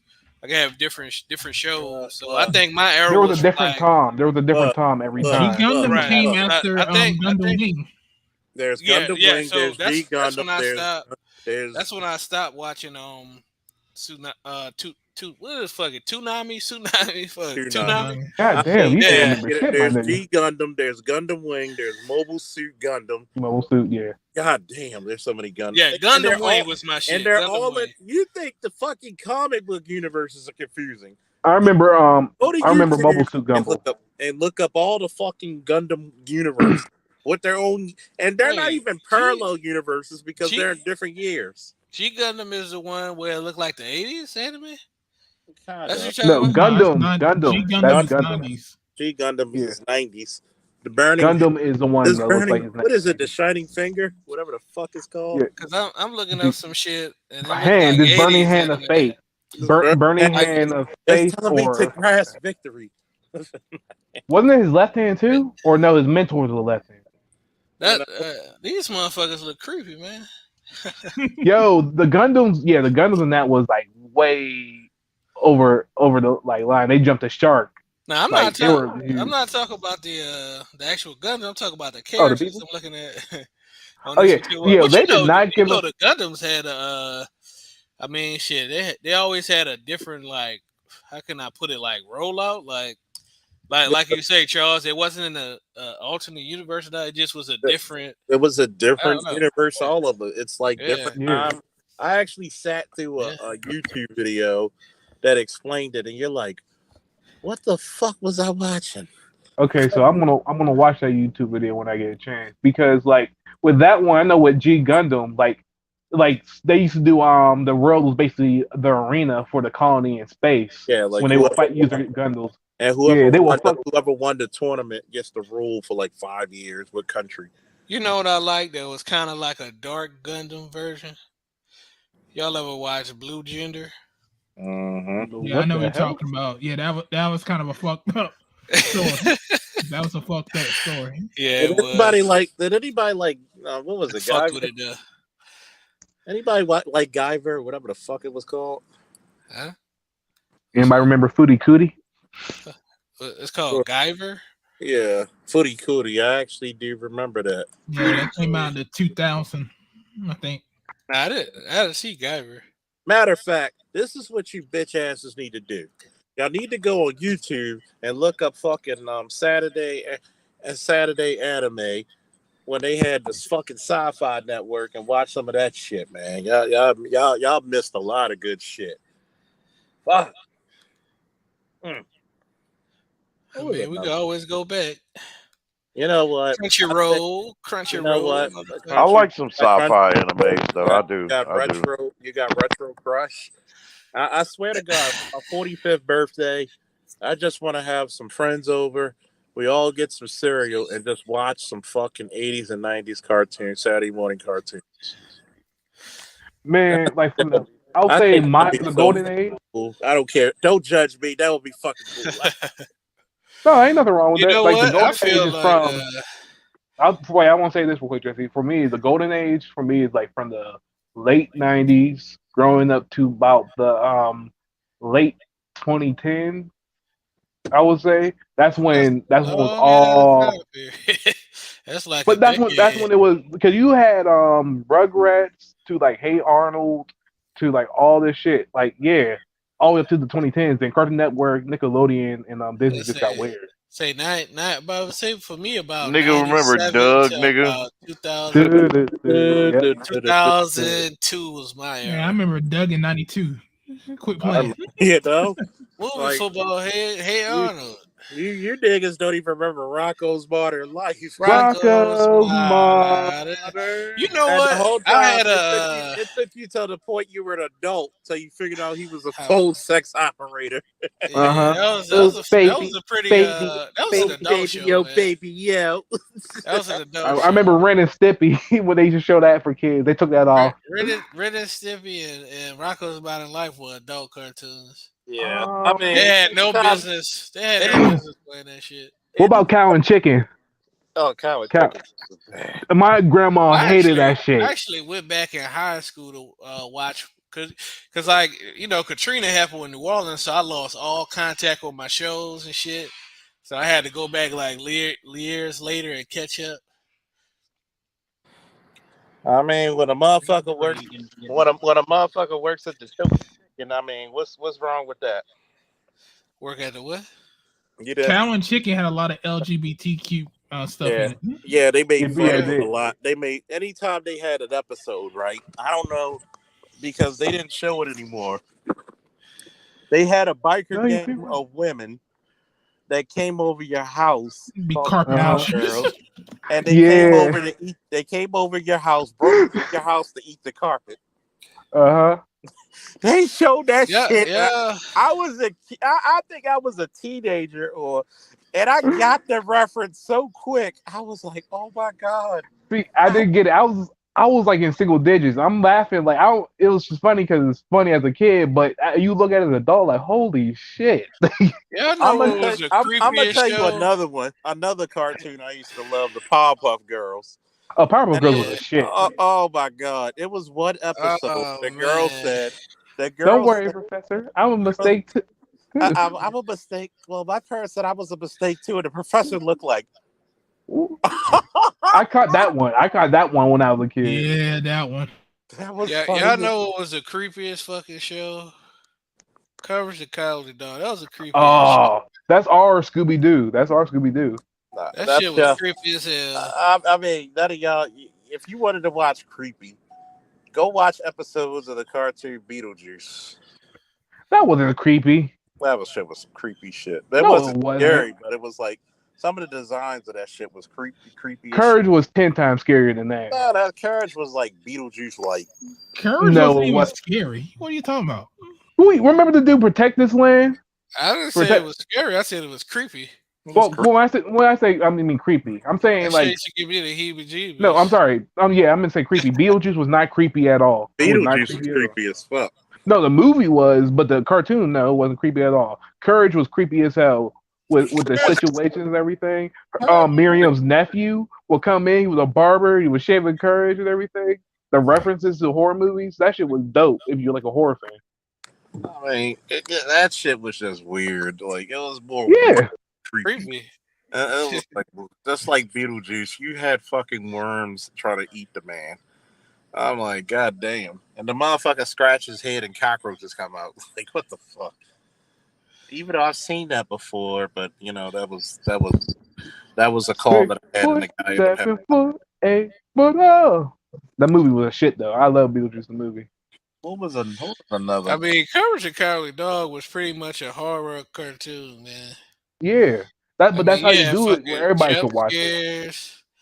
Then that shit used to come at night. I mean, that shit creepy. I'm going back and looking at these damn characters. Another cartoon. Another 2000s cartoon or 2000s. Dude, you had a character called Big Toe. It was on. It was Houston's foot. He had a foot fungus, and they were 20 monsters. Yeah, see, yeah.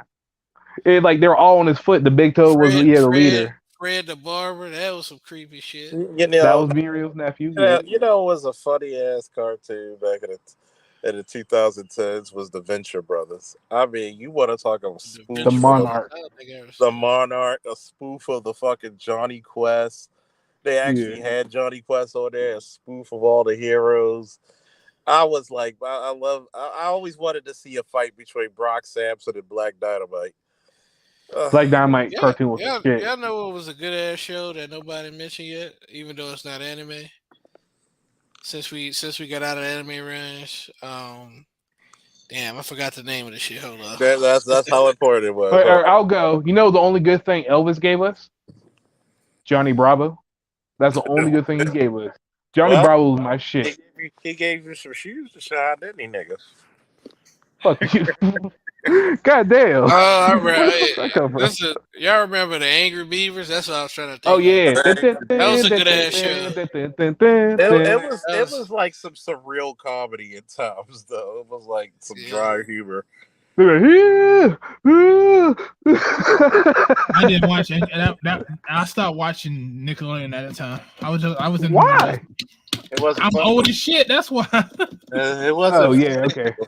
Like Good point. I keep on forgetting. Nickelodeon. Wait a minute. You can't say. Well, you came back to Nickelodeon because nigga, you watched Avatar. Oh, everybody did. But before Avatar, you know what made black people start? But you know what made black people start skateboarding? Rocket Power. That's Rocket Power. Yeah. I can Rocket tell. Power I was can a tell shit. I can tell when motherfuckers are significantly younger than me when they bring up Rocket Power, and I'm like, this is what Nickelodeon has got to. But that was like Nickelodeon. That was to me. That's like the dark ages of Nickelodeon. Then they came Rocket Power? Rocket Power to me because I was an adult, man. I was Nigga, like, what? I mean, when Avatar came out, what year did Avatar come out? Like 2004, 2005, I believe.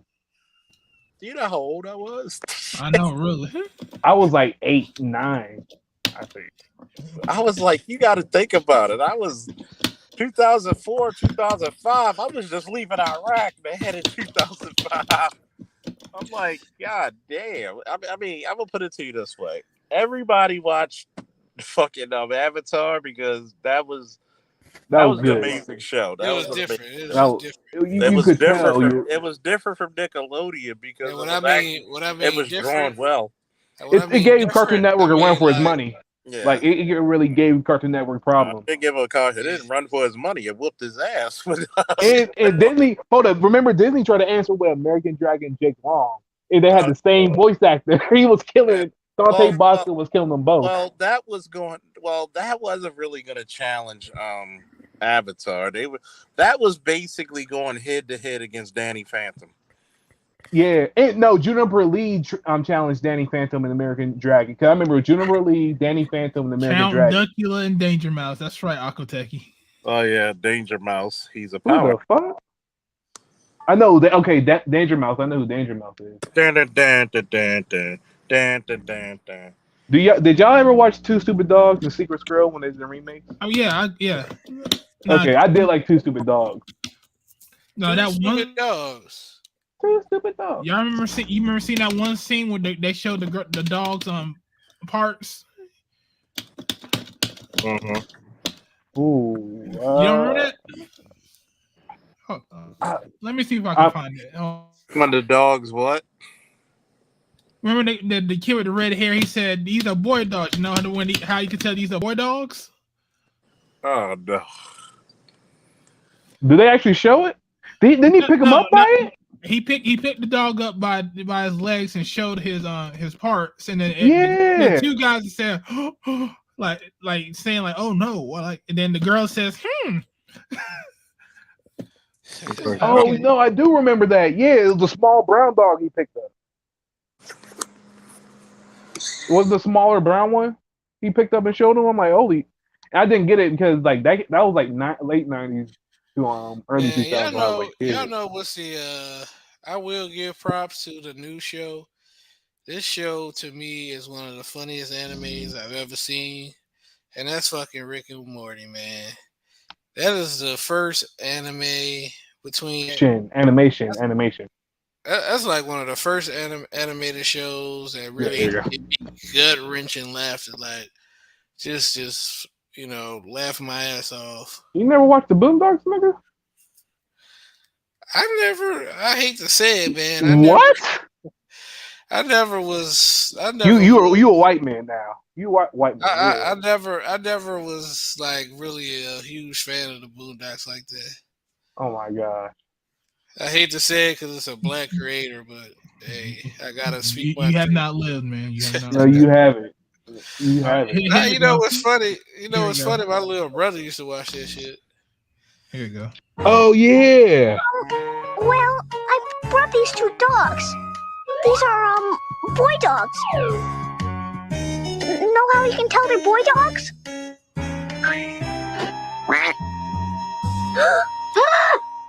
Ooh. Wow. Yeah, I remember that. That came I on remember that. television. Yeah. Oh yeah, I remember that. Oh well, why does the little girl say ooh? It's still, I know it's a boy, but it's a fucking dog. How the hell you trying that? That's fight with me for you. Yo, South Park was funny as shit too. Oh yeah, that was wrong how they did Isaac Hayes though. Oh, when he got his ass ate up by a bear or some shit. Yeah, and he shit it out. Aw. Cause what? I think it was because they were making fun of Scientology, and what you call was Scientologists. Isaac Hayes? Scientologist? Yeah, he was a Goddamn, we Scientologist. got him too. Yep. Well, them niggas good. So he left Yeah. the show, so they decided to kill off Chef when he left the show.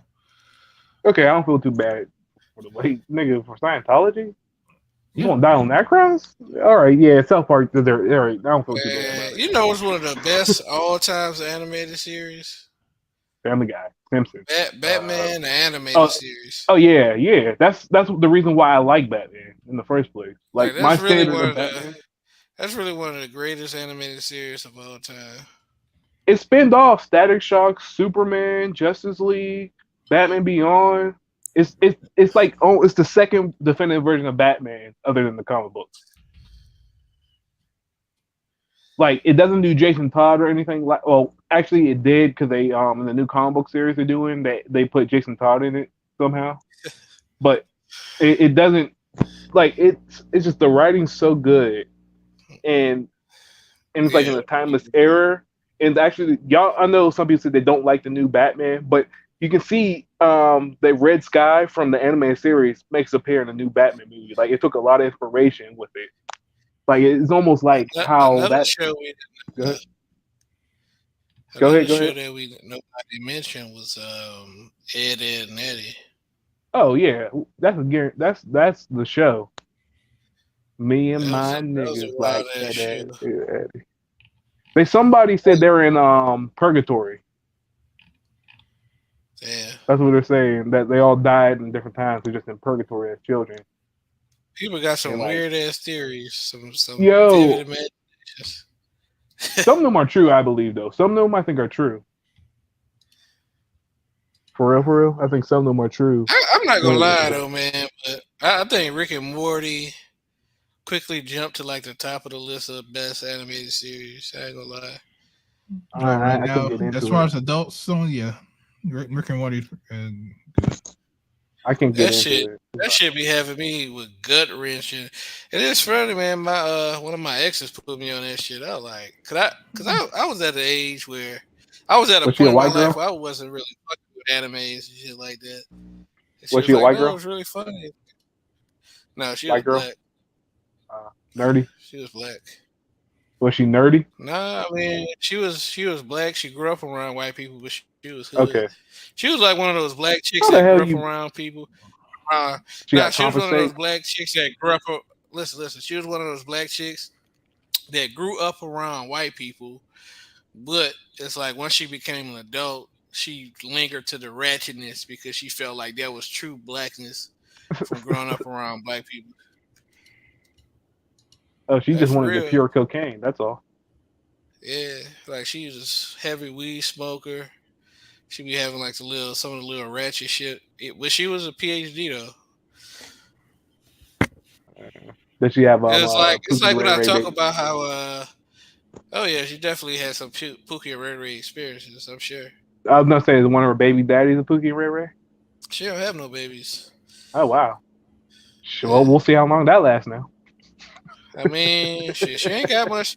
That's one of the reasons why I broke up with her, because she wanted to get her PhD, and I was ready to work towards marriage and shit and have a kid. But because I'll be 32, so she'll be 32 now, so she should be finished with her PhD by now. Because she She started don't sound too bad though. She don't sound too bad. No, I mean she was cool. She was cool people, but had some issues. But that was the biggest reason I had to cut ties, because I wasn't trying to wait till she was like 32, 33 to start having kids and shit. Fuck that. I feel you. Now I feel better though, because the chicks that I'm dealing with now are much younger than me. They're like 26. Well, they are 26. So. Shit, I'm about to hit up Europe in September for 2 weeks. I already put my vacation. I'm staying with a girl in Amsterdam, but she'll be working during the day except like the weekend, and I'll probably be traveling through like to UK, to Brussels, probably Paris and Belgium. Like I'm going to catch the train. Say you staying with a girl in Europe? Yeah. I wouldn't recommend it. Oh, I got a hotel backup and everything, but it's I knew her for a minute, so but if shit happens, I can always get out. That's why I said I'm working up that thing too. Hey, you remember that movie? Which one? Hostel? Yeah. First of all, she's not. First of all, she's not even actual Dutch. She's Indonesian, so it ain't even like that. And besides, the kind of Indonesian she is, they the black people of Indonesia. The Ambonese motherfucker. Just notice this was your warning, Yeah, see y'all. If This is wrong with black people. If anything, This is what's wrong with black people. Y'all think of say shit. Hey, it's better to be safe than sorry. I went to China and almost got arrested. So like I've been through. I've been in the hood, left in the hood in Colombia. Listen, I don't think I told the story because Art. Remember, I called in on BGS panel when I was in China. Art was on there. I remember I was talking to him with BGS. But going in there, I flew into Hong Kong, no problem. Once we trying to cross the border, went to 3 levels of security, filled out my paper. We didn't have the address to the hotel you were staying.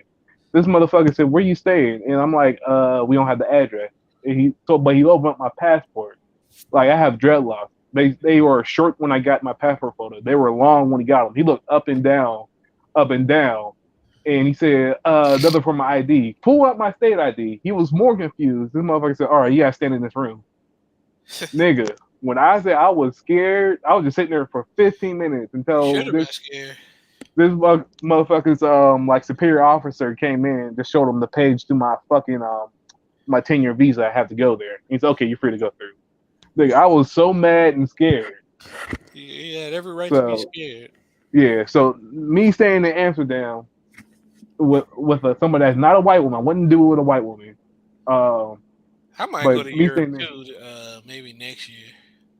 Yeah, but she ain't white, so I can trust her more. Nah, if I'm going to Europe, I'm messing with white women. Hell, dude. I ain't saying I'm not.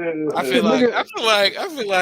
feel like when you go to, I think you should mess with the women around that area. Yeah. Yeah, like if I'm gonna go to Morocco, I'm gonna mess with a Moroccan. Moroccan women love them some black man. Oh wait, but I might go to Paris because I have a Moroccan shorty. She was trying to throw me pussy when I was in Colombia, like, and I just didn't realize it. And like she seen come up. If y'all know Ace Live, I know him. Yeah, I was down there in Colombia with him for the last carnival they had before COVID. You must redeem yourself, my brother. What's going on there, panel? So I just jumped over here real quick. What up, Meech? Niggas talking about what's going on with you? Niggas talking about they ain't never watched the fucking Boondocks. No. You misunderstood me. It's even worse than I never seen it. Is that I actually did see it, but I didn't really care for it too much. Oh, okay. So how much of it have you seen? I seen like a couple episodes here and there. That's let me tell you something, man. The Boondocks is perhaps the best blend of anime, popular culture, and black people culture you gonna ever see. Fantastic, man. You gotta Oh, watch look, it. I did like Black Jesus. I think that was the Look same up, creator, right? look up the Black joint with Jesus is Bushido good. Brown. Look up the joint with Bushido Brown, Huh? JJ from Good Times, Aunt Esther, and Fred Sanford against Bushido Brown. One of the best. No, Let me he tell you something, man. he got to watch. They Hold did- on, he got to watch the nigga moment. That's the trilogy of the nigga moment. You got to watch the There you first go. two. And, You got to watch the watch old first girl nigga with moment and the the second one. watch the joint with the black chick with the White Lotus Kung Fu. Well, come on, bro. Wolf Killer She Bitch or something like that. The Wolf Killer She Bitch. Absolutely. Absolutely. Watch the anally rape one. Oh, that shit was Don't drop the show, hilarious. nigga. Both of them. The one where they actually go to prison. the Booty Warrior. Man. I'm a warrior. Booty Warrior. You know it's based off a true person, right? You know it's based off an actual person and shit. Yeah. I saw the real Booty Warrior before I seen the Boondocks version of it. I mean, Wait, can y'all still hear me? Yeah, yo, still. Yeah, you sound a lot better actually. Yeah, I couldn't get into Boondocks, man. I'm sorry. You know, if you're gonna take my black card for it, fuck it. Nah, I ain't gonna take a black card for it, man. What up, Z? We just gonna Why you that car sound like shit? The biggest. I only got biggest one reason thing to say to everyone here. I likes you and I want you. Is that that's black a bad effect? saying for I someone who like likes you. tailpipe. Now we can do it. We can do this the hard way. Hey, Mr. Z, I've been wanting to tell you something, man.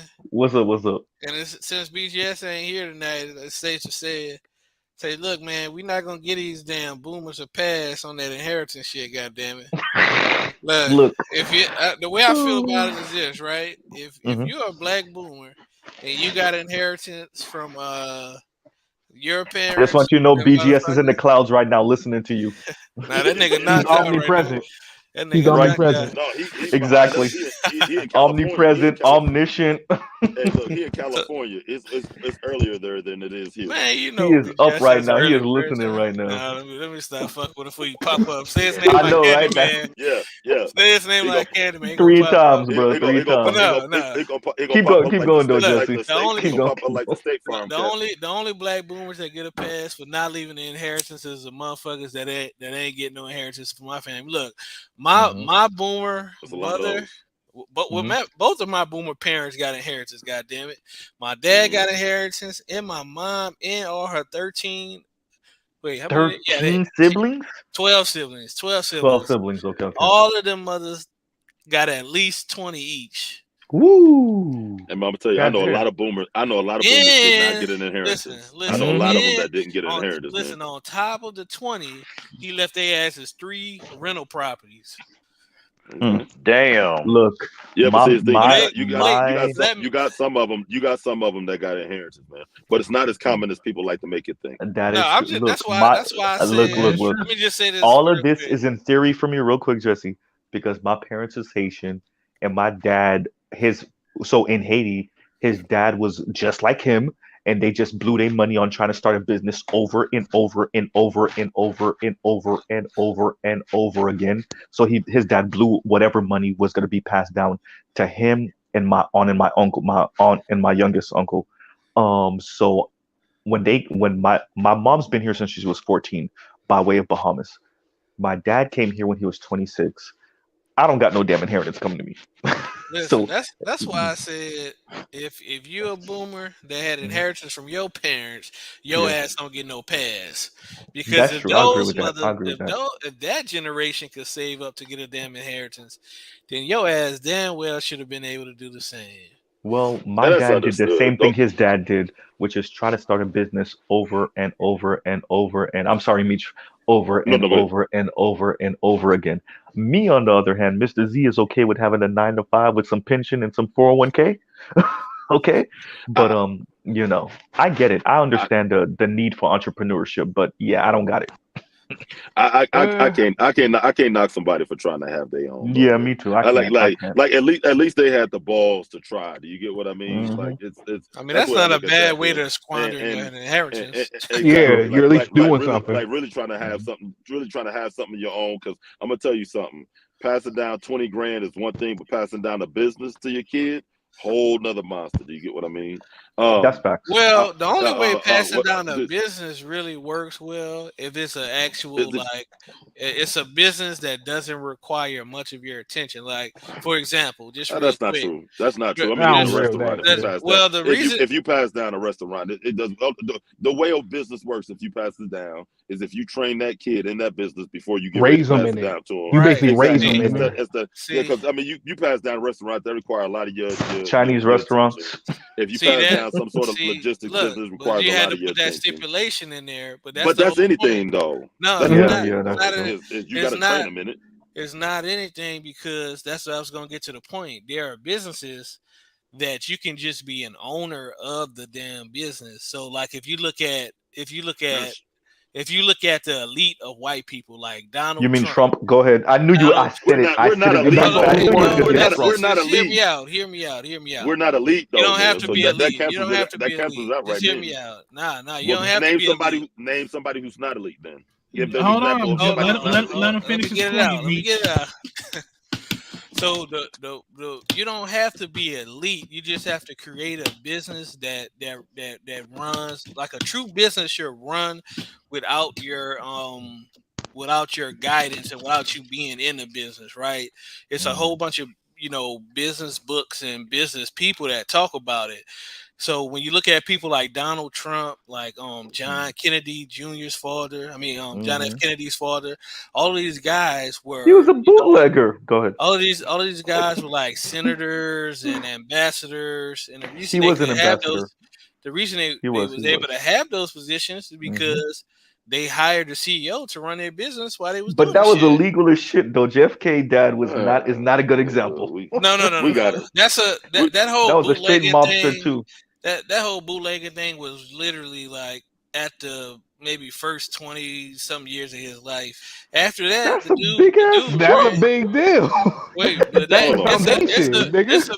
listen, it's a big deal, but it don't have shit to do with the business that came after that. Look, Jesse. Wait. Let me say this, Jesse. Let me say this. That bootlegging money is how JFK got married to what's her name? That's how he got connected. That you can't just discount that. Everything about the Kennedy family comes from that bootlegging money. That's not true. That's not true. Bro, no. You know why it's Understand not what I'm true? saying. No, understand what I'm saying. We have to be honest. Yes, boomers and a handful of silent generation, boomers, and then a small chunk of older Gen Xers. Yes, they blew the money. That is 100% true. I will not take that away from what y'all saying. But y'all can't pretend like they haven't been sabotaged every step of the way.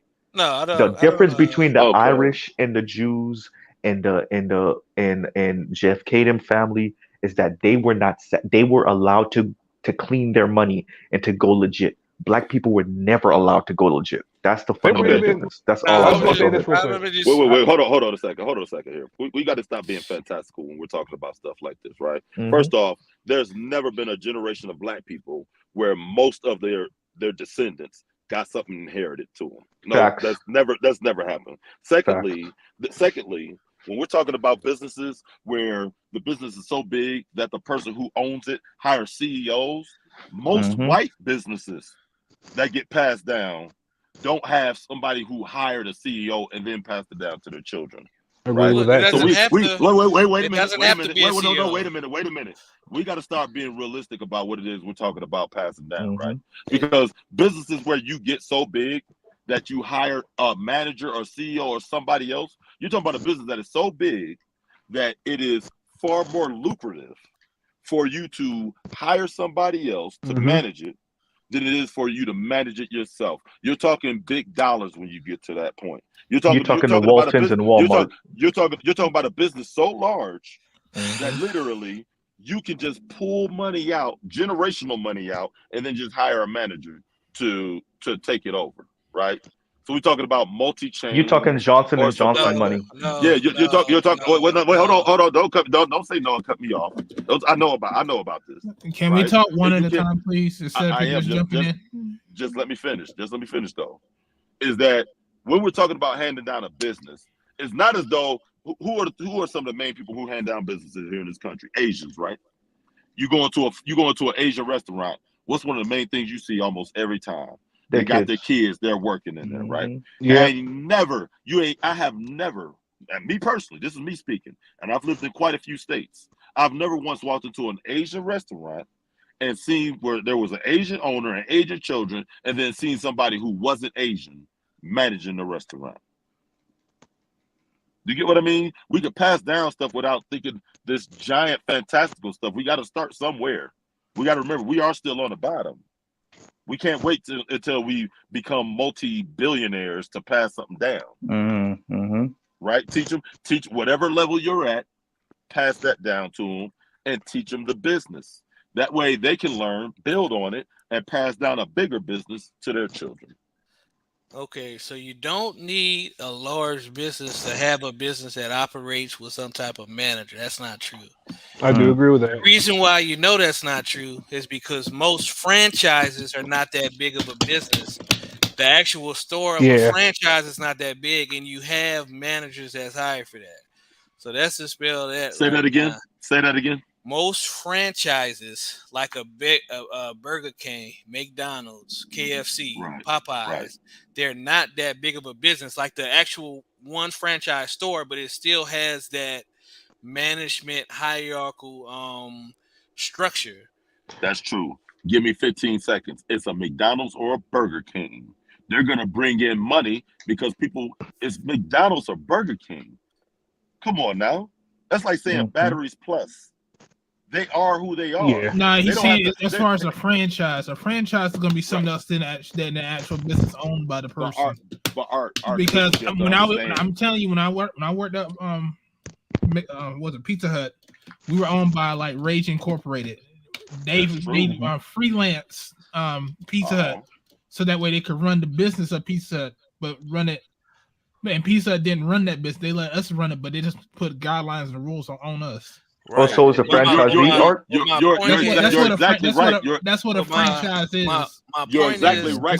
It's not ran by the corporation. It's ran by one at a time. Let me finish my point. The difference is that Ray's Pizza and Wings doesn't get nearly the fucking recognition as a damn Domino's or Pizza Hut, no matter who owns it. It doesn't matter, but they still have the same money. They still have the same around the same gross revenue when you look at it. Because that's not true. It's definitely true. I was a general manager for Domino's for 3 years. The thing about it is you're paying them to franchise it, but most of the profits are going to go to you because you're the one operating the business. Yeah, all you do is buy from the main headquarters. It's pretty much like they're leasing the business from you, but they still own it. And if they go into your restaurant, which they've done plenty of times to our stuff, and if we don't have the correct stuff when it comes to the type of sauce we're supposed to order, how we're supposed to set up our stores and all this other stuff, they'll find Rage, and then Rage will come in and try to figure out like what's fucking wrong and who they need to fire. Exactly. So the franchise is the only thing that's really different about the franchise is 3 major things, right? You have a system in place so that your shit can run smoother than where as opposed to the mom and pop shit, they actually have to create their own system. You have shared marketing, which all of the franchises, whether you're a corporate store or a franchise store, you all put in a collective pot to go towards the marketing for everybody. And I can't remember what the third one I was going to say, but when you look at, let's say, like a Domino's, I was a GM for Domino's for a couple of years, right? When you look at all of your Where's my pizza, Jesse? I'm joking with you. Go ahead. When you look at the gross revenue for those stores, like most pizza places are going to have the same gross revenue range, right? It's going to be between like $1 million a year plus, right? So probably like $1 million, let's say $3 million a year plus. most pizza places have between that same gross revenue range based on, there's certain factors that determine how much bigger, like, because some stores do more volume based on the different areas that they're in, but they generally have that same range of possibilities per store, right? So Well, that depends on if because I know from my experience, what they did was with me and our business of operations about what's our food cost percentage and all that sort of stuff. It was ran by Rage. It wasn't ran by Pizza Hut. The only What's thing Rage? Go ahead, Art. What's that? it's it, just That's like the parent company. it was the company that owns right, the owns the franchisee. Okay, okay, franchise of the okay, area. Because I okay. know when the guy that used to be a manager at my store, he went down to Florida and found that Dade County. Go ahead. my company, or the company I used to work for, was fucking us over as far as the food cost percentage, because how much they wanted us to work pretty much by ourselves as managers. He said he goes down there in Florida at that franchise, which is another franchise, and like he said, this shit was a piece of fucking cake as being a manager. He said Rage was fucking us. Okay. Now here's the thing. Okay, come on. Look, Art, what you're saying is true. Here's the issue though. Y'all got to start understanding, man. When you're talking about Domino's, Papa John's, and Pizza Hut, they might average right around the same thing over a 5-year period, and not even every year. Over a 5 to 10 year period, they might average the same thing. Ray's local pizza and wings is not averaging what they don't cut me off. It's not averaging what they average. If you go to New York, if you go to Seattle, if you go to San Diego, and you go to Miami, if you go to Dade any of County. those cities, the general populace know about Pizza Hut, Domino's, Papa John's, or whoever the big names. Most of those people ain't heard of no fucking Ray's Pizza and Wings. How can you marketing advertisement is some of the biggest in any company, even the big names, Apple, Dell, IBM, Microsoft. Advertising and marketing is some of the biggest part of the budget. It's being known. What did BGS say about the Black Manosphere when he's talking about people talking shit about us on the outside? You are gonna get us known on the outside. It's free advertisement. And if they don't know about you, then you're not gonna get the income. And not to mention that, but change, guess what? That single location for that Domino's pizza is paying the same price for ingredients, for the resources. They're paying the same price for supplies as all the other chains. Ray's Pizza and Wings, they're not buying in bulk. They're spending more for the same shit. They're getting less money coming in because they don't have the same marketing and advertising. They don't have the same customer base. It depends on where they buy it from, because they can buy the same flour from Pillsbury that we did. But they don't have. But look, let me tell you, I worked in the supply chain. Let me tell y'all something. I worked in the logistics. I worked in the supply chain. For what? You pay by bulk. The more you buy, the less you pay per measurement, whatever that is. That's the way things work. And Ray's Pizza and Wings is not buying as much as Pizza Hut. They're not. And Pizza Hut ain't buying by one location. They're buying by the corporation. And then they divvy that up and ship it out to the different locations. So my original point was going to be that you can still have that same structure in a small business and across races, right? So it's not just black, white, but Asians, people too.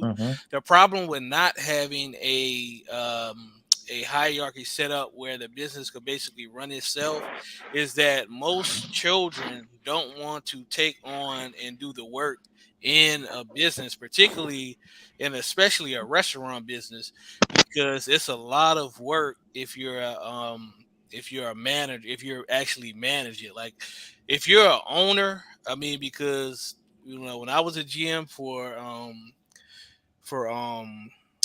Domino's, like our owner, he didn't even meet with the GMs. Like he only met with the all of his regional managers, right? He didn't even meet with the GMs. He meet with his regional managers, and he he look at all of the particular what's the term I'm looking for? We look at basically looked at the particular numbers with the regional managers.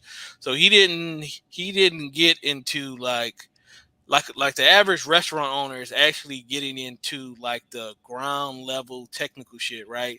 They may help bring plates to table or do some cashier stuff. That's what the average restaurant owner is doing. But if you're talking about passing some shit down, most kids, I mean, my grandfather ran a restaurant and bar for 30 years, and he passed two of his establishments down to two of my uncles, and they probably ran it for like a year and they bounced. You know what I'm saying? And so that's another thing I gotta get on my baby boomer family members. So they got, not only did they get inheritance, but they got two businesses after my grandfather retired, and it did not do well. I mean, It just depends if the child wants to do it, because there's a lot of businesses. There you go. There's a lot of businesses that don't stay in the family because they have to sell it off. That's why some of these Asian markets, that the hair stuff, they're having a hard time because their kids don't want to take it over. Right. I mean, what most people, most kids do not want to take over a retail type situation, man. That's just a most kids don't want to take over anything, man. Even with the property, look at how many people pass these older generations pass down property to their children, and they don't even want to take care of that. They sell it off for pennies on a dollar. They don't take care of it. We got to understand, the generations, as we get these younger and younger generations, the thought of ownership doesn't sit as heavy with them as it did with us. You can look at music. They don't even download music anymore. They're streaming it now. Yeah, I mean, you got to look at it like this, man. When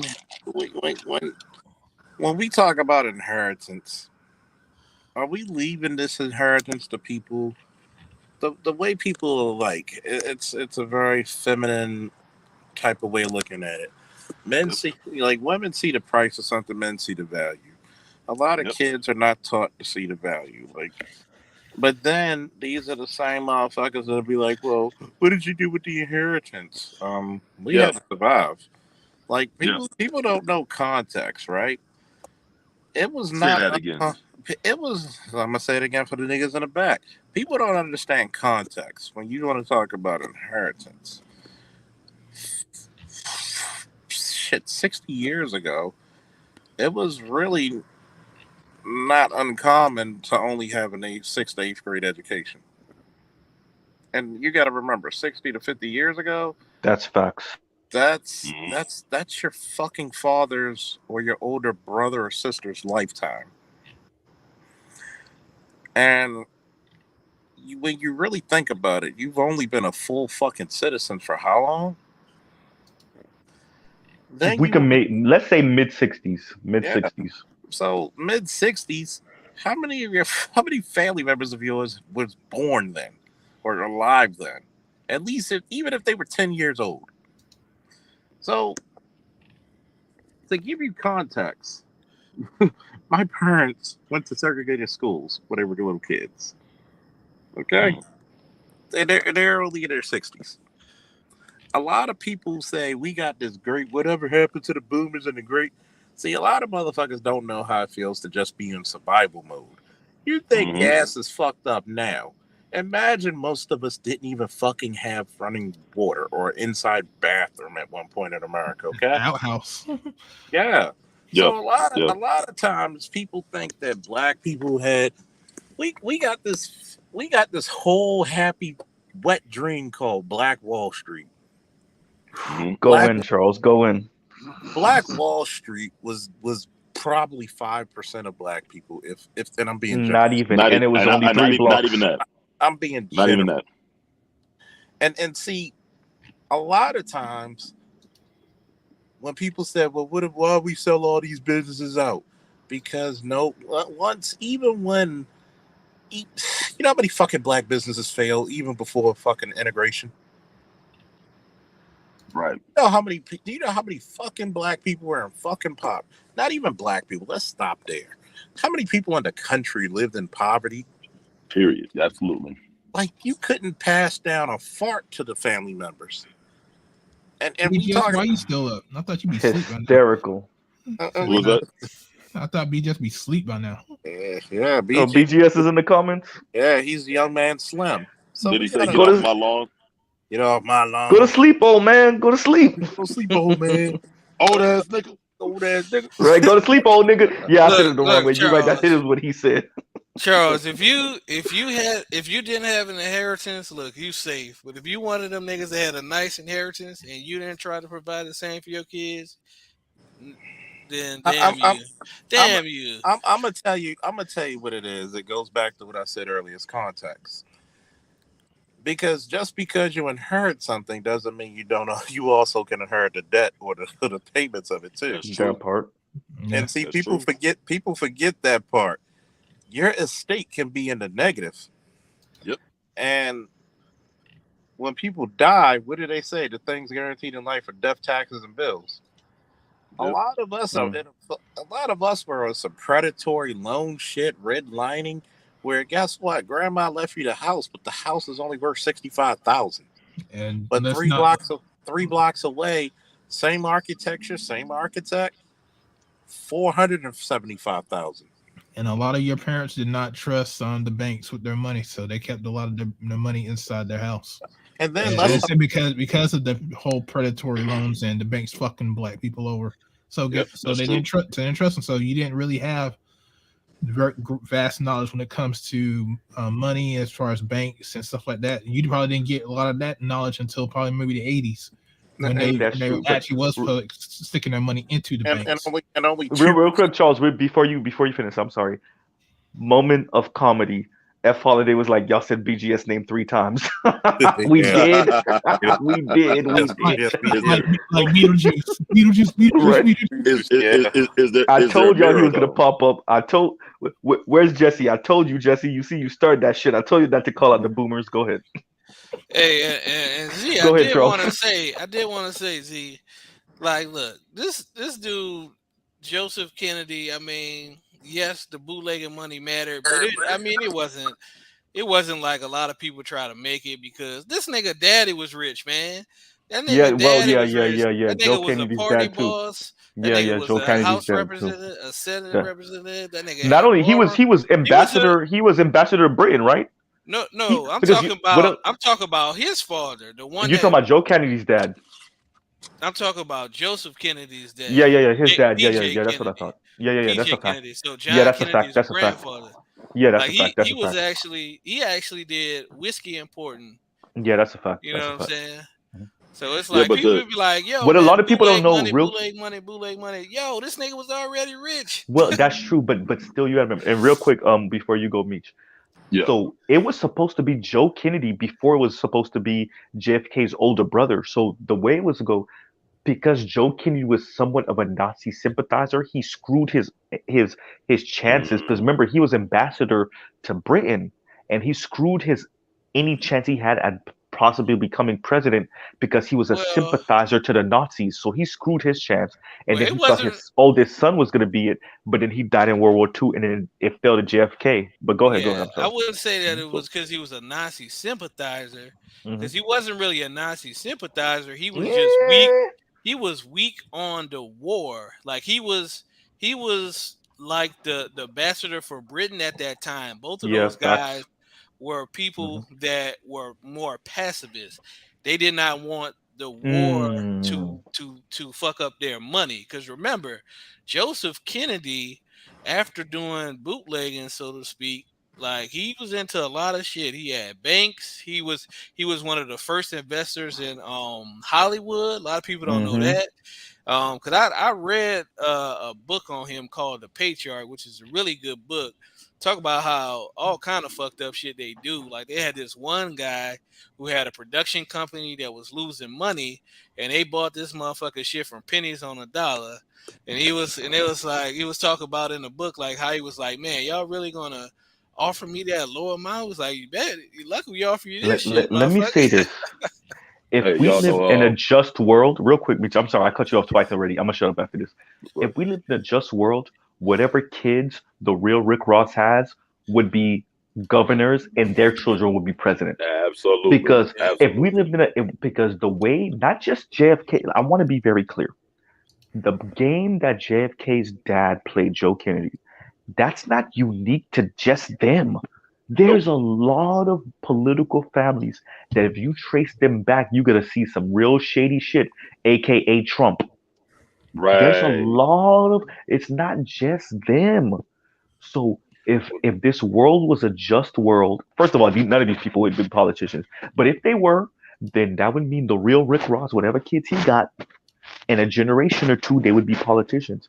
And maybe the world is just a little just because I'm thinking that one day, y'all gonna think I'm crazy.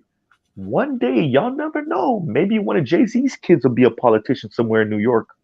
I'm not joking. Or maybe Cardi B's kids will be a politician somewhere in New York, right? Well, It's possible. well, I know it sounds crazy, but you never know. Go ahead. Hey, you know that meme I put up that you like, Mrs. Z, right? Oh, the one, yeah. The one I commented on. Okay. I mean, yeah. So here's the thing: is that if that were to happen, it'll be because as generations go down, people are far Facts. more lax as far as what they'll let be in power. But then also, here's something we got to understand: is that we are talking about right now. It might be 2022, but we're only we're only a few or so decades out of flat out brutal racism. Do you get what I mean? We got to remember, Martin Luther King was assassinated in the fucking 60s. That was 60 years ago. That's only 20 years before I was born, right? So you got to remember that we're not even just talking about the people who, let's be honest, if people went back and actually did a real assessment on it, you'd find out that there was the overwhelming majority of black people didn't have shit to pass down. And a lot of that was That's a because fact. black people were getting fucked over out of the shit they did have before they could even pass it down. Do you get what I mean? So don't get me wrong. The people who did, there are people who genuinely had shit passed down to them in a manner to where they could have used it. You are absolutely right. Real on quick, that. real And quick, but Charles. guess what? Before you go, Hold Charles. on. Let me finish. Oh, go. But those people, black people don't let each other off the hook for shit. Not at We all. always hold each other. Look, we always hold each other fucking feet to the fire. And those fucking people, look, it is what it is. They shouldn't be shown any goddamn lack. They shouldn't be shown any slack or anything like that, right? It is what it is. But we need to be honest about it. Percentage wise, those are the minority of black people. One of the things that get me, like as a non-ADOS person, I feel embarrassed when I don't know certain parts of ADOS history. I'm making my business to know as much as I can, read up on what I can, Wikipedia what I can, YouTube what I can, Google what I can, whatever. And it's always weird when I hear ADOS people say certain things about wealth and power. And I'm like, but nigga, you never was in the position to do that. But it's because I can't say that, like, right? Like, so I gotta nudge the person along and be like, are you sure? I mean, I don't know, right? So like, it's always weird doing that shit as a non-ADOS person. I mean, my girl's ADOS, but that don't give me no pass. But like, it's always weird because sometimes being a non-ADOS person, I have been in rooms where I know more about ADOS history than the room full of ADOS people I'm in the room with. And that shit feels weird because it's like, how do I frame the argument? You know why? Go ahead. Hey, I'm gonna hit out of here, y'all, man. Y'all take it easy. I'm gonna say this All real right, quick, Meech, Charles, man. before I take off though. The reason for that, Z, is because ADOS people, we've been primarily socialized to believe what we see through popular media and not actually go and read it ourselves. That's the thing. That's one of the biggest problems with ADOS. Most of our information that we believe in has been what people have impressed upon us, and not what we've actually researched, man. But y'all take it off. So y'all take it easy, man. I'll let y'all live. Before you go, Charles, real quick, I've been on Roger Report, and I don't know if you were on that channel on that stream, Charles. It was BGS, it was me, it was Black Uru, and some brother came in. He had a hard on for me. I don't know what was going on, and I had to check him because it was weird art. It was weird, and I had to check him. I was like, because he was talking about all this type of stuff that ADOS had in the South, and I'm like, but then why did everybody run from the South then? That don't make no sense, right? And like I was like, if if we had all this wealth and all this money in the South, then why did so many people run to Chicago, run to California, run to New York, run to DC, right? And like he didn't have no answer. And I'm like, so why are we romanticizing a particular part of ADOS history that at the very least is embellished and at the very most is a lie? I'm gonna tell you why. Go ahead. When it comes to Black Americans, ADOS, they don't want to admit that they were defeated. They don't want to admit that they took any L's. So why do you think we come up with this king and queen shit? There's only one king and one queen in a kingdom at a time. Okay? You got all these fools talking about inheritance. How the fuck do you get an inheritance when half your mothers and grandmothers were on welfare? What, you gonna pass the stamps down? Then on top of that, you have what? What did like we were talking about Jack Kennedy's grandfather and father, right? They made laws after, just like how a lot of people made their fucking wealth was stealing from the poor. Then they made laws so you couldn't do the same shit. Okay? A lot of times when you look at white culture, they'll make a new law to say you can't do this. Remember, like when people kept saying Biden's a liberal, he's a liberal. Biden did some Reagan shit where you gotta pay your student debt. That was some Reagan shit. And it's weird because, another thing, Black Americans are not really good on their history. They don't teach how it was in the fucking South. Okay? I've told y'all the stories many a times. A lot of black people were anti-gun, but imagine being a 10-year-old boy and you gotta fucking pull the trigger of a fucking rifle because the Klan's coming up on the farm. They're gonna steal your land and lynch your fucking family and nobody's gonna give a shit. Mm-hmm. It was fucking. You know what, Charles? You know what the problem is? We still got our family farm though, so if you had to put a bullet in somebody's ass to survive, I think it's a black thing though, Charles. I don't think it's specific to ADOS. I'm gonna mention 5 different black groups of black people that over romanticize their role in history. ADOS sometimes, Haitians, Jamaicans, Nigerians, and Ethiopians. We have played a super major role in the black world over the past century and a half. And I think those 5 groups of black people have and you might want to throw South Africans in there for like, the just for conversation's sake. But no, these groups of black people. You could put the Somalis and the Sudanese. They think they shit can't stand. Yeah, they more in the northern Midwest. Nobody care about them niggas. But it's fucked up. I just said that. I'm sorry to all the Sudanese and Somalis out there, but that's kind of true. But these group of black people, for some reason, over romanticize. Like, okay, for me, the most important group of black people in the diaspora is ADOS, hands down. And then maybe like a 3-way tie between Jamaicans, Nigerians, and Haitians, only because of the role they've played in the overall Western Hemisphere, right? Brazilians only because of their fucking sheer numbers, but nobody understand Portuguese, so sorry. Right? But once again, it's this over romanticization, and then what ends up happening is you somewhat distort history to fit whatever like emotional shortcomings you have. And you're not being honest about how history is played out. Like you said, and I agree with that. If you fight from a position of defeat, you're way more honest with your position than if you fight from a position of like a temporary, like what they call a temporary embarrassed millionaire. Like, yeah, my lottery ticket just didn't come in yet. Or like I went and I got my money, but it just didn't hit my bank account yet. Like that's how black people in these 5 or 6, maybe 7 groups of black people in diaspora speak, and it drives me fucking crazy. As a Haitian, it drives me crazy. I ain't gonna lie to you. I don't But go know ahead. who's in more denial on their defeat, Ado's black people Mhm. or Southern white people.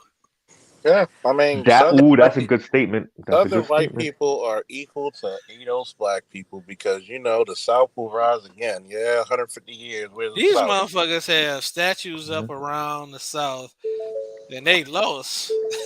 Yeah, but Mhm. here's the big difference, right? It was the women who put those statues up. That's a fact. The Yeah, Daughters of the Daughters Confederacy. That's a fact. It was the fucking women who put those statues up. Yeah, that's a fact. At least they had the backing and the support of their women. The only thing our women leave us is alone. I mean, Well, all they here's a do is question talk for shit. you, Jesse, and for Yeah. Charles. The South lost the war, but did they really though? I mean, like, look, Yeah, they did. understand what I'm saying. No, they lost. They lost. They lost. They lost. Art, you're right. They They lost. lost, No, but when I here's say the they question. lost, go ahead, You Charles, just because I think you know where I'm going. Go ahead. They lost, but you just consolidated. You just consolidated what the fuck they needed to do. You see what I'm saying? You basically gave birth to the fucking Klan. That's what I'm saying. So like they lost, but let's understand something. You had people run up in January 6th into the Capitol building. These are the the psychological and mental heirs of the of the Confederacy. That's number one. Yeah, Number they're two, stupid ass people. they are stupid art. I'll concede that point. That's true. That's true. But like But psychologically, mentally, the go real ahead. white supremacists wouldn't have done that shit. Not on that day. Those were just That's people. true. Those That's were true. people that were emotional and they listened to the wrong person, i.e., Trump.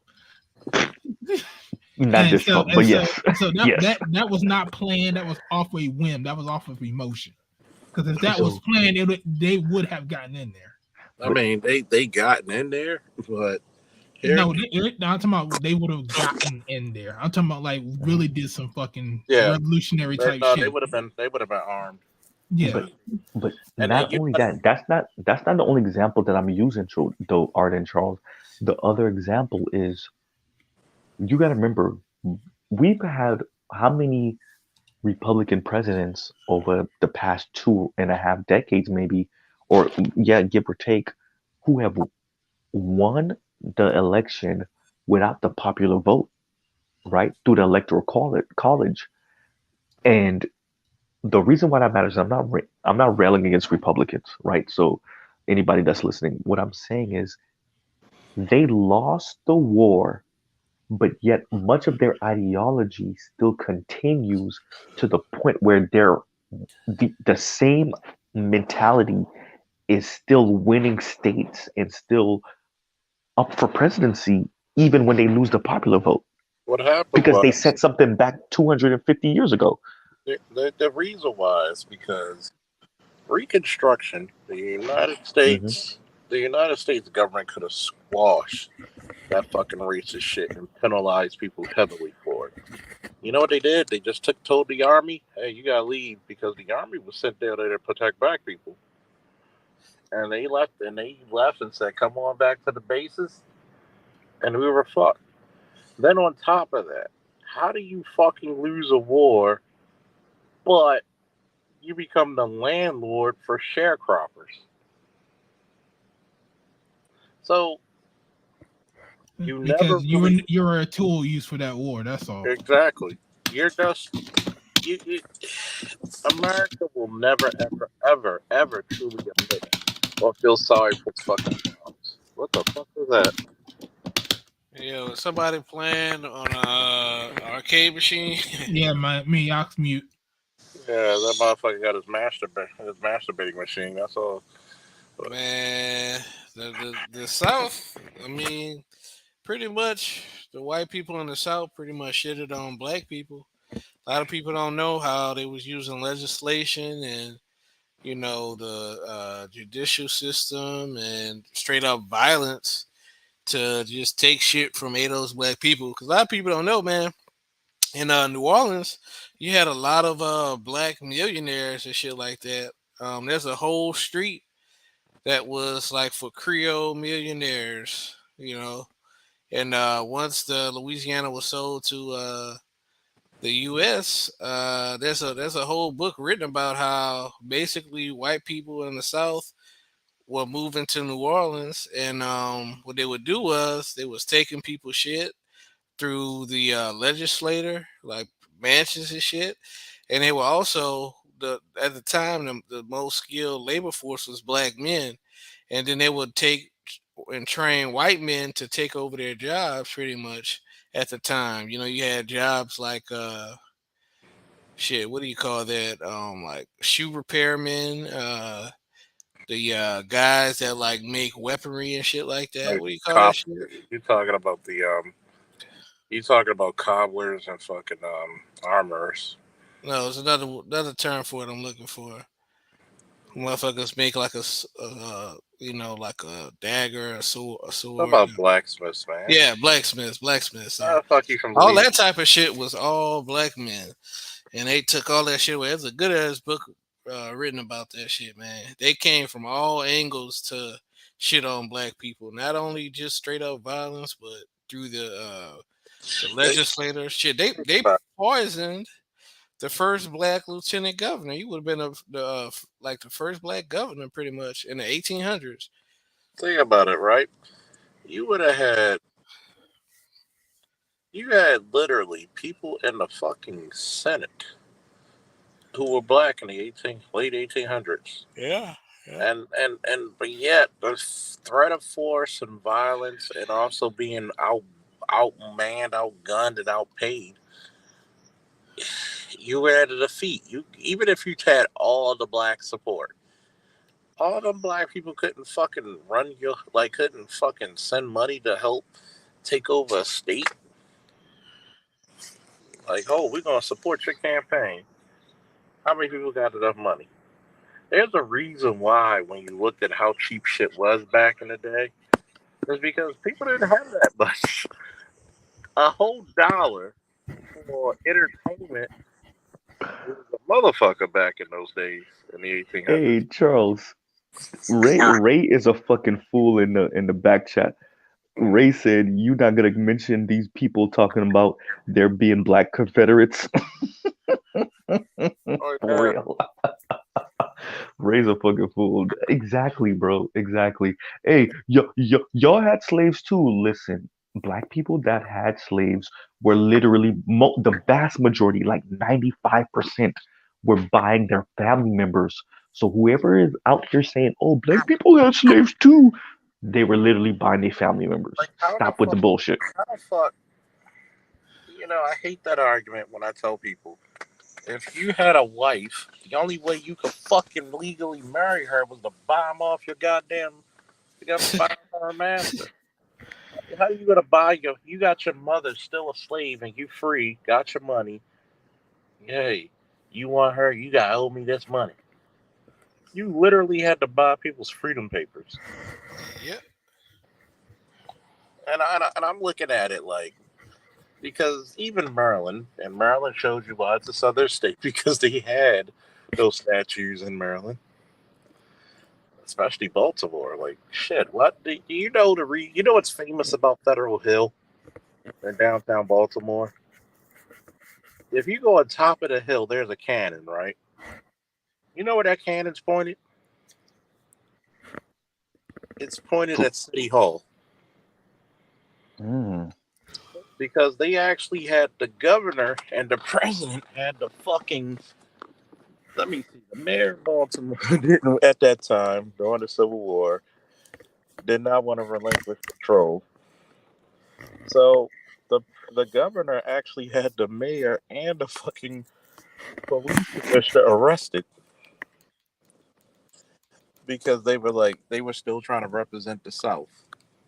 There's a lot of history people don't even understand how fucked up and how delusional even white people were back then when they were losing a fucking war.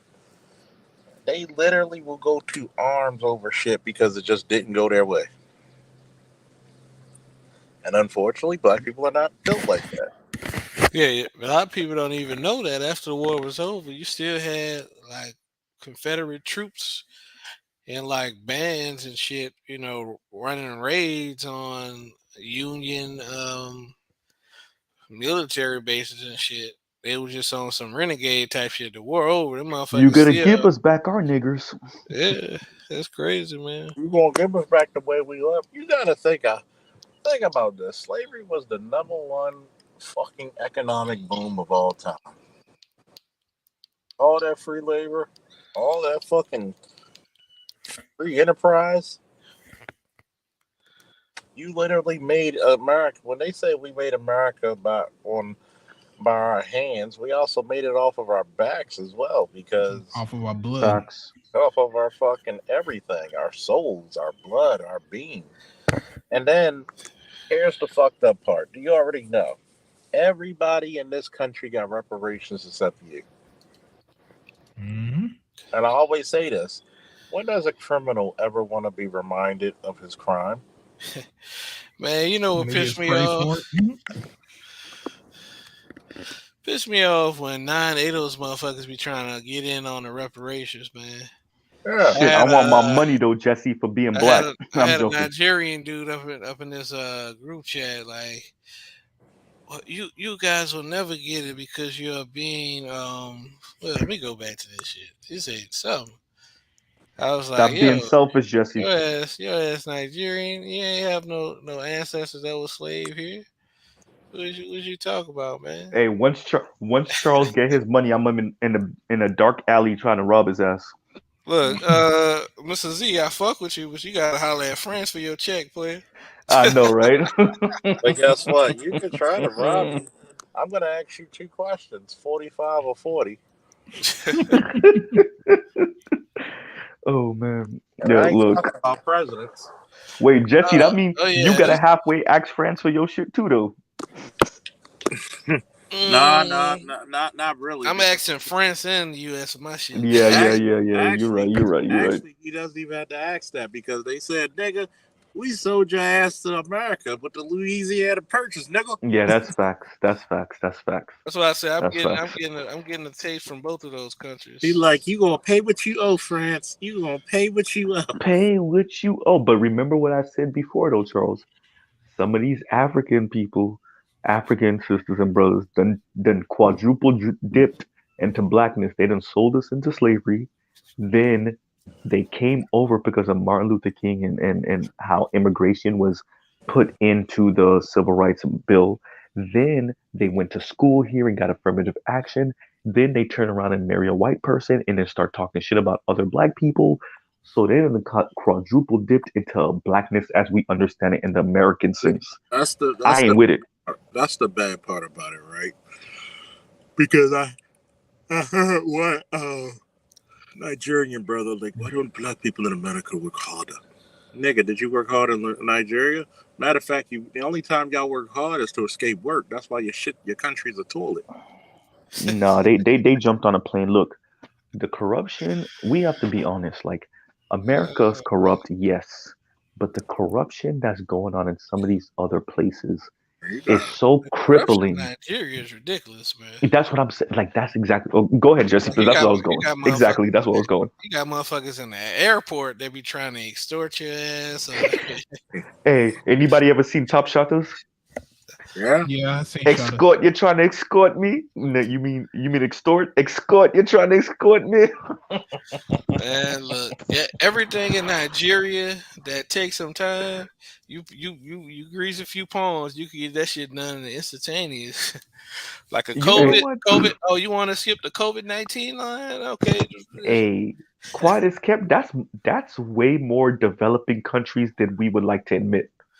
That ain't even just an African thing. That's a that's damn near everywhere. Honestly, that's damn near everywhere. You could grease palms in developing countries, but you can't go to no damn airport and be like, "Yo, can I skip this line?" Yeah, that's facts. Yeah, good point with that. That's facts. That's facts. Yeah. You're right. I want to say one thing though with the whole EDOS thing.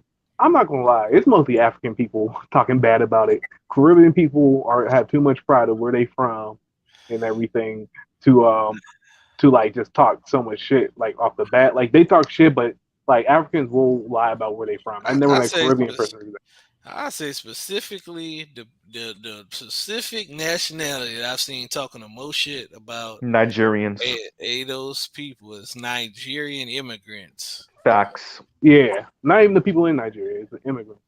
And Well, you second gotta is remember, Ghana. like most of Nigeria has what 140 some odd million people or something like that. It's the largest More than that. African. It's the largest concentration of Africans Hell, you on the used to have planet. one of them in this damn space shit to talk shit about We had a us. Nigerian brother here.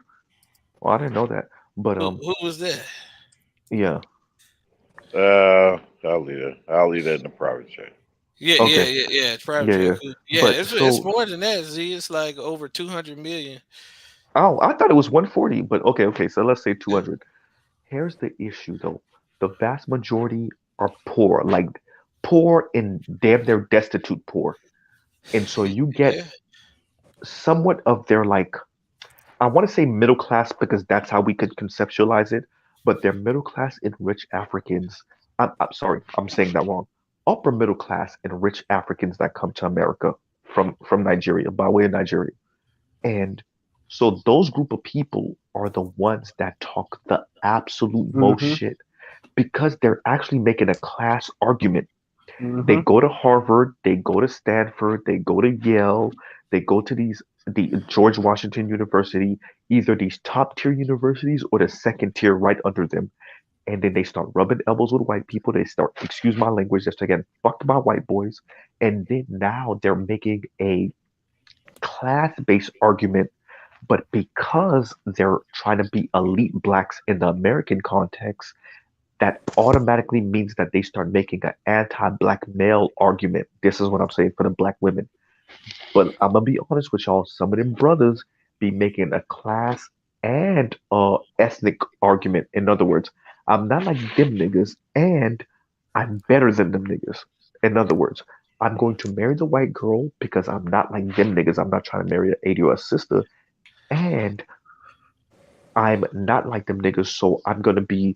And my apologies to Trump supporters. I'm not going at y'all, but I'm saying a lot of the people that supported him were trying to escape this kind of idea of ADOS blackness, right?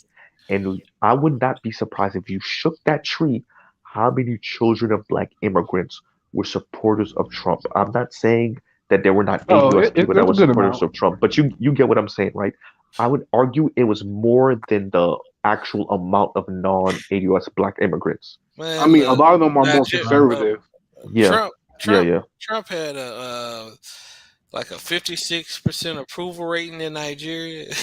You see what I'm saying? And That's so, and I want to be a part clear of me, with. I don't get some of it, but I do kind of get some aspects in terms of what most ADOS people have is like liberalism in this day and time, right? So traditional African African traditionalism and white conservatism are not the same, but they are the closest together in the sense Ooh, of say that. like Yeah.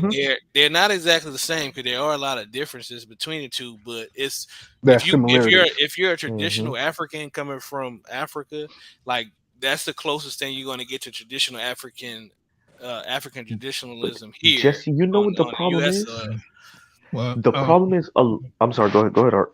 No, I'm just saying, y'all can continue the conversation back, but I'm going to go ahead and end the stream. But y'all can still stay and talk if y'all want. Okay, yeah. I'll drop off after a little bit. I just want to finish what I was saying. Yeah, because I'm getting kind of tired. So listen to this guy. You Hey, only look. been up for 5 hours, Put bro. up a good fight, or I'm fucking with Look, I've been busting my ass in this damn heat in this warehouse. Fuck y'all. Shit, it be hot as hell in that motherfucker. I can't drink enough water. Bro, But I appreciate feel you guys coming through. Appreciate everybody getting me to 1,000 for the second time. So appreciate everybody's support. So without further ado, you guys can, like I said, you guys can stay on and have a conversation. But I'm gonna go to bed. All right. But yeah, let me just say this real quick to Jesse. But thank you for having me up, Art. By the way, so what? This is the thing. with the argument that I see coming from a lot of content